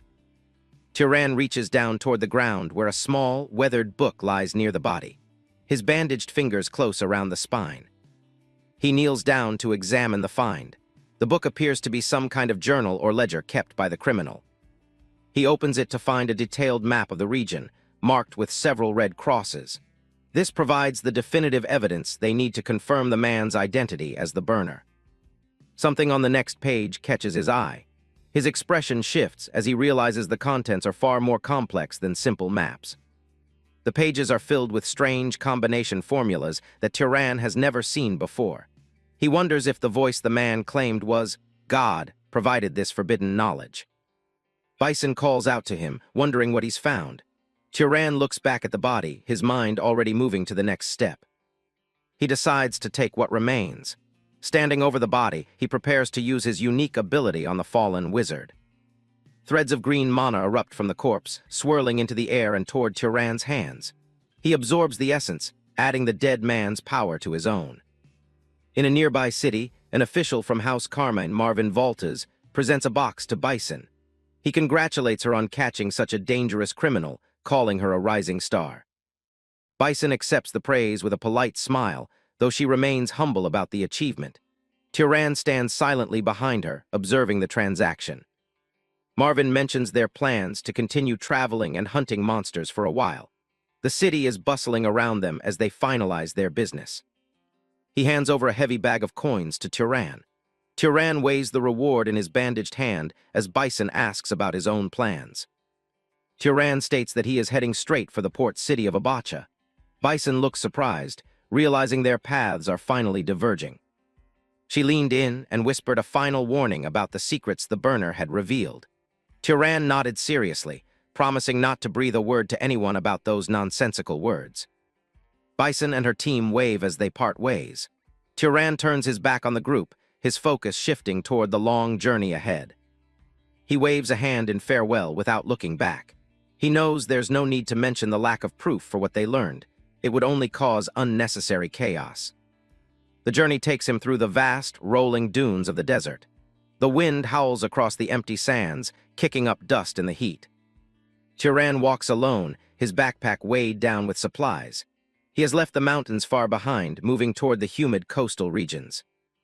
He stops for a moment, noticing a change in the air. The atmosphere is becoming increasingly humid as he nears the sea. He snaps his fingers, testing the elements in this new environment. A small spark flickers at his fingertip. He finds that his fire magic is sluggish, consuming more mana for less power. It seems the heavy moisture in the air makes handling fire quite tricky. On the other hand, the water in the air responds eagerly to his call. A perfect sphere of liquid forms effortlessly above his palm. The orb grows larger, pulsing with light as he manipulates it. The high humidity makes water magic significantly easier to channel than fire. He looks toward the bright horizon, where the sun reflects off the distant ocean. This realization will change how he handles himself in the coastal cities. Tyran continues his march through the sand. The glaring sun beats down on him, but he doesn't slow his pace. He finally reaches the edge of a cliff, overlooking the massive port city of Abacha. Ships dot the harbor, and the sprawling stone buildings wait below. Inside the city, the architecture is grand and imposing. People move through the stone courtyards, though the streets seem tense and watchful. In a local tavern, a man gulps down his drink in a single, desperate go. He slams the mug down, his expression grim as he speaks to his companion. The sailors complain about having to traverse the desert and face the constant threat of pirates. They mention merfolk who harpoon their ships until the hulls look like honeycombs. Their companion listens with a weary look, asking if the situation is really that bad. The tavern is filled with the low murmurs of sailors dreading their next voyage. The captain, a stocky man with a thick mustache and an eye patch, sighs as he wipes his face. He grumbles that they are desperate for a skilled knight to protect them, or they'll be paying for funerals instead of wages. Tyran stands at the edge of the scene, overhearing their conversation. He watches the group from the shadows, considering his options. He approaches the table and asks if they are indeed heading toward the Emerald Desert. The captain doesn't even look up at first, clearly uninterested in another traveler. The captain tells him they're leaving tomorrow, but his ship isn't a cruise liner. He dismisses Tyran, saying they don't have any room for extra cargo. He explains that taking on one person means leaving behind a barrel of booze, which goes against his principles. He values his profits over a random passenger. Tyran reaches for a mug on the table, his bandaged hand moving with purpose. The captain finally looks at him with a confused expression as the young man prepares to show his value. The captain stares in disbelief, his mouth hanging open under his thick mustache. He hadn't expected the young traveler to actually possess any real power. With a mere touch of his bandaged finger, Tyran has flash-frozen the liquid in the glass. It stands as a jagged, crystalline pillar of ice, steam still rising from the cold. The captain is frozen in place, eyes wide as he realizes he's in the presence of someone far beyond a commoner. Tyran tells him he can speak comfortably since he's the one asking for work. The entire tavern falls silent, patrons standing up to get a better look. One man wonders aloud what such a great knight is doing in a humble place like this. The captain adjusts his tone, now much more respectful toward Sir Knight. He asks what brings someone of his status to their rough neck of the woods. Turan keeps his gaze steady, stating clearly that he wishes to board a ship heading to the Emerald Desert. He makes it clear that he's looking to be an employee, not just a passenger. He offers his services as protection, promising to help fend off any pirates or merfolk that might attack. He intends to use his combat skills as payment for the voyage. The captain sighs, admitting that his ship is very poor and the conditions are rough. He gestures to the tavern, nodding that they've already heard about the risks at sea. He admits they can't even offer a salary or a room that would be appropriate for a knight's status. They are a ragtag crew with barely enough to get by. Turan doesn't flinch, repeating that the conditions and pay don't matter to him. His only objective is to reach the Emerald Desert as soon as possible. The captain stands up with a sudden burst of energy, nearly knocking his chair over. He can't believe his luck in finding a powerful protector so easily. With a manic grin, the captain tells him it's a settled deal. He wants Turan to join them immediately before the tide turns. The sun glints off the water as the merchant ship waits at the docks. The captain bellows a welcome to his new Sir Knight as they prepare to set sail. Elsewhere, a village is engulfed in a sea of fire and smoke. The buildings are crumbling, and the sky is choked with the soot of a brutal conflict. A castle tower burns like a torch against the dark sky. Weapons are scattered among the debris, signs of a desperate defense that has long since failed. A young soldier is doubled over, gasping for breath as sweat pours down his face. He looks up with wide, terrified eyes at the horrors unfolding around him. A massive, hulking monster with glowing yellow eyes and jagged teeth let out a deafening roar. It towers over the battlefield, ready to crush anyone in its path. The beast lunges forward with incredible speed. The soldier barely manages to brace himself, the air whistling with the force of the monster's strike. A humanoid creature with long white hair and glowing eyes leaps from the shadows. It descends toward another soldier with a lethal, predatory grace. The soldier struggles to block a flurry of attacks from the pale-haired monster. Blood splatters across the ground as the battle grows increasingly desperate. Combatants are locked in a deadly dance amidst the ruins. Streaks of purple energy clash with steel as the soldiers fight to reclaim their home. A monstrous humanoid snarls, its eyes burning with a yellow light. Its face is a mask of pure rage as it prepares to tear into its next victim. The young soldier grinds his teeth, his face contorted in a mix of fear and determination. He realizes they can't hold out much longer at this rate. Dark clouds swirl overhead, suddenly illuminated by cracks of golden lightning. The air hums with a sudden, overwhelming surge of magical energy. A massive bolt of yellow lightning slams into the battlefield with a deafening boom. Monsters are incinerated instantly, their forms dissolving in the blinding light. The soldier stares up in absolute awe at the sudden salvation. He can barely believe the raw power he's just witnessed from the sky. A young woman with long, flowing black hair descends slowly from the clouds. This is Mesa Arabian, a powerful lightning mage with a stoic, detached expression. The soldier bows his head in gratitude, thanking her for the intervention. Mesa looks at him with cold, pale eyes and simply tells him to rejoin his unit. The soldier scurries away to find his comrades as Mesa stands alone among the smoking remains. She remains calm, the wind whipping through her dark hair. A man's voice calls out her name as he approaches from behind. Mesa turns her head slightly, her expression remaining unreadable. Cadram Arabian, the muscular, red-haired vice-captain of the subjugation force, steps into view. He asks if she's hurt, his eyes scanning her for any signs of damage. Mesa assures her uncle that she's fine, but he warns her not to push herself too hard. He reminds her that her life is far more precious than those of ordinary knights. Mesa dismisses his concern, stating that this level of combat is nothing to her. She shifts the topic, asking for an update on the progress of the battle.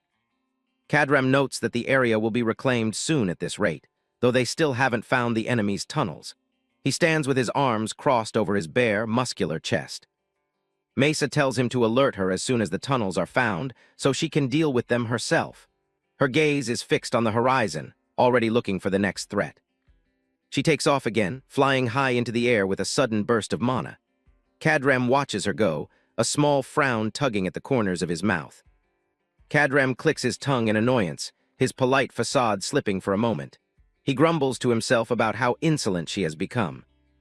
He thinks bitterly about how his brother raised her far too recklessly. His inner thoughts reveal a deep-seated resentment that he hides behind his military rank. He predicts a tragic end for her, thinking she'll finish just like her mother and younger brother. Meanwhile, Mesa flies over the lush green canopy of the forest below. The scene shifts back to the vast, open ocean. Waves crash against each other, white foam spray flying into the air as the current pulls at the water. The merchant ship plows through the waves, its white sails fully caught by the wind. It's a lonely vessel on a clear, bright day, moving toward its distant destination. Turan stands at the wooden railing, his long coat whipping in the sea breeze. He stares out at the endless horizon, lost in his own thoughts as the voyage begins. Turan leans against the ship's wooden railing, his gaze fixed on the horizon. He contemplates his uncertain future, wondering how he will find clues about his father once he reaches the land of Zahar. He watches the crew members go about their daily chores on the sun-drenched deck. Despite the peaceful atmosphere, Turan knows that barging into Zahar without a plan could lead to disaster. He pulls out a small, worn piece of paper from his pocket. On it is a simple portrait of his mother, her soft smile a stark contrast to the harsh world he now navigates. Staring at the sketch, Turan feels a pang of doubt. He wonders how long it will take to uncover the truth of his heritage with only a few heirlooms and this single image to guide him. A heavy, calloused hand reaches out and firmly taps Turan on the shoulder, interrupting his deep meditation. The sudden contact breaks the silence of the sea breeze. The captain stands beside him with a wide, friendly grin beneath his mustache. He jokes that if Turan keeps staring at the water with such intensity, he'll eventually burn a hole right through the seabed. Turan turns to face the captain, a subtle smile touching his lips. He explains that he was simply lost in thought, marveling at the incredible vastness of the open ocean. The captain looks out over the deck as his men work, nodding that the sheer scale of the sea can often make landfolk feel nauseous. He asks Turan if he's managing to avoid any seasickness so far. Turan keeps his balance easily against the ship's sway and assures the captain that he is feeling perfectly fine. His constitution seems well suited for the life of a traveler. The captain leans in, mentioning that he heard Turan has been spending time learning the ropes from the ship's bosun. He seems impressed by the young man's initiative to learn seafaring skills. The captain remarks on how the bosun was quite excited to have a noble Sir Knight take such a keen interest in everything from knot tying to sail management. It's rare for a guest of his status to work so hard. Turan looks back with an earnest expression, explaining that he simply thought the knowledge would be practical for his future travels. He admits that he's found the work to be far more interesting than he initially anticipated. Suddenly, a loud shout echoes across the deck, announcing that it's mealtime. The crew members immediately drop what they're doing and start heading toward the lower deck. The captain claps his hands together with a booming laugh, urging everyone to get some food in their bellies before they return to work. He leads the way, his mood as bright as the midday sun. On a simple tin plate, a modest meal of preserved fish and pickled cabbage is served. It's the standard fare for a merchant crew, meant for sustenance rather than flavor. Turan sits on a crate in the cramped dining area, eating quietly alongside the sailors. He thinks to himself that while the food can't compare to land meals, the inclusion of pickled cabbage is a welcome relief. An older, bearded bosun sitting nearby explains that the cabbage is vital for their survival at sea. He warns that without it, they would have all succumbed to gum disease a long time ago. The bosun describes the gruesome symptoms of the disease, where a sailor's gums bleed until they eventually die.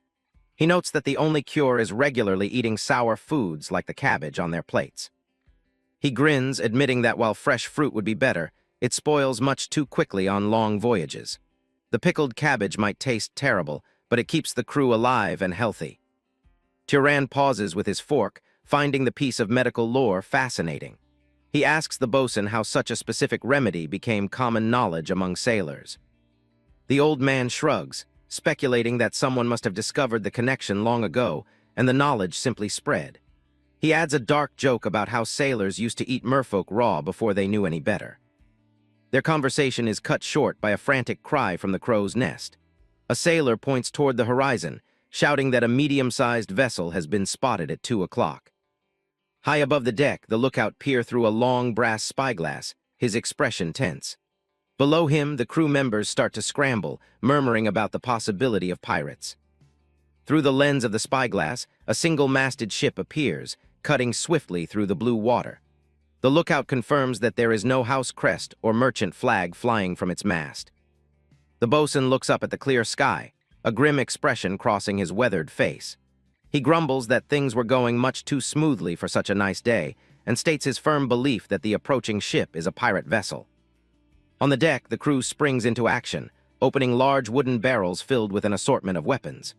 Sailors grab heavy axes, curved swords, and maces, their faces hardened for the coming fight.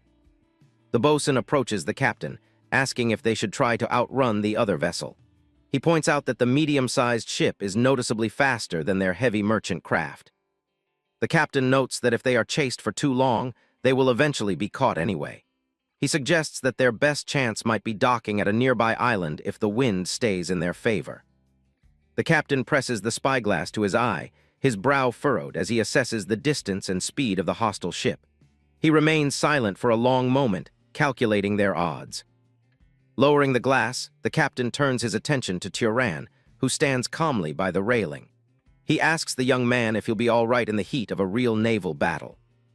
Turan offers a confident smile, his silver hair catching the light. He assures the captain that as long as there are no high-ranking knights or powerful nobles on the other ship, he can handle whatever comes their way. Bolstered by Turan's confidence, the captain bellows an order to turn the ship and engage the enemy head-on. The crew erupts into cheers, raising their weapons in a defiant roar. From a high vantage point, the two ships are seen drawing closer, their hulls cutting white lines through the turquoise sea. The pirate vessel maneuvers aggressively to pull alongside the merchant ship. The pirate ship draws close enough for the shouts and taunts of the attackers to be heard clearly. A group of rough-looking men stand on the railing, laughing and demanding the merchant crew surrender their lives. Turan stands at the forefront of the crew, his expression flat and unimpressed. He asks the bosun beside him if pirates actually keep their word about sparing those who surrender. The bosun scoffs, replying that sparing usually means being thrown into the sea after having their legs cut off. Turan acknowledges this with a simple nod, his boot stepping firmly onto the deck as he prepares to move. With a sudden, explosive burst of speed, Turan leaps across the gap between the two ships. He moves like a blur, his black cloak billowing behind him as he targets the nearest cluster of pirates. Turan landed in the middle of the pirate deck with lethal precision. He kicked a pirate down in a single smooth motion, catching the attackers completely off guard as they scrambled to respond. A group of shirtless pirates, their chests scarred from many battles, stares in pure shock at the lone intruder. They grip their swords tighter, their faces contorted with confusion and sudden alarm. Below the ships, the water is churned into a frenzy of bubbles and white foam. The ocean seems to react to the sudden surge of mana as Turan begins to manifest his powers. Sharp shards of blue ice suddenly materialize in the air, swirling around Turan in a deadly vortex. A pirate leader shouts in a panic, desperately ordering his men to kill the knight before it's too late. The ice shards streak forward with the speed of arrows, piercing through the pirates with terrifying force. One man is thrown backward, blood erupting from multiple wounds as he screams in agony. Turan's voice remains steady and low as he speaks, his expression hardening as he looks upon the pirates. He decides that if they are truly the kind of men who live by such cruelty, then they deserve no mercy from him. He thrusts his bandaged hand forward, a brilliant blue mana erupting from his palm and swirling around his fingers like a frigid flame. His silver hair whips in the wind, revealing a single eye that glows with a cold, piercing light as he prepares to finish the fight. Ice shards rain down from the sky, catching the pirate boarding party completely off guard. They have no idea they've just charged into a wizard's trap. The jagged shards tear through the attackers, painting the wooden deck in sprays of red. The pirates are decimated before they can even draw their swords. Turan's lips curl into a cold smile as he watches the carnage unfold. For him, this isn't a struggle, it's just business as usual. He raises a hand, his fingers glowing with the freezing blue light of his mana. He's not done yet, and the air around him begins to crackle with frost. The deck is already a graveyard of frozen bodies, but Turan stands unmoved in the center. He watches the survivors with a detached, predatory focus.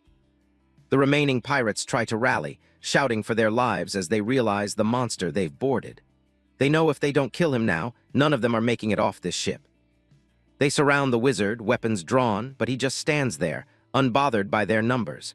The sheer scale of his power makes their blades look like toys. His ice-blue eye glows with a lethal intensity. He's tracking every heartbeat on the deck, waiting for the perfect moment to strike. Water surged up from beneath the sea onto the deck, knocking back anyone who dared to get too close. It was a literal wall of frost that kept them at bay. Tyran conjures a massive, jagged ice blade, ready to finish the job. The sheer weight of the weapon looks effortless in his hands. He moves with a lethal grace, carving through a pirate who was just a second away from swinging an axe. Blood spray hits the deck as the man collapses. "Don't let up," one of them screams, trying to force his terrified crewmates back into the fight. But their morale is already shattering along with their ship. Tyran meets their desperate charge with cold ice. He blocks their blades with his own conjured weapon, the metal ringing against the supernatural frost. A single wide sweep of his blade sends shards flying, cleaving through anyone in its path. He's clearing the deck in one efficient motion. With his combat skills freshly tempered by Az's, Tyran impaled several pirates before they could even scream.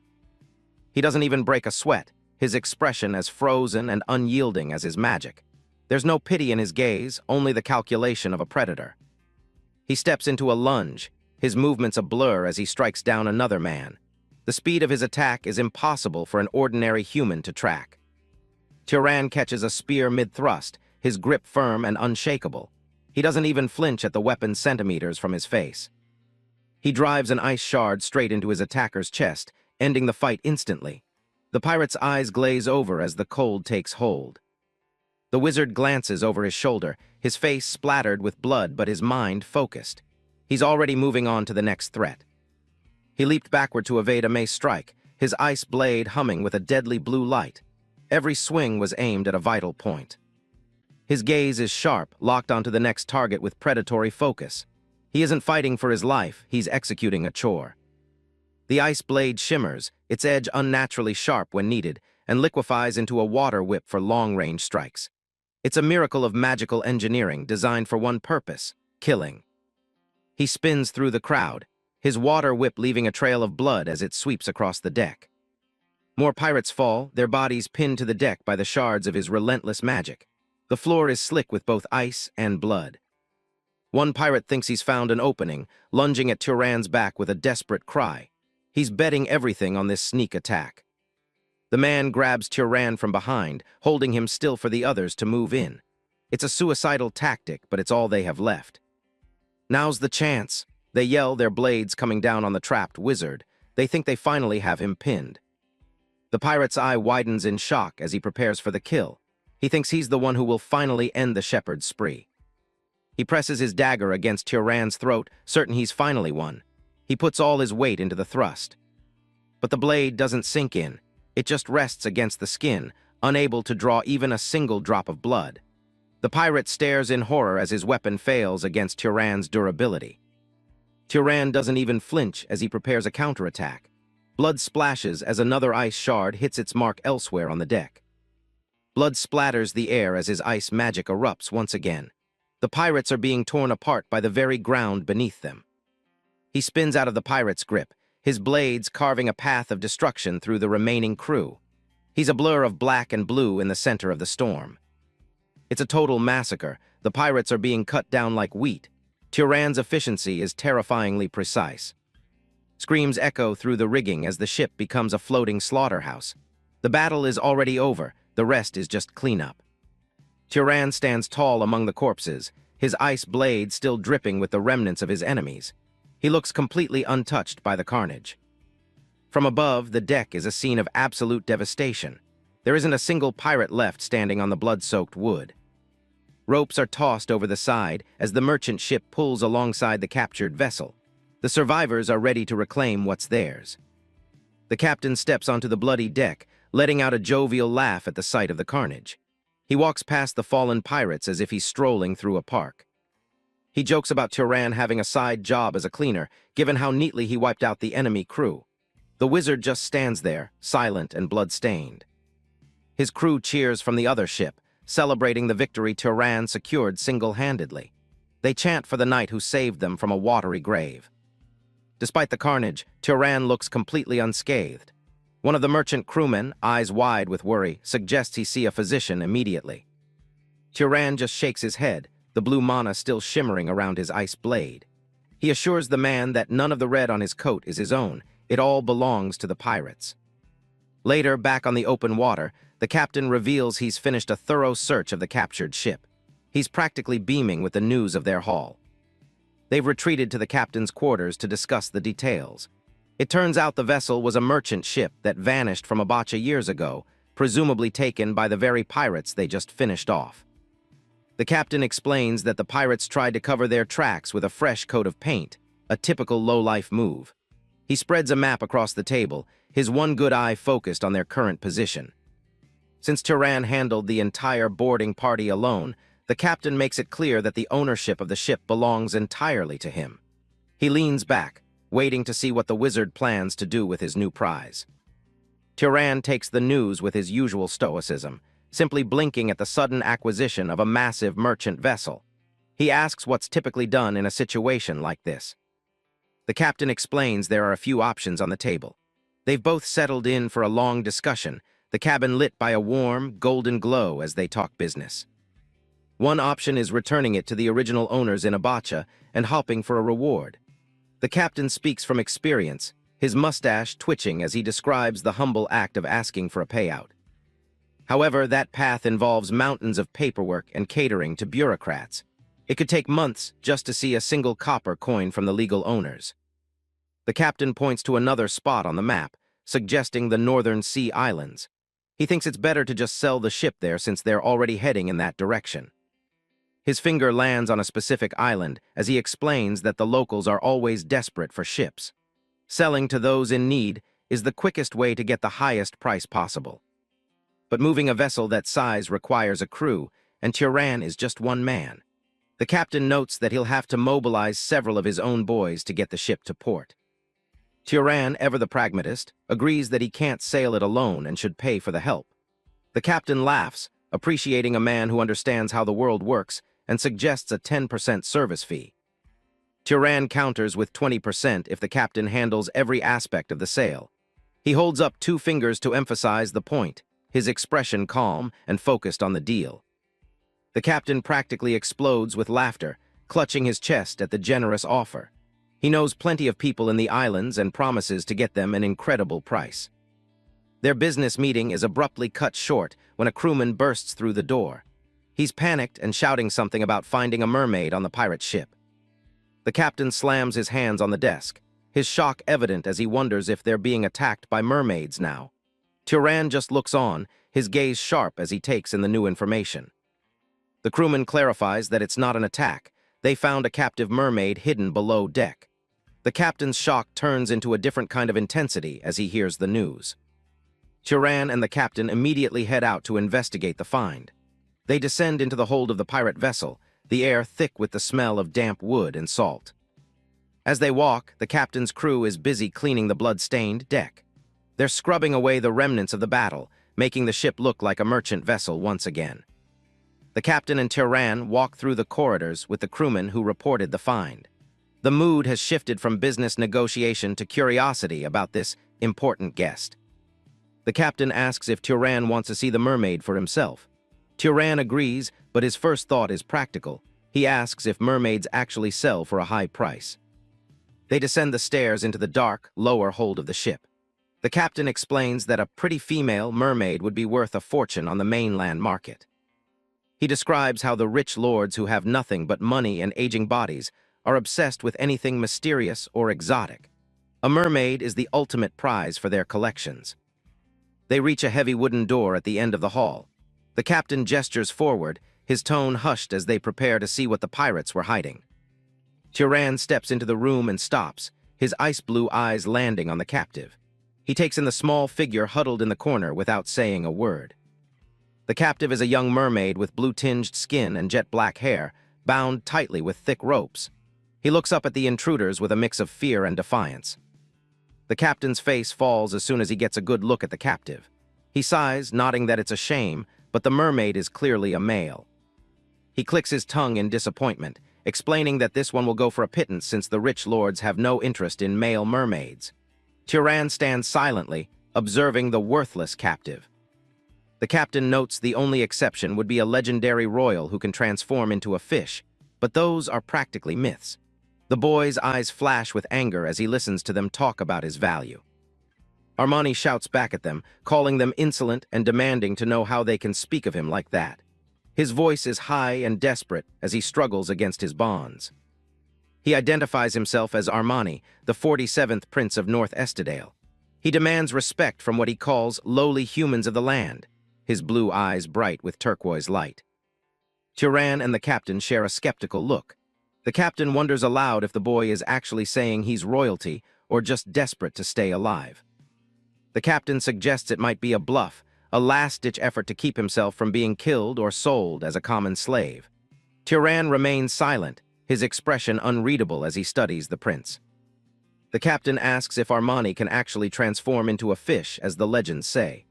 Armani admits he cannot, which only seems to prove the captain's point about his lack of value. Armani desperately explains that he can only transform when he's in the sea and in a perfect state. Being tied up and kept out of the water makes it impossible for his magic to work. Turan and the captain don't look convinced. The captain thinks the boy is just playing tricks to find a way to escape back into the ocean. The captain asks Turan what he wants to do with the captive. He mentions having heard that mermaids have a habit of eating humans, adding another reason to be wary. Turan looks down at Armani with a terrifyingly cold expression. Since the boy isn't worth any money and is just another mouth to feed, he simply says they should kill him. The captain considers the idea, nodding it would be a jackpot if the boy were telling the truth, but the risk of being made fools of is too high. Armani's eyes widen as he realizes the wizard isn't joking. The boy trembles as they discuss releasing him, just to watch him swim away. He knows he has to offer them something more if he wants to survive this encounter. Turan towers over the captive boy, blue mana gathering in a shimmering ball within his palm. Bound in thick ropes, Armani cringes back against the wooden floor, his expression filled with dread. "Stop, how dare you?" Armani screams, his voice cracking as he looks up at the looming shadow of the wizard. Sweat beads on his forehead, his turquoise eyes wide with terror at the display of power. The blue light pulses with a sharp, crackling sound from Turan's bandaged hand as the spell intensifies. The raw energy swirls around his fingers, ready to be unleashed at a moment's notice. Armani frantically pleads for his life, swearing that he has never once eaten a human being. He looks absolutely desperate, insisting that such a thought never even crossed his mind. Turan's gaze remains ice-cold and unmoving, his single visible eye fixed on the mermaid with a murderous focus. There is no hint of mercy in his expression as he prepares to strike. Armani's jaw tightens and he grits his teeth, trying to find any leverage to save himself. He knows he has only seconds left to convince the wizard to stay his hand. "If you spare me, I'll give you treasure, treasure!" he bellows, his voice echoing through the damp hold. Turan and the captain stand in the background, their silhouettes dark against the dim light. The captain's interest is immediately piqued by the mention of riches, echoing the word with a curious tone. Armani continues to shout desperately, his face contorted with the effort of his plea.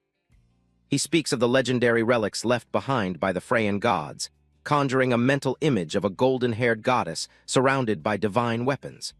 The vision of the Freyan goddess and her treasures hangs in the air between them. Outside, the sun begins its slow descent toward the horizon, casting a warm, golden glow across the rolling waves of the open sea. A small, rocky outcropping sits lonely in the distance under the fading light.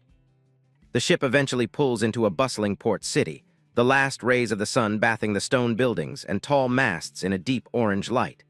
The entire harbor seems to glow in the peaceful twilight. A collective cheer of "land" erupts from the crew as they prepare to head ashore for a night of hard drinking. They're eager to leave the ship behind for a few hours of relaxation in the city. As the evening settles in, Turan walks along the balcony of the port's overlook, his coat fluttering slightly. A man follows close behind, asking if he's finally reached a conclusion about the boy. Turan reveals that the location Armani mentioned isn't far, and he plans to investigate it and return before the night is through. He looks determined to see if the mermaid's claims hold any truth. The heavy, metallic sound of chains clanking fills the quiet evening air as they prepare to secure their guide. The iron links are cold and unforgiving in the dim light. A small rowboat departs from the stone docks, cutting through the calm water as twilight deepens into night. The silhouette of the city begins to fade into the darkness behind them. Armani sits in the boat, his wrists bound by the heavy chains, and complains loudly about the lack of trust. He insists that as a prince, his promise is ironclad and he wouldn't dream of running. "You'll really let me go if the treasure is actually there, right?" Armani asks, his voice smaller now as he seeks one last confirmation of their deal. He looks up at Turan, hoping for a sign of sincerity. Turan stands at the stern, his glowing hand resting near the hilt of his ice blade as he gives a simple, chilling, "Yes." His silver hair catches the faint light as he stares out across the dark water. From high above, the small boat appears like a tiny speck on the vast blue ocean, moving further away from the safety of the port. Armani warns Turan not to be disappointed by the treasure's nature, as it is sacred to his people. The full moon hangs high in the clear night sky, its pale light cutting through the scattered clouds. Turan simply tells the boy to stop talking and lead the way. The boat glides through the dark water under the watchful eye of the moon. Both Turan and Armani fall into a tense silence as they reach their destination. Leaving the boat behind, Turan dives deep into the ocean, swimming down toward the darkened structures on the seafloor. He moves through the water with surprising grace, heading for the shadows below. Beneath the surface, Turan navigates the silent, blue world, his silver hair flowing as he looks around. He stripped off his heavy coat, moving more freely as he searches for the promised relics. He holds his breath, his eyes scanning the depths for anything out of the ordinary as small bubbles escape his lips. The pressure of the deep sea doesn't seem to slow him down. Suddenly, the silhouette of a colossal creature emerges from the darkness, its serpentine body coiled around glowing white rocks. The massive beast looms over Turan, its presence filling the deep underwater canyon. Turan swims closer to the massive beast, its scales shimmering with a cold, blue light that matches the depths of the ocean. He appears tiny compared to the sheer size of the creature's crystalline body. He reaches out toward the massive crystalline plates, the light from the creature illuminating the jagged rocks of the underwater trench. The treasure Armani promised is protected by this ancient, slumbering guardian. Under the pale glow of a full moon, Turan uses his magic to propel their small boat across the dark waters of the Freyan Sea. Armani grumbles, warning Turan that the treasure might be underwhelming by human standards. High above, the moon sits cold and indifferent in the cloudy night sky. Turan doesn't seem to care about the quality of the loot, he just wants the guide to keep moving. The boat cuts through the waves, leaving a trail of white foam in its wake. Armani keeps rowing, his expression a mix of nervousness and lingering defiance. Turan remains silent, his sharp gaze fixed on the horizon as he waits for their destination to appear. A rugged island looms out of the darkness, its rocky cliffs silhouetted against the bright moon. Armani confirms they've arrived at the spot. Turan reaches down, his fingers skimming the surface of the water as he prepares to use his magic. He closes his eyes and activates his search magic, a soft blue light pooling in his palms and reflecting off his face. The magical pulse ripples through the ocean, illuminating the depths and revealing the marine life drifting through the currents. Sharks and strange deep-sea creatures glide through the dark, unaware of the wizard's prying eyes scanning their territory. Turan notes with a hint of satisfaction that Armani hasn't led him into a merfolk ambush, at least not yet. The boat approaches a jagged rock face where the tide crashes violently against the stone. They find a calmer stretch of beach and pull the boat ashore, the dark forest of the island waiting for them. Leading Armani by a heavy chain, Turan walks through the dense woods, the boy stumbling slightly as he searches for a landmark. Armani suddenly stops, peering through the trees as he spots the clearing he remembers. Turan steps forward to see what has caught the boy's attention. In the center of the forest lies a glowing inland pool, the abyssal spring, its waters shimmering with an eerie light. Turan looks down into the depths, questioning if it's as shallow as it looks. Armani admits it's actually about 300 meters deep. The wizard stares at the boy, who shrinks back under the silent, intense scrutiny. Armani lets out a cry as Turan begins wrapping thick ropes around a nearby tree trunk. Turan ties the boy securely to the tree, ignoring his frantic questions about whether this is just more imprisonment. Armani shouts in a panic, realizing that if Turan dies down there, he'll be left here to starve to death. Turan sheds his coat and tells the boy he'd better hope for both their sakes that he makes it back. Standing at the edge of the pool, Turan's reflection ripples in the water as fish swim peacefully below. He takes a final, deep breath, his lungs filling with air before the long descent. A massive splash echoes through the quiet clearing as Turan dives headfirst into the glowing spring. He plunges into the dark blue void, leaving a trail of bubbles as he swims toward the bottom. Turan keeps his eyes open, scanning the surrounding darkness for any signs of movement or treasure. The pressure builds as he descends further, his body cutting through the water with focused determination. He reaches a cavern floor covered in glowing aquatic plants that provide enough light to see his surroundings. Turan swims through the strange underwater forest, his eyes darting around as he searches for the specific location Armani mentioned. Suddenly, he freezes mid-stroke as a gargantuan shape emerges from the shadows. A giant underwater serpent is coiled around the massive underwater rocks, its scales shimmering like dark metal. Turan approaches the beast, looking small and fragile against the creature's immense size. He looks up to the top of the serpent's head and sees exactly what he was looking for, a figure sitting cross-legged. A small burst of air escapes his mouth as he takes in the incredible sight. He quickly clamps his hand over his mouth, struggling to hold the remaining air in his lungs against the crushing depth. Pushing off from the rocks, Turan swims up toward the serpent's head.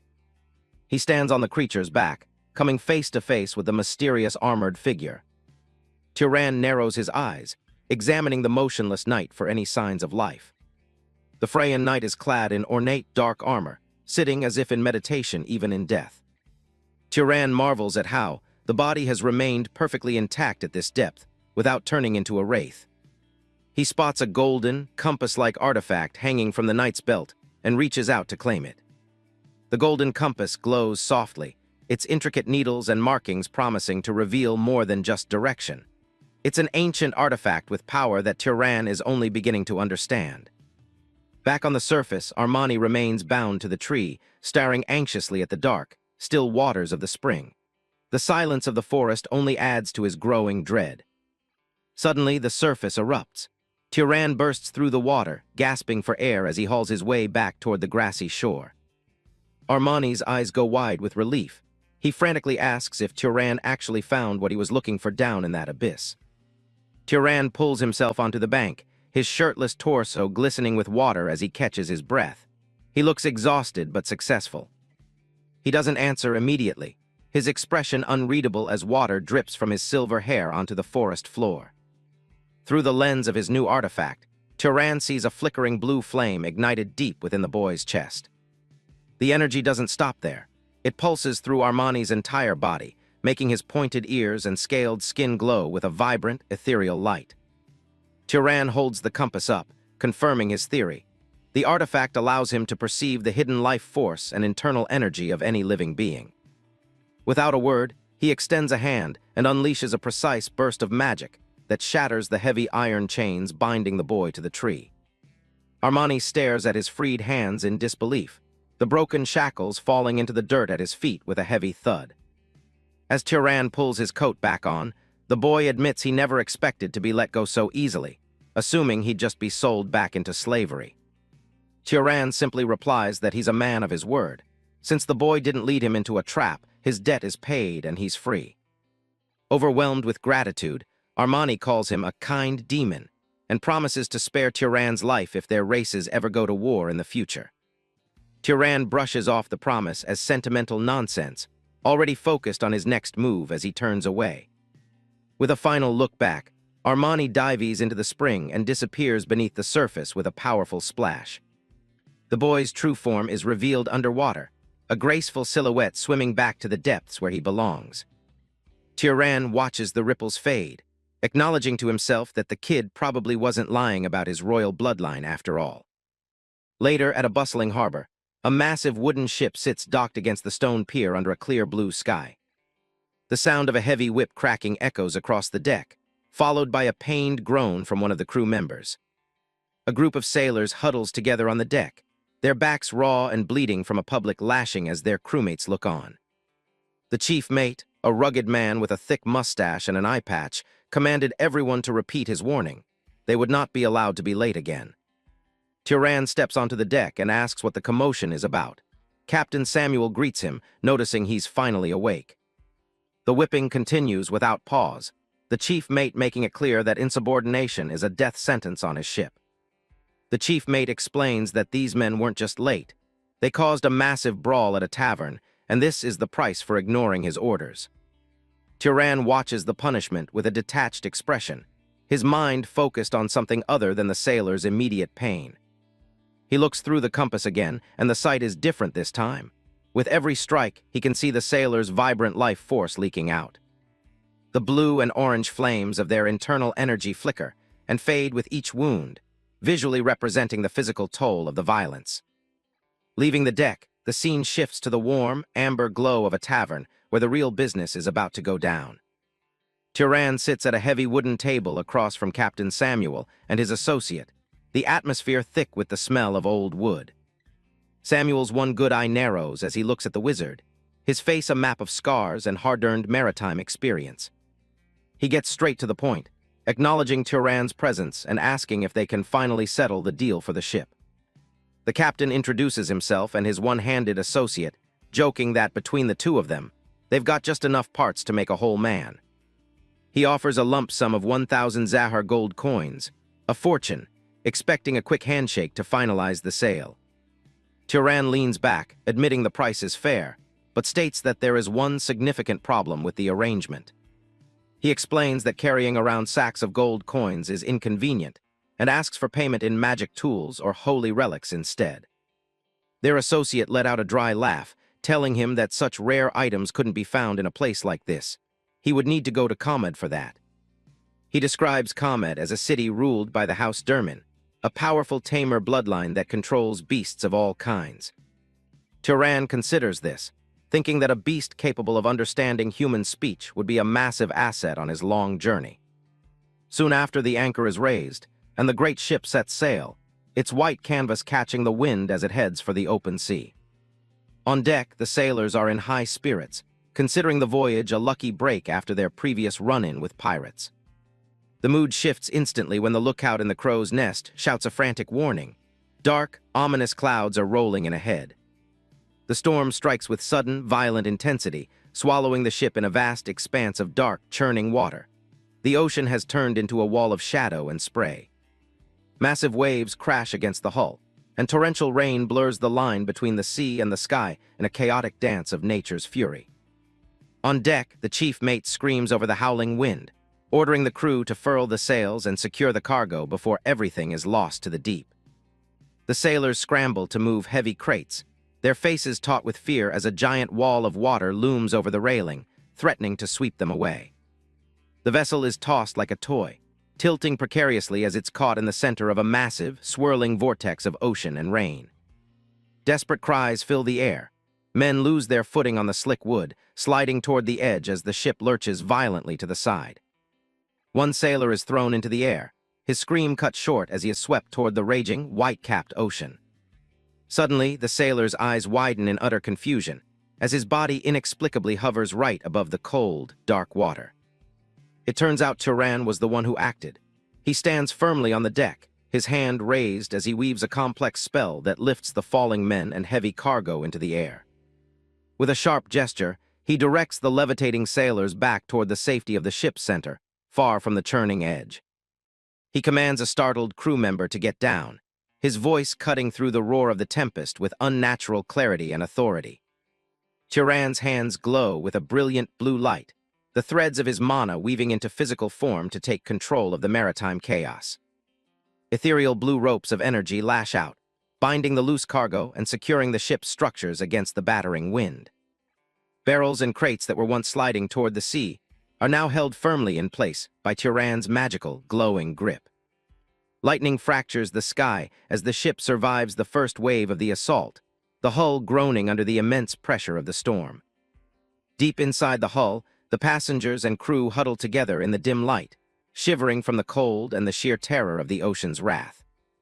Turan enters the crowded hold, his presence immediately drawing the eyes of every frightened person in the room.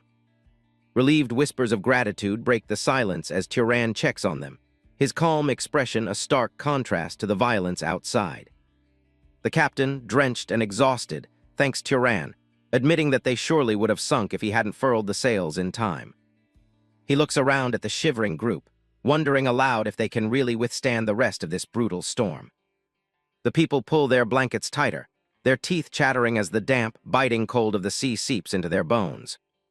Turan remains silent for a moment, his serious gaze fixed on the shivering survivors huddled on the floor. He suddenly commands everyone to gather in a tight circle around him, his voice leaving no room for argument or hesitation. The captain's eyes widen in alarm as he asks if Turan intends to start a fire in the middle of a narrow wooden boat, a dangerous gamble. Ignoring the protest, Turan snaps his fingers with a sharp clack, a small spark of orange light appearing at his fingertip. A massive spiral of fire magic erupts from Turan, swirling upward and illuminating the entire hold with a fierce, golden radiance. The flames dance harmlessly through the air, carefully controlled so they radiate warmth without scorching the wooden planks of the hull. The people breathe heavy sighs of relief as the biting cold is pushed back, replaced by a deep, comforting heat. The captain watches in awe, finally understanding the true depth and sophistication of the magic Turan wields. Under the protective glow of the wizard's fire, the crew finds the strength to endure, a living testament to the ancient rule that wizards must both reign over and care for humanity.